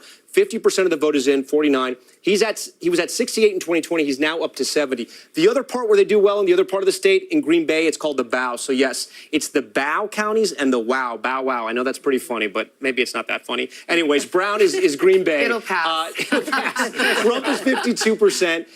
He's up big time here. But again, only 33% of the vote is in. And there are a lot of Democratic votes in Green Bay as well. We're going to come down here to the O and BOW, Outagamie, 54-57. Again, he's overperforming there. And then finally in Winnebago, 36%. I want to show two more counties you guys may have heard of, you may not have. Racine, these are suburbs of Milwaukee, getting closer to Chicago. These were counties that Trump flipped from Obama, and then he held them 4 years later. 15% in. Trump was at 51.68. That's a strong number for him. We go to Kenosha, which has been in the headlines, especially after the George Floyd protests. 50% in 2020, 73% in. He's overperforming there. So if you're looking at Wisconsin right now, I mean, the Republicans have some sort of positivity here that they're looking at. Sauk County is one of these counties that we watch that usually picks the winner of Wisconsin. Sauk is one, and Dorr is the other one. You've probably heard of Dorr if you've been following the political headlines lately. Our data at a Dorr is a little skewed right now, so we're going to wait till the numbers get corrected there for right now. But Sauk County, we can look at 48% is in. Biden won this in 2020. Trump won it in 2016, 47-50. You can see Trump's overperforming there. But again, still a lot of the vote is out. We're going to have to wait and see and what happens. And in case you were wondering, Sauk County, home of the International Clown Hall of Fame. So if you ever want to go down there and you're near Madison, drive over to Sauk. We're getting to the witching hour. We got the fact alert. That's Fun fact alert from Tom. Welcome to the fun facts. Yes, exactly. Let's go to Stephanie Gosh. She's in Philadelphia and Pennsylvania. A lot of hopes riding on Pennsylvania for the Harris campaign. What do you know? Yeah, there certainly are, Savannah. You know, we are here in Philadelphia at the tabulation center. This is where they're going through all those mail-in ballots. And, you know, we've been noticing in recent weeks and months kind of a lessons learned category from 4 years ago. And this place is a perfect example of some of those lessons that have been learned. You may remember in 2020, the tabulation of the mail-in ballots in Philadelphia took place in downtown Philadelphia, and it was basically chaos. Now they're in this entirely new building. It is secured by a fence with barbed wire, and they are doing tabulation inside here. We're actually not allowed inside, but it's going on as we speak right now. And one of the unknowns back in 2020 at the end of the night was, well, just how many mail-in ballots are there out there? We don't know. Well, tonight, right before midnight, we're going to get a briefing here from the city commissioner, from Seth Bluestein. He's going to tell us how many of those mail-in ballots from Philadelphia have been processed and how many they have yet to process, to give an idea of how much more time it is going to take. All of that, more transparency, this more security, so things go much more smoothly. Savannah? All right. Thank you, Stephanie. Back with our panel and guests, former Missouri Democratic Senator Claire McCaskill and Mark Lauder, former Director of Strategic Communications for the Trump 2020 campaign. Good to have you both back. How's the blue wall looking right now, Senator? Well, you know what? I just got to say, with the exception of brave Ann Seltzer and her poll in Iowa, where clearly she did not get it right, it looks like the pollsters got it right in this election because I'm looking at these blue walls. If you look at Berks County, Harris is underperforming. You look at Lancaster County, she's overperforming. It's going to be razor close. I don't think there's any question. Now, what we're going to have to figure out is, do we have a country where an election can be close and people can accept the results? That's the question that I'm beginning to worry about, that if these are all really close and they go the way of Donald Trump, I don't think there'll be any problem. Well, Mark, we live in a 50-50 world. I mean, we do. I mean, we really do. And it's not going to stop after, Wednesday or beyond. No, and one of the things I'll tell you I'm looking at right now is Philadelphia itself, because while Kamala Harris has her margin, the numbers aren't there. She's about 2 points behind right now of where Joe Biden was, but there was a 471,000 vote difference to offset the rural areas. Right now, with 50% of the vote in, the last time I looked, she's on pace for maybe 390,000, maybe 400 or so thousand. That's if the current margins hold, and that's a projection. She needs to be above 450. Yeah. And if we're down there in that because right now it's about 190,000 vote difference with 50% in.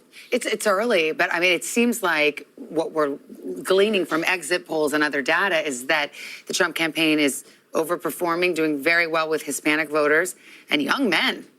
That Joe Rogan army appears to be real in a lot of these places. Is that what you're seeing, Mark? No, absolutely. I think they're very excited by that. And they also see that they're overperforming in rural areas. I think they're trying to cut their losses in the urban areas and in some of the suburbs. It's not always working, but I think in some of these key battleground states, it's panning out right now. Claire, what are you hearing from the Democratic side? Well, first of all, I think there's a lot of people on the Democratic side that are paying a lot of attention to what's happening with Sherrod Brown and Jon Tester right now. How about that? Yeah. Because the fact that it's been called for Trump in Montana and it hasn't been called for the Senate race gives you an indication. Same thing in Ohio. And I think everybody needs to remember what Lester just said is true. It's a 50-50 country. Let's assume for purposes of this conversation that, in fact, they take the Senate. And let's assume for purposes that Trump wins the presidency. They're not going to have more than 51 votes in the Senate, maybe 52. And you have a couple of Republicans that are not all on board with some of the Trump stuff, like Susan Collins and Lisa Murkowski. You could actually have a situation where the Senate is frozen in either administration. Depending on how it goes. So now's a time that I think that regardless of how this turns out, I think the leader of this country needs to realize it's time to quit dividing and try to unite and figure out if we can't find ways to work together.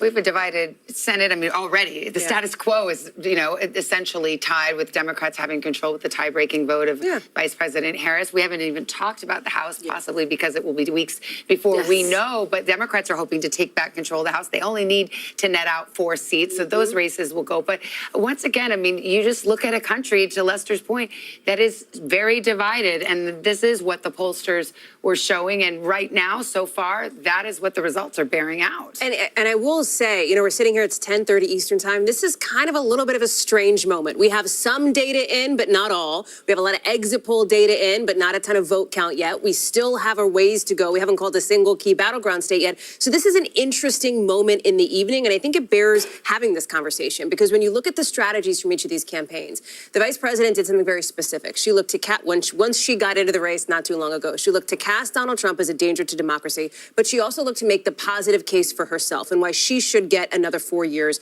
Her campaign spent so much time in places like Wisconsin. Think about that Ripon visit, the birthplace of the Republican Party, bringing out Liz Cheney, former congresswoman on the Republican side. I think everybody knows who the Cheney family is, trying to reach out to this tiny slice of people who aren't quite totally in their tribal corners. Former President Trump looked to supercharge his base. But Savannah. it's so interesting because you say it's a tiny number, and it is, but these were Haley voters, a lot of them. I mean, Kamala Harris went around with Liz Cheney. Yeah. They went to these Adam color counties. Kinzinger, all these, yes. And in Arizona, we saw, Jimmy McCain and some of these big names, former Republicans, Jeff Flake, who are out there. She was trying to find those moms, those suburban women who just had enough with Donald Trump. Let me just pause the conversation very quickly because we have a call now, I believe, in Nebraska. Okay, this is NBC News projects that 3 of the 5 electoral votes will go to Donald Trump. 3 of 5, you ask?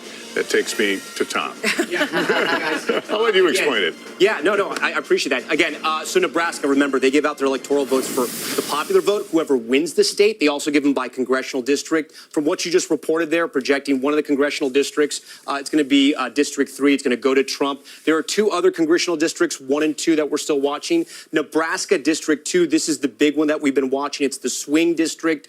The other one, Nebraska 1, usually goes red. We're still waiting on some vote there. It hasn't been called yet. But again, Nebraska 2 is the big one because if it came down to that 269 scenario, we would come here to Omaha. Nebraska District 2 is Omaha, which is Douglas County. It's also a neighboring conservative county, Saunders, and a little bit of Sarpy as well. I think we just can't call it. The difference is 22,000 votes. That's what the difference was in 2020 when Biden won the state. So Democrats are in good shape right now. It's unclear how much of the vote is out. Let me see if I can come back and see if we can get how much of the remaining vote is out in this state. We can't check it just yet. As soon as we have a call on Nebraska 2, we'll bring it to you. It's 1 electoral vote, but in a razor-tight election, each electoral vote is important, guys. All right, let's take a look at the battlegrounds. It's 10:35 in the east, 7:35 in the west, and we've got all battlegrounds closed right now and votes being counted. And too close to call is something you're going to hear me say a lot over these next few moments. That's the story in Pennsylvania, about 58% of the vote in there. In Michigan, also too close to call, the battleground state where both candidates spent a ton of time alongside Wisconsin as well, too close to call. At this hour, still counting about half the vote in there. Let's go down south, the Sun Belt path. Georgia, too close to call. Biden won it by a hair in 2020. Donald Trump trying to get it back tonight, too close to call. In North Carolina, we're still calling it too early to call, so we're waiting for more vote there, even though 84% of the vote is in. In Arizona, too early to call, too. We just had the polls closed there about 90 minutes ago. They got to wait a little bit before they can even start counting votes there. And same thing in Nevada. It'll be a while there. And in fact, if you mail your vote in Nevada, I think you can mail it. It could be land there as late as Friday, actually, and still be counted. Those are the rules in that state. So here's the road to 270, and it's being filled out along the familiar lines that we've all become so familiar with over these last couple of presidential cycles with those big question marks. Tom, let's go to Pennsylvania because I think this is, we've often said this will be the ball game, and we're starting to get more vote, and maybe we could look at some of those bellwethers, like in Erie County, for example, or Lackawanna County. What are you seeing? Yeah, we're also seeing some outliers as well, Savannah. I want to show you what I'm talking about. Center County, it's in the center of the state. This is red right now. 68% of the vote is in. Biden won this in 2020. Hillary Clinton won this in 2016. Why am I highlighting this county? Let me move the map over again. Center County. This is Penn State. This is Happy Valley. This is a university county. The Democrats should be on top right now. Again, there's 68% of the vote in. They could still catch up, but Trump is on top right now. I want to go back to Eastern PA again, which has changed because a lot of people from New York and New Jersey have moved to the eastern portion of the state.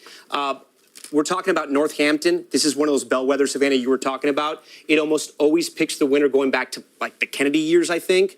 Trump won it in 2016. Biden won it in 2020. Right now, Trump's on top. 73% of the vote is in, so there's still vote out. Those things could change. Again, it's still early. We're not calling these counties as well. I want to zoom in here. This is Berks County. I'm going to zoom in. Reading, PA. This is a city where Hispanics are the majority here. 92% of the vote is in. Trump is up at 56. It's not a huge surprise, but what it shows is that he's overperforming. He won this county in 2016 and 2020, and tonight he's overperforming. Again, some of that vote is still out, but we're watching that. Finally, I want to look at Scranton right here. okay, Lackawanna County. Republicans thought they maybe had a chance in Scranton at least to peel away some of the votes there. Again, this is where Joe Biden was from. People wondered if he got the friends and family discount there with voters. She's underperforming tonight, 51% right now. Biden was at 53.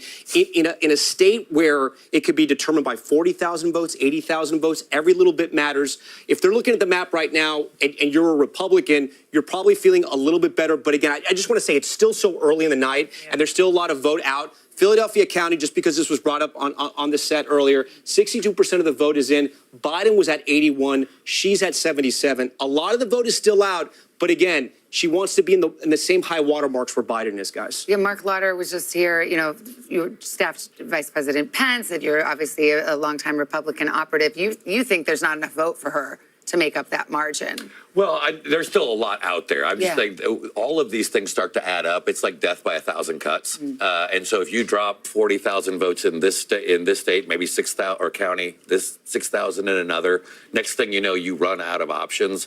I'll leave it to the brilliant minds in the decision desk to figure it out when that happens. I'm not nearly that good at math, but it's starting to look a little more encouraging. And when you see the Latino vote come in, when you see some of the closing of the gap with the young voters, it's starting to add up. Well, let me just jump in on that because there are several places, as we're starting to now at this point in the night, get some trends across battlegrounds when it comes to exit polling with all the necessary caveats that you have heard by now. And there's a few places where former President Trump is making improvements from his performance 4 years ago. It is Latino voters, as you talk about, Mark. It is voters under 30, as you talk about. It is independents. He doesn't mean he's winning them, but he's doing better than he was 4 years ago. Here's where her improvement is, and this is interesting. It's with seniors. It's with voters over the age of 65. And we're starting to see that trend for her. You pointed to me when you said seniors. No, oh my gosh, Savannah. And I just want to let everyone know that we noticed. It deflected off your shoulder. Full disclosure, we talked about it in the commercial break like 2 hours ago. So it was more of a callback to something that I forgot we didn't say on the air because we're chit-chatting constantly. But the seniors piece of it is interesting because think about who actually gets out and votes, right? Who is more likely to get out there and vote? It is seniors. So there's some fascinating dynamics at play. And as we're all talking about, 10:40, we're only on our first cup of coffee. I think one of the dynamics at play as we watch these results come in that's so fascinating. You think about how close, what a tough slog Pennsylvania is as we watch this come in.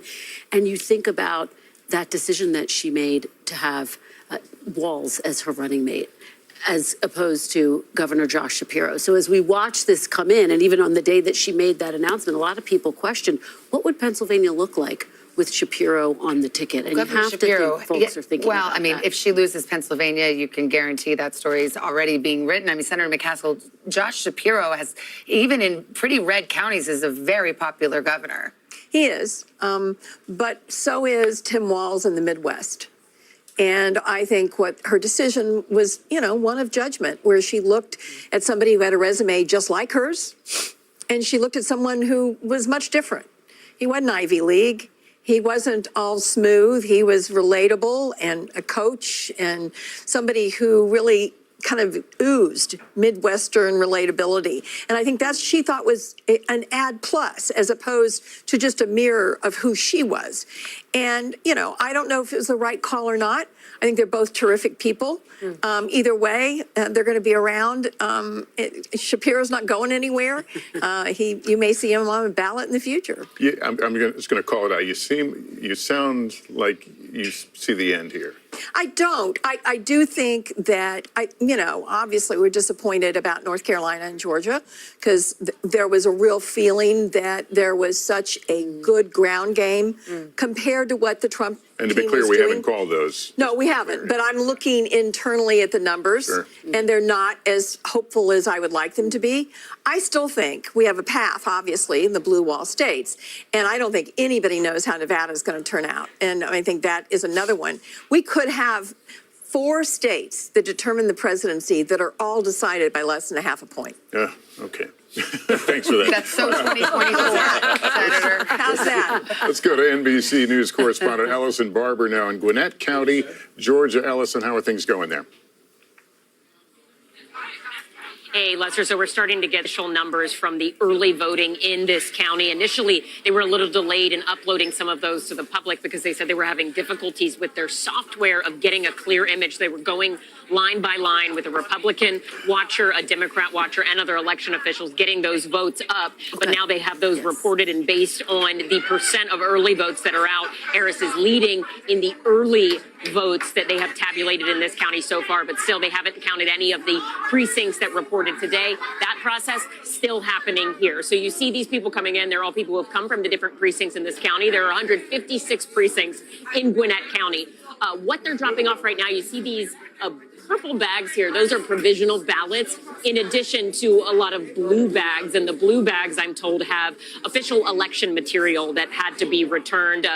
Pamphlets, things that sort of gave directions to the election workers, all of that stuff coming in now. It's coming in waves. The first wave of stuff that was brought in from precinct captains on were the memory cards with the vote. That's something that election workers tell me is a way, a thing that's changed over the years. They said they used to get everything, the election materials that had to be returned, provisional ballots, and the memory cards with the votes all at once.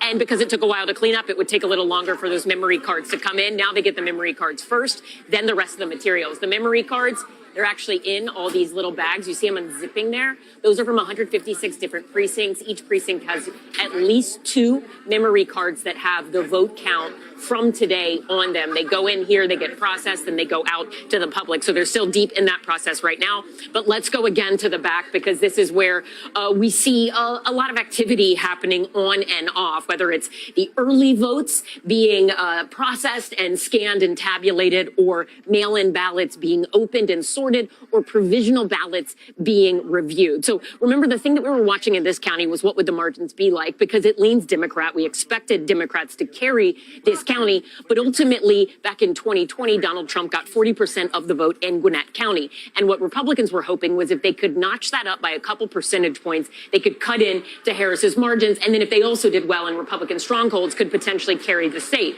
What we're seeing in turnout is turnout so far has exceeded the turnout numbers in 2020.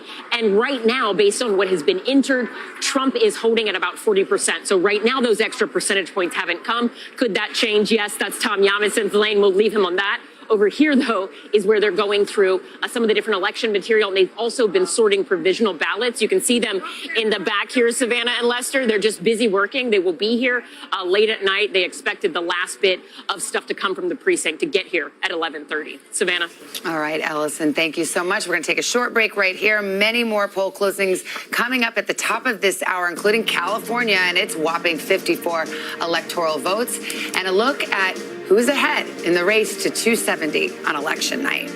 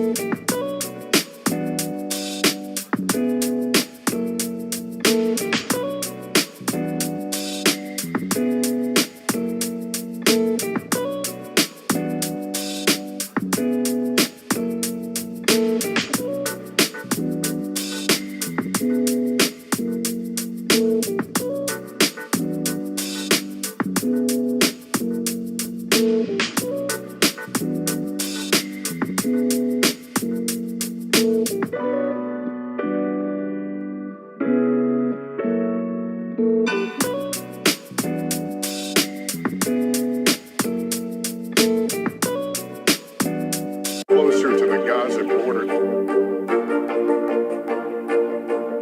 A story of resilience and hope. Please take care of yourself and each other.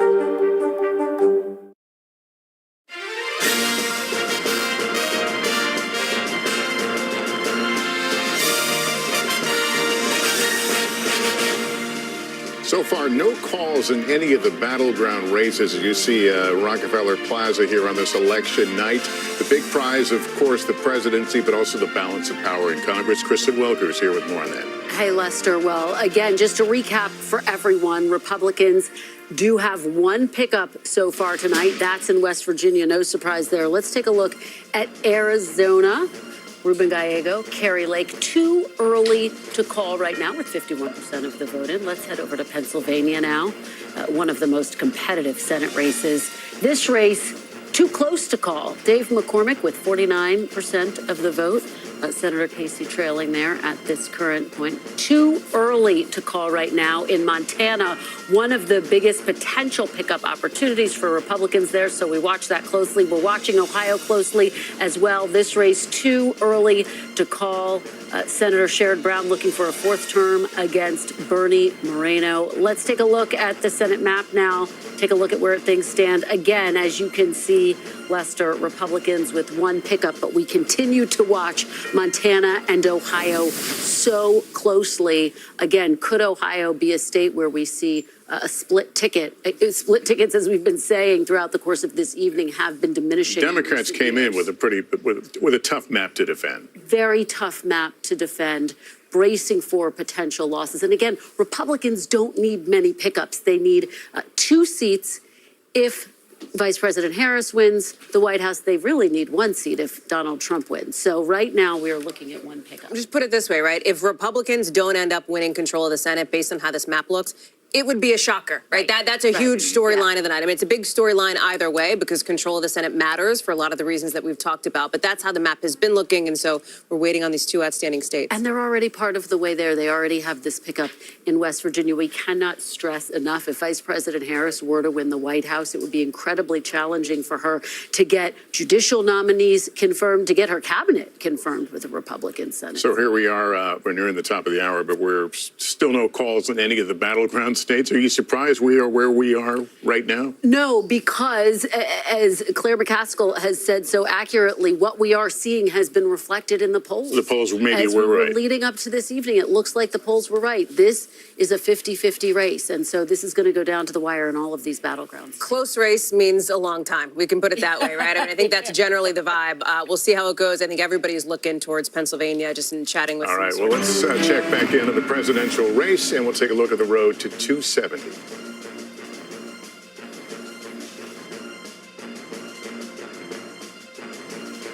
It is 10:51 in the East, and here is where we stand right now on the road to 270 electoral votes. Those will be the keys to get into the White House in the next year. Right now, we want to go to Peter Alexander at Harris headquarters to really gauge the temperature in the room. Peter? Well, we're outside and it's a loud one here, but I can tell you if you get into the crowd here, it's particularly quiet in terms of their sense of optimism right now. That's how one Harris ally just described it to me a short time ago. I ran into a longtime Democratic source, a person who was close to the Harris campaign, and I asked them what they make of the results they've seen so far. They said, honestly, this is not looking so good for us, but then they quickly put on a smile and said, but you know what? We just got to keep smiling for the night. That may give you a better understanding of where they feel like things may be going right now. It remains early, a lot of votes still to count, but I'll tell you what I just heard from a Democratic lawmaker right now who just wrote me in part, quote, it's pretty concerning. I just keep reminding myself that 8 years ago, all the trends in the first few hours showed Hillary winning, and then she didn't. But obviously, this is not the return we were looking for. It gives you a little sense of the way that some of those people supporting Kamala Harris are feeling this evening right now. Again, a lot of numbers, a lot of data still to be counted right now. But as Claire McCaskill said a short time ago, some of the early results we're seeing in some of those places, North Carolina, Georgia, are not looking as positive as the Harris campaign had been hoping. It doesn't mean that they still don't have a path, but it does certainly increasingly mean that they'd have to succeed in holding on to that blue wall. Pennsylvania, Michigan, and Wisconsin. And frankly, speaking to some people in some of those states that are involved with the Harris campaign, they said that's where they are seeing some concern that that's going to be a tightrope that they have to still try to walk tonight. Buster? And Peter, we were just talking here. There's a sense that the polls were, in fact, right. Are they getting that sense that the polls are really reflecting what we're watching? Well, I mean, nationally, this is basically an evenly divided country, right? So the idea that our last poll showed at 49-49 is sort of a overall popular vote, that may be pretty close to where this thing ends up. But remember, for the Democrats to win the Electoral College, they generally have to have a better advantage as it relates to the popular vote. So if the country's evenly divided in terms of a popular vote, that may not be enough for the Democrats. Still a long way to go. Obviously, nobody here is leaving. They're still waiting to hear from the vice president. They recognize this may be not just a matter of hours, but days right now, and they're still hopeful that people are waiting in line, including on those college campuses. They point to campuses in Pennsylvania in particular, some of the campuses out west in Nevada. They're still circling on the map as a place they think that they have the ability to perform well in right now. But, you know, frankly, that's the candidate assessment for the people I'm talking to, so I pass it on to you. Yeah, and as we said, none of the battleground states have been called as of yet, so we continue to watch. But they're as close as they can be. Let's go to battleground Wisconsin. Shaquille Brewster in Milwaukee for us. Hi, Shaq. Hi there, Savannah. And you know, one thing that we're hearing is that just heard from the Milwaukee elections clerk, and they're saying that they are processing these absentee ballots. All of the early vote, all of the mail-in vote is counted here in this warehouse. And this update is despite the fact that there was a little hiccup that we saw earlier today. I'll show you what happened. It was on these tabulators that we see. And if you look closely at that red sticker there, they say that that flap was not locked. The tabulator was sealed, but the actual flap there that opens up, it was not completely locked. So what they did is they got a bipartisan group together. They went through to all of the 13 tabulators, high-speed tabulators in this entire facility, and they went through and emptied them out and restarted the count of some 30,000 ballots. Now, despite that, they say that they're moving along fairly well. When you look around here, you see at each of these stations, the election workers, the election clerks are counting those ballots. And, you know, when you talk to operatives in the state,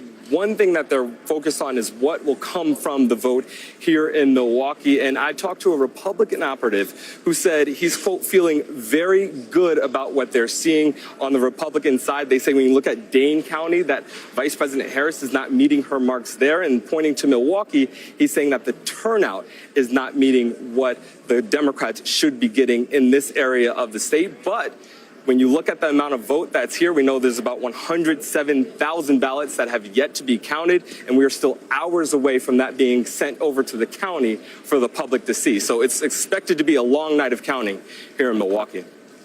All right, Shaq, thanks very much. Let's go over to Tom Yamas, who's over at the big board. Couple of things. Let's look at North Carolina. You got it. Still too early to call. And how about Virginia? Yeah. It's a blue state. Haven't called it yet. We'll talk about both those because both states have interesting things happening. So first off, 85% of the voting, if you're asking yourself, why is it too early to call? Why hasn't NBC News projected this race just yet? Because listen, there are still 875,000 votes that are out. So we're going to wait till we can make a clear projection there. I do want to highlight some things. I've been talking about Charlotte, Mecklenburg County all night long. This is where Democrats had to turn out the vote. This is where races are won and lost in the state of North Carolina, is in Charlotte. Clinton at 62, Biden at 66.7.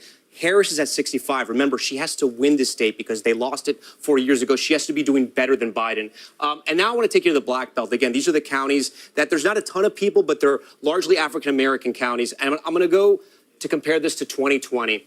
And I want you guys to watch these numbers. Remember, the number on the left, it has to be higher. The number on the left has to be higher. So we're going to lock this in. Let's go through here and just watch. Every county, she's underperforming. With a lot of the vote, there's still some vote out. But in almost every county, she's underperforming. Again, this is the Black Belt, high proportion of African-American voters here, and she's underperforming. Not a population center, but if she wants to win North Carolina, she has to be doing better there. I know you were asking about Virginia. Savannah, let's take a look at Virginia. We haven't called Virginia yet, you know, and if we, just to give you context, the last two elections, it came kind of close in 2016, about 4 percentage points, 4 or 5 percentage points. In 2020, Biden grew that lead much more. It was about 10 points there. Tonight, here's where it's at. 77% of the votes in. There's about a 2% spread. I'm being told by our politics desk, a lot of the vote that is out is still in the Northern Virginia suburbs. This is the Democrats' sort of their sweet spot where they're going to drive up the votes. Also, Richmond County, a lot of African-American voters there, too, that could possibly vote Democratic. But listen, Republicans have been making inroads in there as well. We can take a quick gander. How much time we have? About a minute? 2 minutes. Now we're going to say goodbye. We'll come back. We'll dig into those northern suburbs in just a minute, Savannah. Let's do, because, Yeah. northern suburb resident Chuck Todd says you can't count. We're waiting on that vote. You're Right. waiting on that vote, but I want to go to Mark Lauder on this. Also, I think a Washington, D.C. former area resident, so you get to weigh in on this too, and you too, Senator. I mean, would you have expected that Virginia would take this long to call? I mean, is this concerning? Does it give you any other trend lines? No, I mean, I saw a lot of energy, and I live in Northern Virginia as well. I've seen a lot more Trump signs in people's yards where 4 years ago, 8 years ago, you would have never dared put one up there. So I think there was a little more of an emboldened activity, but you know you're not going to win that area. But I think this does point to what we were talking about we see going on in Philadelphia, which we see going on in some of the other Charlotte areas. She's underperforming in the metro areas, which is where she needs to overperform. I think when it's all counted, when everything comes in Northern Virginia, and Chuck's not here, so I'm a little nervous. But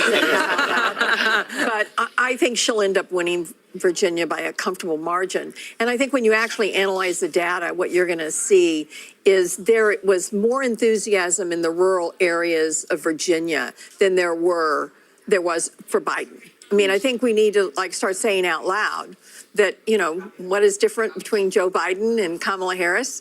Everybody thinks they're exactly the same on policies, but one is a woman of color and the other is a white man that everybody was really comfortable with, that were moderates and knew him well and had known him for decades. So I think you're seeing more Trump support in some of the areas where Biden could cut in.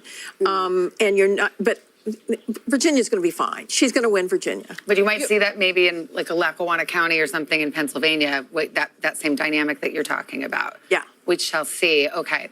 We want to pause just a moment. We've got a lot more to get to. Top of the hour, we're going to have the big poll closings in California. Got an election alert. Poll closing in about 20 seconds or now. So there'll be some biggies out there to talk about. Yeah, you see California, Idaho, Oregon, Washington. Those will all be closing here in about 10 seconds.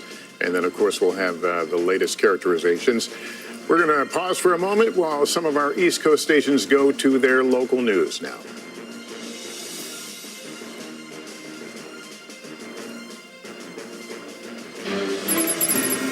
And welcome back. At the top of the hour, 11 o'clock hour here in the East, NBC News can project that Kamala Harris will win in the state of California. 54 electoral votes. In the state of Idaho, NBC News projects Donald Trump will win and take those 4 electoral votes in Idaho. Here's the map where it moves in the road to 270. Donald Trump with 214. Harris now with 145. So things certainly becoming a little more interesting as the evening progresses. Okay, for the 11 o'clock poll closings, we have a couple of uncalled races, Oregon and Wisconsin. We just called California. Now let's go to our battlegrounds. Pennsylvania, too close to call, 11 o'clock Eastern, 8 o'clock in the West. Same story in Michigan, too close to call at this hour, with about a third of the vote counted there. In Wisconsin, it is too close to call. You knew it would be a tight election. The polls all showed it, and that's certainly being borne out tonight. 60% of the vote in there. In Georgia, it is too close to call. Getting closer to that final number there, but the margins are just too close to make a call in that presidential race. Same thing in North Carolina. In fact, it's too early to call. We are still awaiting vote there. In Arizona, let's go out west. We've got 2 battlegrounds out west. We've got Arizona and Nevada. Polls closed there about a couple of hours ago. Well, 2 hours for Arizona, last hour for Nevada. Both of these too early to call. And Tom Llamas over at the board. And we talk about Arizona. We haven't given its due tonight in Maricopa County. And don't forget, the great county of Pima County, home to Tucson, Arizona. And give some credit to Arizona. Already 50% of the vote is in. I mean, they're doing their job there. So congrats to them. Maricopa County, this is the big swing county that we're going to be watching here. This is going to be about 60% of the vote in the state of Arizona. So important. If you want to win Arizona, you got to win Maricopa. You can see Trump won it in 2016. Biden won it in 2020. Tonight, with 50% in, Kamala Harris is on top right now. Phoenix, one of the 5th largest city in the country, one of the fastest growing areas in the country. County. Something else interesting about Maricopa, it's not so much people from other states moving there for the jobs, it's people from all over Arizona moving to this area. You have Mesa, Tempe, Scottsdale, a lot of growth there. We're going to go to this other county here, Pima County. Savannah, you've heard of this county? Maybe, maybe not. 50% of it is in. This is Tucson. This is a Democratic stronghold, but it's not like Cambridge, Massachusetts, right? It's not 60-40 split. It sometimes is, but not really. Tonight, she's doing well. She's turning out the vote there, about 30% Hispanic in Pima County as well. It's on the border. Just next door to Pima is Yuma. Now, this is majority Hispanic, an interesting county, but this is a place where Republicans can run up the score. Trump overperforming right now, only 35% of the vote is in. Arizona, still very, very early, 11 electoral votes. As we get information, we'll sort of dissect it and figure it out, but it's going to be a while before we call Arizona, Savannah, as you know. All right. Thank you, Tom. We got our panel here. We got Chuck. We got Savannah Sellers over here. Chuck, what are you making of what we're seeing, what the trend lines are? There's a reason why there's anxiety in the Harris camp and growing enthusiasm and optimism. I mean, all the trend lines, this looks a lot more like 2016 to me than it does 2020. And you're seeing whether it's rural turnout surging up, but we've had to up our projection of total turnout in Georgia than what we saw. And as we'd been saying, and we'd seen this, higher turnout was always going to be better for Trump. Not, there's always been this pre-Trump era conventional wisdom used to be Democrats would perform better, but he has the sort of the occasional voter. And it looks like, and we're actually even seeing evidence of what I call these shotgun Trump voters. They come in, they vote Trump, and they leave because there's about 100,000 vote gap. I mean, the Democratic Senate candidates in the blue wall are all in better shape right now than Harris. And did Republicans crack the code of early voting and finally glomming onto that, even though Donald Trump is sending a separate message? Well, one might argue now, if you look at the 3 Trump elections, 1, he obsessively made sure people didn't vote early. 2, he didn't. 1 was at 16, and then it's this one. So you may be onto something, but I do think the bigger story is their ability to expand the electorate. He used to have a ceiling of about 47, 48. That's not the case tonight. He expanded it another point or 2. That's significant. As we know, in a razor-thin environment, even if you're just adding 50,000 to your voter rolls, well, that's the difference between winning and losing. Half the blue wall. I heard your Dallas Cowboys thing. I mean, there you go, right? I mean, do it again? Yeah, I mean, it also works for Lambeau Field. That the last 4, literally, a better stadium to pick. You don't want to have a losing team. Yeah. Oh my gosh. Here we go. No, just that our elections, our last election was decided by 80,000 voters in 4 states that would fill a football stadium. But can we also remember one other thing here? Because she was trying to do something as a sitting vice president that had never been done before. Succeed an unpopular president. Okay? Hubert Humphrey tried to do this, and he came 1 percentage point short. It was a very close election. The electoral vote wasn't close, but it was a very close election. But he came up short. Al Gore tried to do this. While Bill Clinton's presidency was popular, Bill Clinton, the individual, was not. We all know he came up 537 votes short, as Lester will tell you over and over again. So the last sitting vice president to win was George H.W. Bush, with an outgoing president that had a 60-plus approval rating. He was at 41%. I mean, that is, you are asking somebody to overperform in a way that we may find out was politically impossible. This sounds a little bit like a postmortem, so I want to make sure we and I don't think we're there. We have not called. And let me give you the view from the Harris campaign. And by the way, they know if they win, it's going to be like this. Like their path is razor thin. That's exactly what they're saying. There's this new memo that is out now from the chair of the Harris campaign that was sent to staffers, obtained by our Monica Alba and our team that covers the Harris camp. And this is exactly the point, right? Which is why I wanted to jump in here on this. They say that the closeness of this race is what we prepared for all along. They still see data trickling in from Sunbelt, but all along they knew it was going to be blue wall. I mean, listen, to a degree, of course, this is what they're going to say, but they say they think they're still feeling good about Pennsylvania, overperforming turnout in Philadelphia in some of these areas. In Michigan, they say there's still a lot of vote to come in. In Wisconsin, there's still a lot of vote remaining. General O'Malley Dillon says in this memo, we've been saying for weeks this race may not be called tonight. I'm going to interrupt here because we do have an NBC News projection in the state of Oregon. NBC News projects that Kamala Harris will win in Oregon when the votes are counted. Here's where there's the breakdown right now. 220,000 vote difference, 45% of the vote in. But again, Kamala Harris, the projected winner there. In our road to 270, you see it there on the screen, 214 for Donald Trump, Harris with 153. The big prizes, still no calls. We continue to wait. Interesting that that memo is focusing on the blue wall. That's all but saying they're not expecting a North Carolina victory or a Georgia or. Those are two states. I'm just looking at this on my computer. I don't see either of those two states mentioned here. They do talk about Nevada and Arizona. It's going to be a bit, but the bottom line is they feel like this race is not going to come into focus until the early morning hours. The fascinating thing about what Hallie just read, Chuck says this feels like 2016. That's almost verbatim a memo that we got in 2016 saying we're focused on the blue wall. Everyone's focused on the blue wall. No one panic. And this, we have a lot more vote to count. So I want to be very cautious in saying this, but tonally, it is fascinating that that is the message that they're sending. Well, not for nothing. They did their last rally, Kamala Harris in Philadelphia on the whole eve last of day. the election. All she did was focus on Which CA. is exactly what. They had their eye on the in ball. I mean, you 2016. can't say, right, they didn't do that in 2016, right? She was doing Arizona, she was doing Texas, and she But sort the of, night before was in Philly. true, but they sort of didn't do the blue. To their credit, I mean, Yeah. she lived in Pennsylvania, but I'll tell you this, we'll see, there's probably a lot of people wondering, who should be the running mate? Who should be on this Democratic We ticket? had that discussion. Yeah. So some people will, if It'll she be- loses Pennsylvania, there'll be a lot And if of. that's the only state, right, that'll be If- the hand wring. Because Josh Shapiro is a very popular Right. Democratic governor who was on the short list for vice president. Let's bring Savannah Sellers into this. I mean, what are you reading out of the exit polls? Are you seeing any trend lines? I know you've got your brief. You really look at young voters and you've got your finger on the pulse there. What stands out? Absolutely. I'll start with some numbers and then give you some anecdotal information. First, let's talk about first-time voters. This is not just young voters, but that's 57% of these first-time voters are under the age of 30. They are breaking for Trump. That is a major reversal from 2020. 53% for Trump right now, 46% for Harris. Back in 2020, 64% went for Biden. Something that I've been tracking, and I've been even watching it tonight on apps like TikTok, on apps like Instagram, when you just talk about like who's popular, who do people like?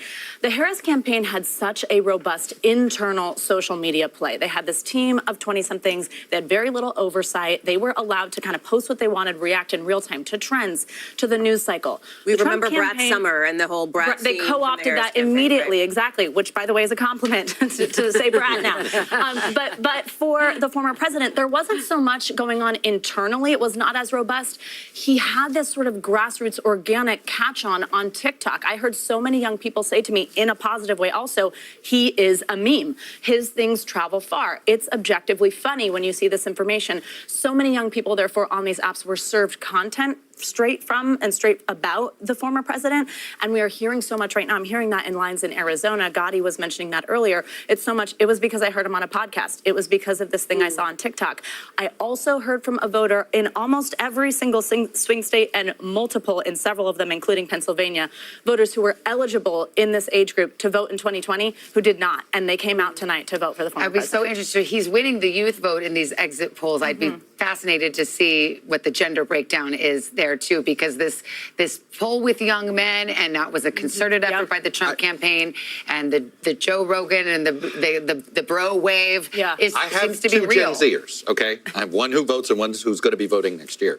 One in each gender, and I see it with their friends. You see it. It's real. This gap, this is not about Trump and Harris. There is a growing cultural gap, if you will, between young men and young women. I have that It number is too, really if you there. want it. The gender gap on this, first-time men, Trump 62%, Harris 36%. First-time women, the gap is less here. Trump 46%, Harris 53%. Yeah, So that I mean- young men turnout is real. Well, people who thought that young women would be voting in droves for Kamala Harris, especially because of reproductive rights. I mean, that exit poll does not suggest that. Absolutely. It doesn't, and this goes back to what Chuck has been saying, which is that the person who ultimately winds up winning this war of the sexes is the candidate who does a better job appealing to the weaker gender for them, whoever is weaker for them. And so we've seen Trump not only clearly energize, drive up young men of various different racial backdrops, but also chip away at Vice President Harris's lead. I mean, her lead among women continues to be, based on what we're seeing so far, less than his lead with men. The gender gap is interesting, but also, as we've alluded to here on the table, the education gap is also becoming such an interesting storyline here, as Chuck talks about kind of a realignment in this moment and where we are. That's another thing to be watching for tonight. Again, it is 11:11 Eastern time, but there's still plenty of vote to come I want in. to go to Tom right now. Tom, I'm looking at Wisconsin. Looks like 62% of the vote in there. You're picking up some things Sharon, what Yeah, too close to call right now. Trump on top 50%. The difference is 39,000. Remember, the last two elections in Wisconsin, presidential elections, 20,000 votes was the difference between both candidates here. We want to go back to Madison, the capital of Wisconsin, Dane County. This is also the site of the University of Wisconsin as well. 92% of the vote in. Harris doing a little better than when we last checked in with her. But again, she's slightly underperforming Biden. She still has time to catch up. There's still 8% of the vote that's out. We actually know exactly how much of the vote is out. About 30,000 votes remain there. So maybe she picks up the margins there. We also want to talk about Milwaukee. This is the biggest population center in the entire state of Wisconsin. Right now, 54% of the vote is in. So a lot of that vote is still out. It's probably going to be a little bit later till we can call Milwaukee by itself. Biden was at 69. She's down about 2 to 3 points. Again, this would be concerning for Democrats. But look, there's still a lot of vote out in Milwaukee. Door County, if you've been following the presidential race at all, everyone's been talking about Door County in Wisconsin. It's this peninsula that shoots out into Lake Michigan. The last 6 statewide elections, presidential elections, I should say, they've picked the winner. This is a good sign for Kamala Harris. She's on top there, overperforming Biden just slightly. 95% of the vote is in. Again, Door, if we bring it out to past elections, it almost always picks the winner in the state of Wisconsin. So that's a good sign for her because it's a bellwether. I do want to check in some of these Democratic strongholds. Eau Claire, 92% in, kind of performing at the same level as Biden. That's good news for her. She wants to keep it there. We don't have any data there. What else we have? I think here in La Crosse, this is another Democratic stronghold, 92% in. Biden was at 53. She's 55, I should say. She's slightly underperforming. So listen, still a lot of vote. Let me see how much vote is still out. Still about 40% of the vote. But here's what's tough for Democrats in Wisconsin. Of the battleground states, each of those blue wall states is different. But of all the battleground states, Wisconsin is the widest. So they can drive up the margins with at least African-American voters and some Latino voters that are going to stay loyal to the Democrats in this election. What they can do, there's about 100,000 college students in the state of Wisconsin, and they usually fare better, much better with those university students. We're going to have to wait and see, as we say right there, too close to call. All right, we got a big projection to give right here. This is the Ohio Senate race. It was a hotly contested race. Bernie Moreno, the car dealer, Republican, will pick up that seat, unseating the incumbent Sherrod Brown. This is quite a moment because, barring any unforeseen circumstances, it appears that Republicans, with that victory, will take control of the United States Senate. Again, it's not an official projection at that moment, but if things happen as expected, it would look like a two-seat gain here in the Senate. And so this is a hugely consequential vote here. Sherrod Brown, in a red state, was fighting for his political life. He's pulled that rabbit out of the hat a few times, but not here tonight. 3 times, Savannah. And he has been someone who's been very adept at straddling that line, reaching out to working class voters throughout his state. His father was a doctor, grew up in Mansfield, really had that working class appeal. And yet, this Trump-backed candidate, Bernie Moreno, a car dealer, able to topple him tonight. Again, we've been looking for ticket splitters. Didn't find one here in the state of Ohio. Again, this in line with what we've seen, which is that ticket splitters have been diminishing. He only overperformed, Sherrod Brown only overperformed Harris by about 2 points. And he needed to overperform about 4 or 5. But this is no longer about, Democrats knew they probably weren't going to hold the Senate. The question was, can they limit the Republicans to 52? Because if they can limit them to 52, then you can find 2 or 3 seats to pick up in the 2026 midterms. But if it gets to 53 or 54, right, which is very possible tonight. I mean, they've got Montana, which Republicans are favored. They've already held their 2 vulnerable seats. Nebraska's sitting out there, and it's really is a coin flip race right now. That's a unique situation. But they could get to 53 or 54, which could put the Senate out of reach for Democrats for 4 years. So at this point tonight, it's about whether Democrats can hold enough of their seats this cycle so they actually have a shot at winning back the Senate, can be competitive in 2026. Sherrod Brown way outspent Bernie Moreno in Ohio, too. Just dumped a ton of money, pro-Democratic allies in the state of Ohio. But remember why the Senate matters, not to give a civics lesson here, right? But the Senate can act in some ways as the brakes or the accelerator for whoever ends up in the White House. They can either get a president's policies moving to a degree if the House is the same party, or not, right? And that's what this comes down to here, is how much, if it is Donald Trump in the White House and a Republican Senate, What could they do for his policies if it is Kamala Harris in the White House and a Republican Senate? How does that interplay work when it comes to some of the issues? I have to say the House is much more important, though, at this point. If the Democrats are not going to win the White House, they have to have that. I mean, if you win the White House, you want your party to have that. If you're going to not have a chamber, don't have the Senate. It's the House you really worry about because the House has subpoena power. Yeah. And so if the House is of the same party, you can navigate Washington a lot easier. The Senate's not easy, but you can find bipartisan coalitions in the Senate. And this is what the House looks like right now. The House, at this point, whoever wins the presidency, you want your party to have, because if you don't, then it's subpoena, and then you can be tied up. Your entire agenda can get tied up. But unlike the Senate, Correct. we're not talking about the House tonight in almost. No doubt, we might not be talking about the House until we go to Savannah's for Thanksgiving. And even then, it may be the Friday after. At your own risk. I think y'all know how I cook. But I mean, the House was not expected to track the presidential. And Correct, so the because Senate, of New York and California. Yes, exactly. And we'll be waiting New York and California. Some of these tight races, it could be weeks. It was weeks in 2020. But I mean, the prospect is there. If are we going to have divided government? right. As Americans have so often chosen divided government, they seem to like it. Chosen Will we or have stumbled into it. Yes. Well, Who knows? and remember, Democrats only need 4 seats to take back control of the House. And so they like their chances there. What's so interesting is that we're covering all of these various battleground states, Pennsylvania, and all of the blue wall states. The House is really going to be won and fought in New York, in California. So it's a very different terrain. And again, could be over a week, if not longer, before we know. Let's turn to NBC's Garrett Haake. He's at Trump headquarters in West Palm Beach, Florida. Garrett, what's the former president doing now? And I'm wondering if there's been any reaction to what appears could be a change of power in the Senate. Not to that specifically, Lester, but let me set the scene for you here just to get the lay of the land down here in South Florida, because some of this will matter later on tonight, perhaps. We're in West Palm Beach right now at the Convention Center, which is the giant party headquarters media center for the Trump campaign tonight. Donald Trump is across the Intercoastal Waterway at this hour at Mar-a-Lago, his home and private club, where for a portion of the night he was doing, I think, what many people sort of imagine candidates do on election night, meeting with advisors, watching the returns come in, checking the numbers. At some point this evening, according to multiple sources who are there and have laid eyes on him, he has transitioned into essentially party mode already, down in the ballroom at Mar-a-Lago, shaking hands, thanking supporters, participating in the celebration that has begun among his closest supporters, his family and friends, despite a race that remains uncalled.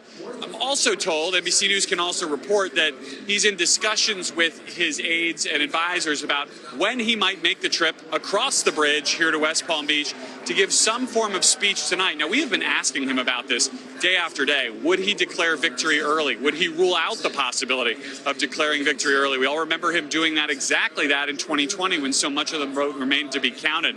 He has refused to take an early declaration of victory off the table, and it's our understanding now that conversations are underway for him to make some kind of address here tonight, regardless of where we are on the path to 270 votes. All right, Garrett, thank you so much. And we're joined now by podcast host John Lovett and Dan Pfeiffer, both White House veterans. I believe we have them right now. Oh, not yet. We're going to go to, that they're coming up. We're going to go to Peter Alexander. Peter Alexander, for get the view from the Harris headquarters. It sounds like Donald Trump is talking about coming out and saying something. What are you hearing from the Harris campaign? That's 3,000 votes, less than that. Yeah, well, I always defer to the Pod Save America guys. If they want to go, you'll let me know when they're ready. But we are waiting to hear, of course, from Kamala Harris at some point over the course of this evening. No indication when that would happen. Some early indications it might happen in the course of this hour. No confirmation on that at this time. We'll keep you posted as we know. I will tell you, though, in the course of the last 15 minutes, NBC News did obtain a memo that was sent out by the chair of the Harris campaign, Jen O'Malley Dillon, the woman who orchestrated Joe Biden's victory in 2020. This was sent to staff, and it gives you a sense of where they are heading into this evening. They expect nothing will be determined until late into the night, and certainly they say they're going to be at this again tomorrow. But as she notes in this memo again, she says that they have always said that the clearest path to 270 electoral votes lies through the blue wall states. And here's what she says specifically about Pennsylvania. She says that we overperformed turnout expectations in Philadelphia and overperformed in our early vote expectations in Bucks County, one of those key collar counties, those key suburbs of Philadelphia. She says we don't have election day results from Philadelphia, but we do know that we overperformed turnout expectations there and have seen especially high turnout in places with non-white and student populations. One thing they're keeping a close eye on right now. About Michigan particularly, they say the city of Detroit won't be reporting out until roughly midnight, but that they have seen strong turnout from early vote and election day voting in other parts of the state. And finally, in Wisconsin, where they're keeping a close eye on that blue wall, that they do not expect complete results from Wisconsin until tomorrow morning between 3 a.m. and 5 a.m. But the biggest takeaway perhaps from this memo is the sense that as the chips start falling, it appears that they are leaning heavily into the blue wall, which started and may be ending as their best path to victory here. In spite of some numbers that show they still have some ground to make up, there's still a lot of data out there. And that's where, at least according to her memo, which effectively said goodbye to the staff for the night, said we'll do it again late into the night and start again strong in the morning. That's where they are as this night heads toward midnight. All right, Peter, thank you. Now, without further ado, let's go to the hosts of Pod Save America, Democrats John Lovett and Dan Pfeiffer, both White House veterans. And Dan, I know you to be a number cruncher, and I wonder what you're thinking about the numbers that you're seeing. You just heard what the Harris campaign is saying, but the vibe check is that this path is narrowing significantly and that it's blue wall or bust at this point for Kamala Harris. Yeah, that seems right. And when you look at the numbers, it's very clear that Trump is overperforming in rural counties, and Harris is overperforming in suburban counties. And what is going to maybe the deciding factor here is primarily going to be what is the turnout and the vote margins coming out of Milwaukee, Philadelphia, and Detroit. And if they are what we think they are, then she has a very clear, albeit narrow, but clear path to be the next president of the United States.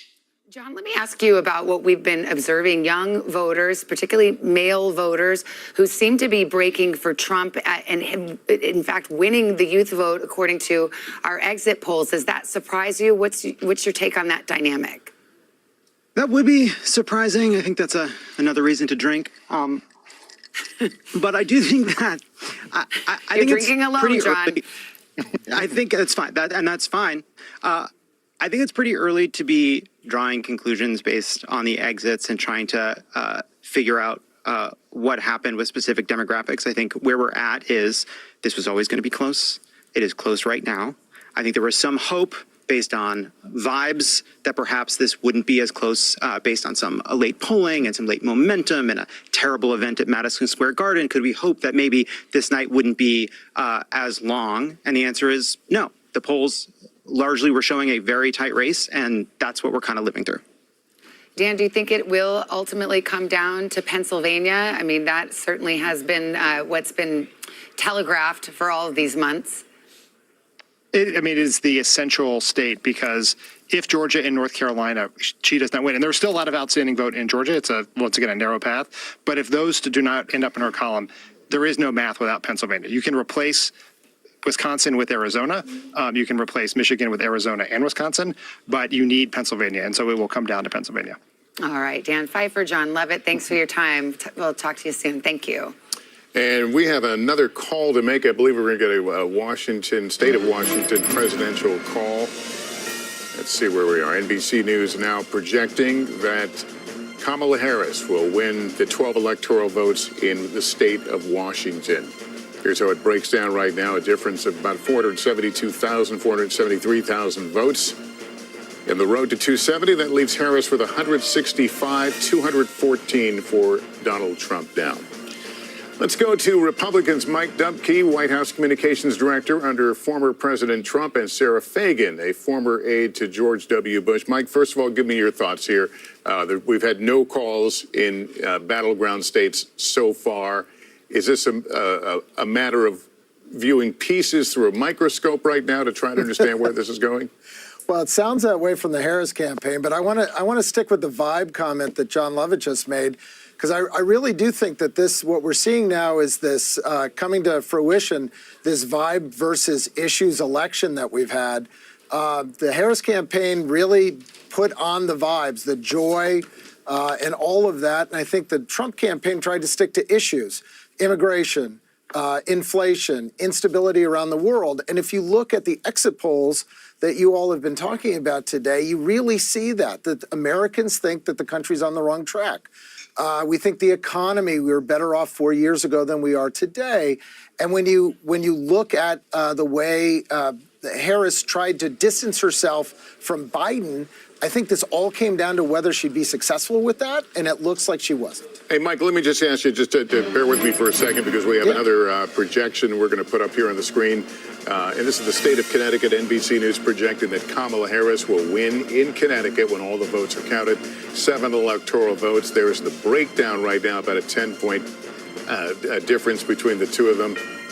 And here's where it takes us in the road to 270. Donald Trump standing at 214. Harris now with 172 electoral votes. We'll get back to our conversation. Sarah, let me turn to you. You've heard a little bit about this memo now with this campaign memo.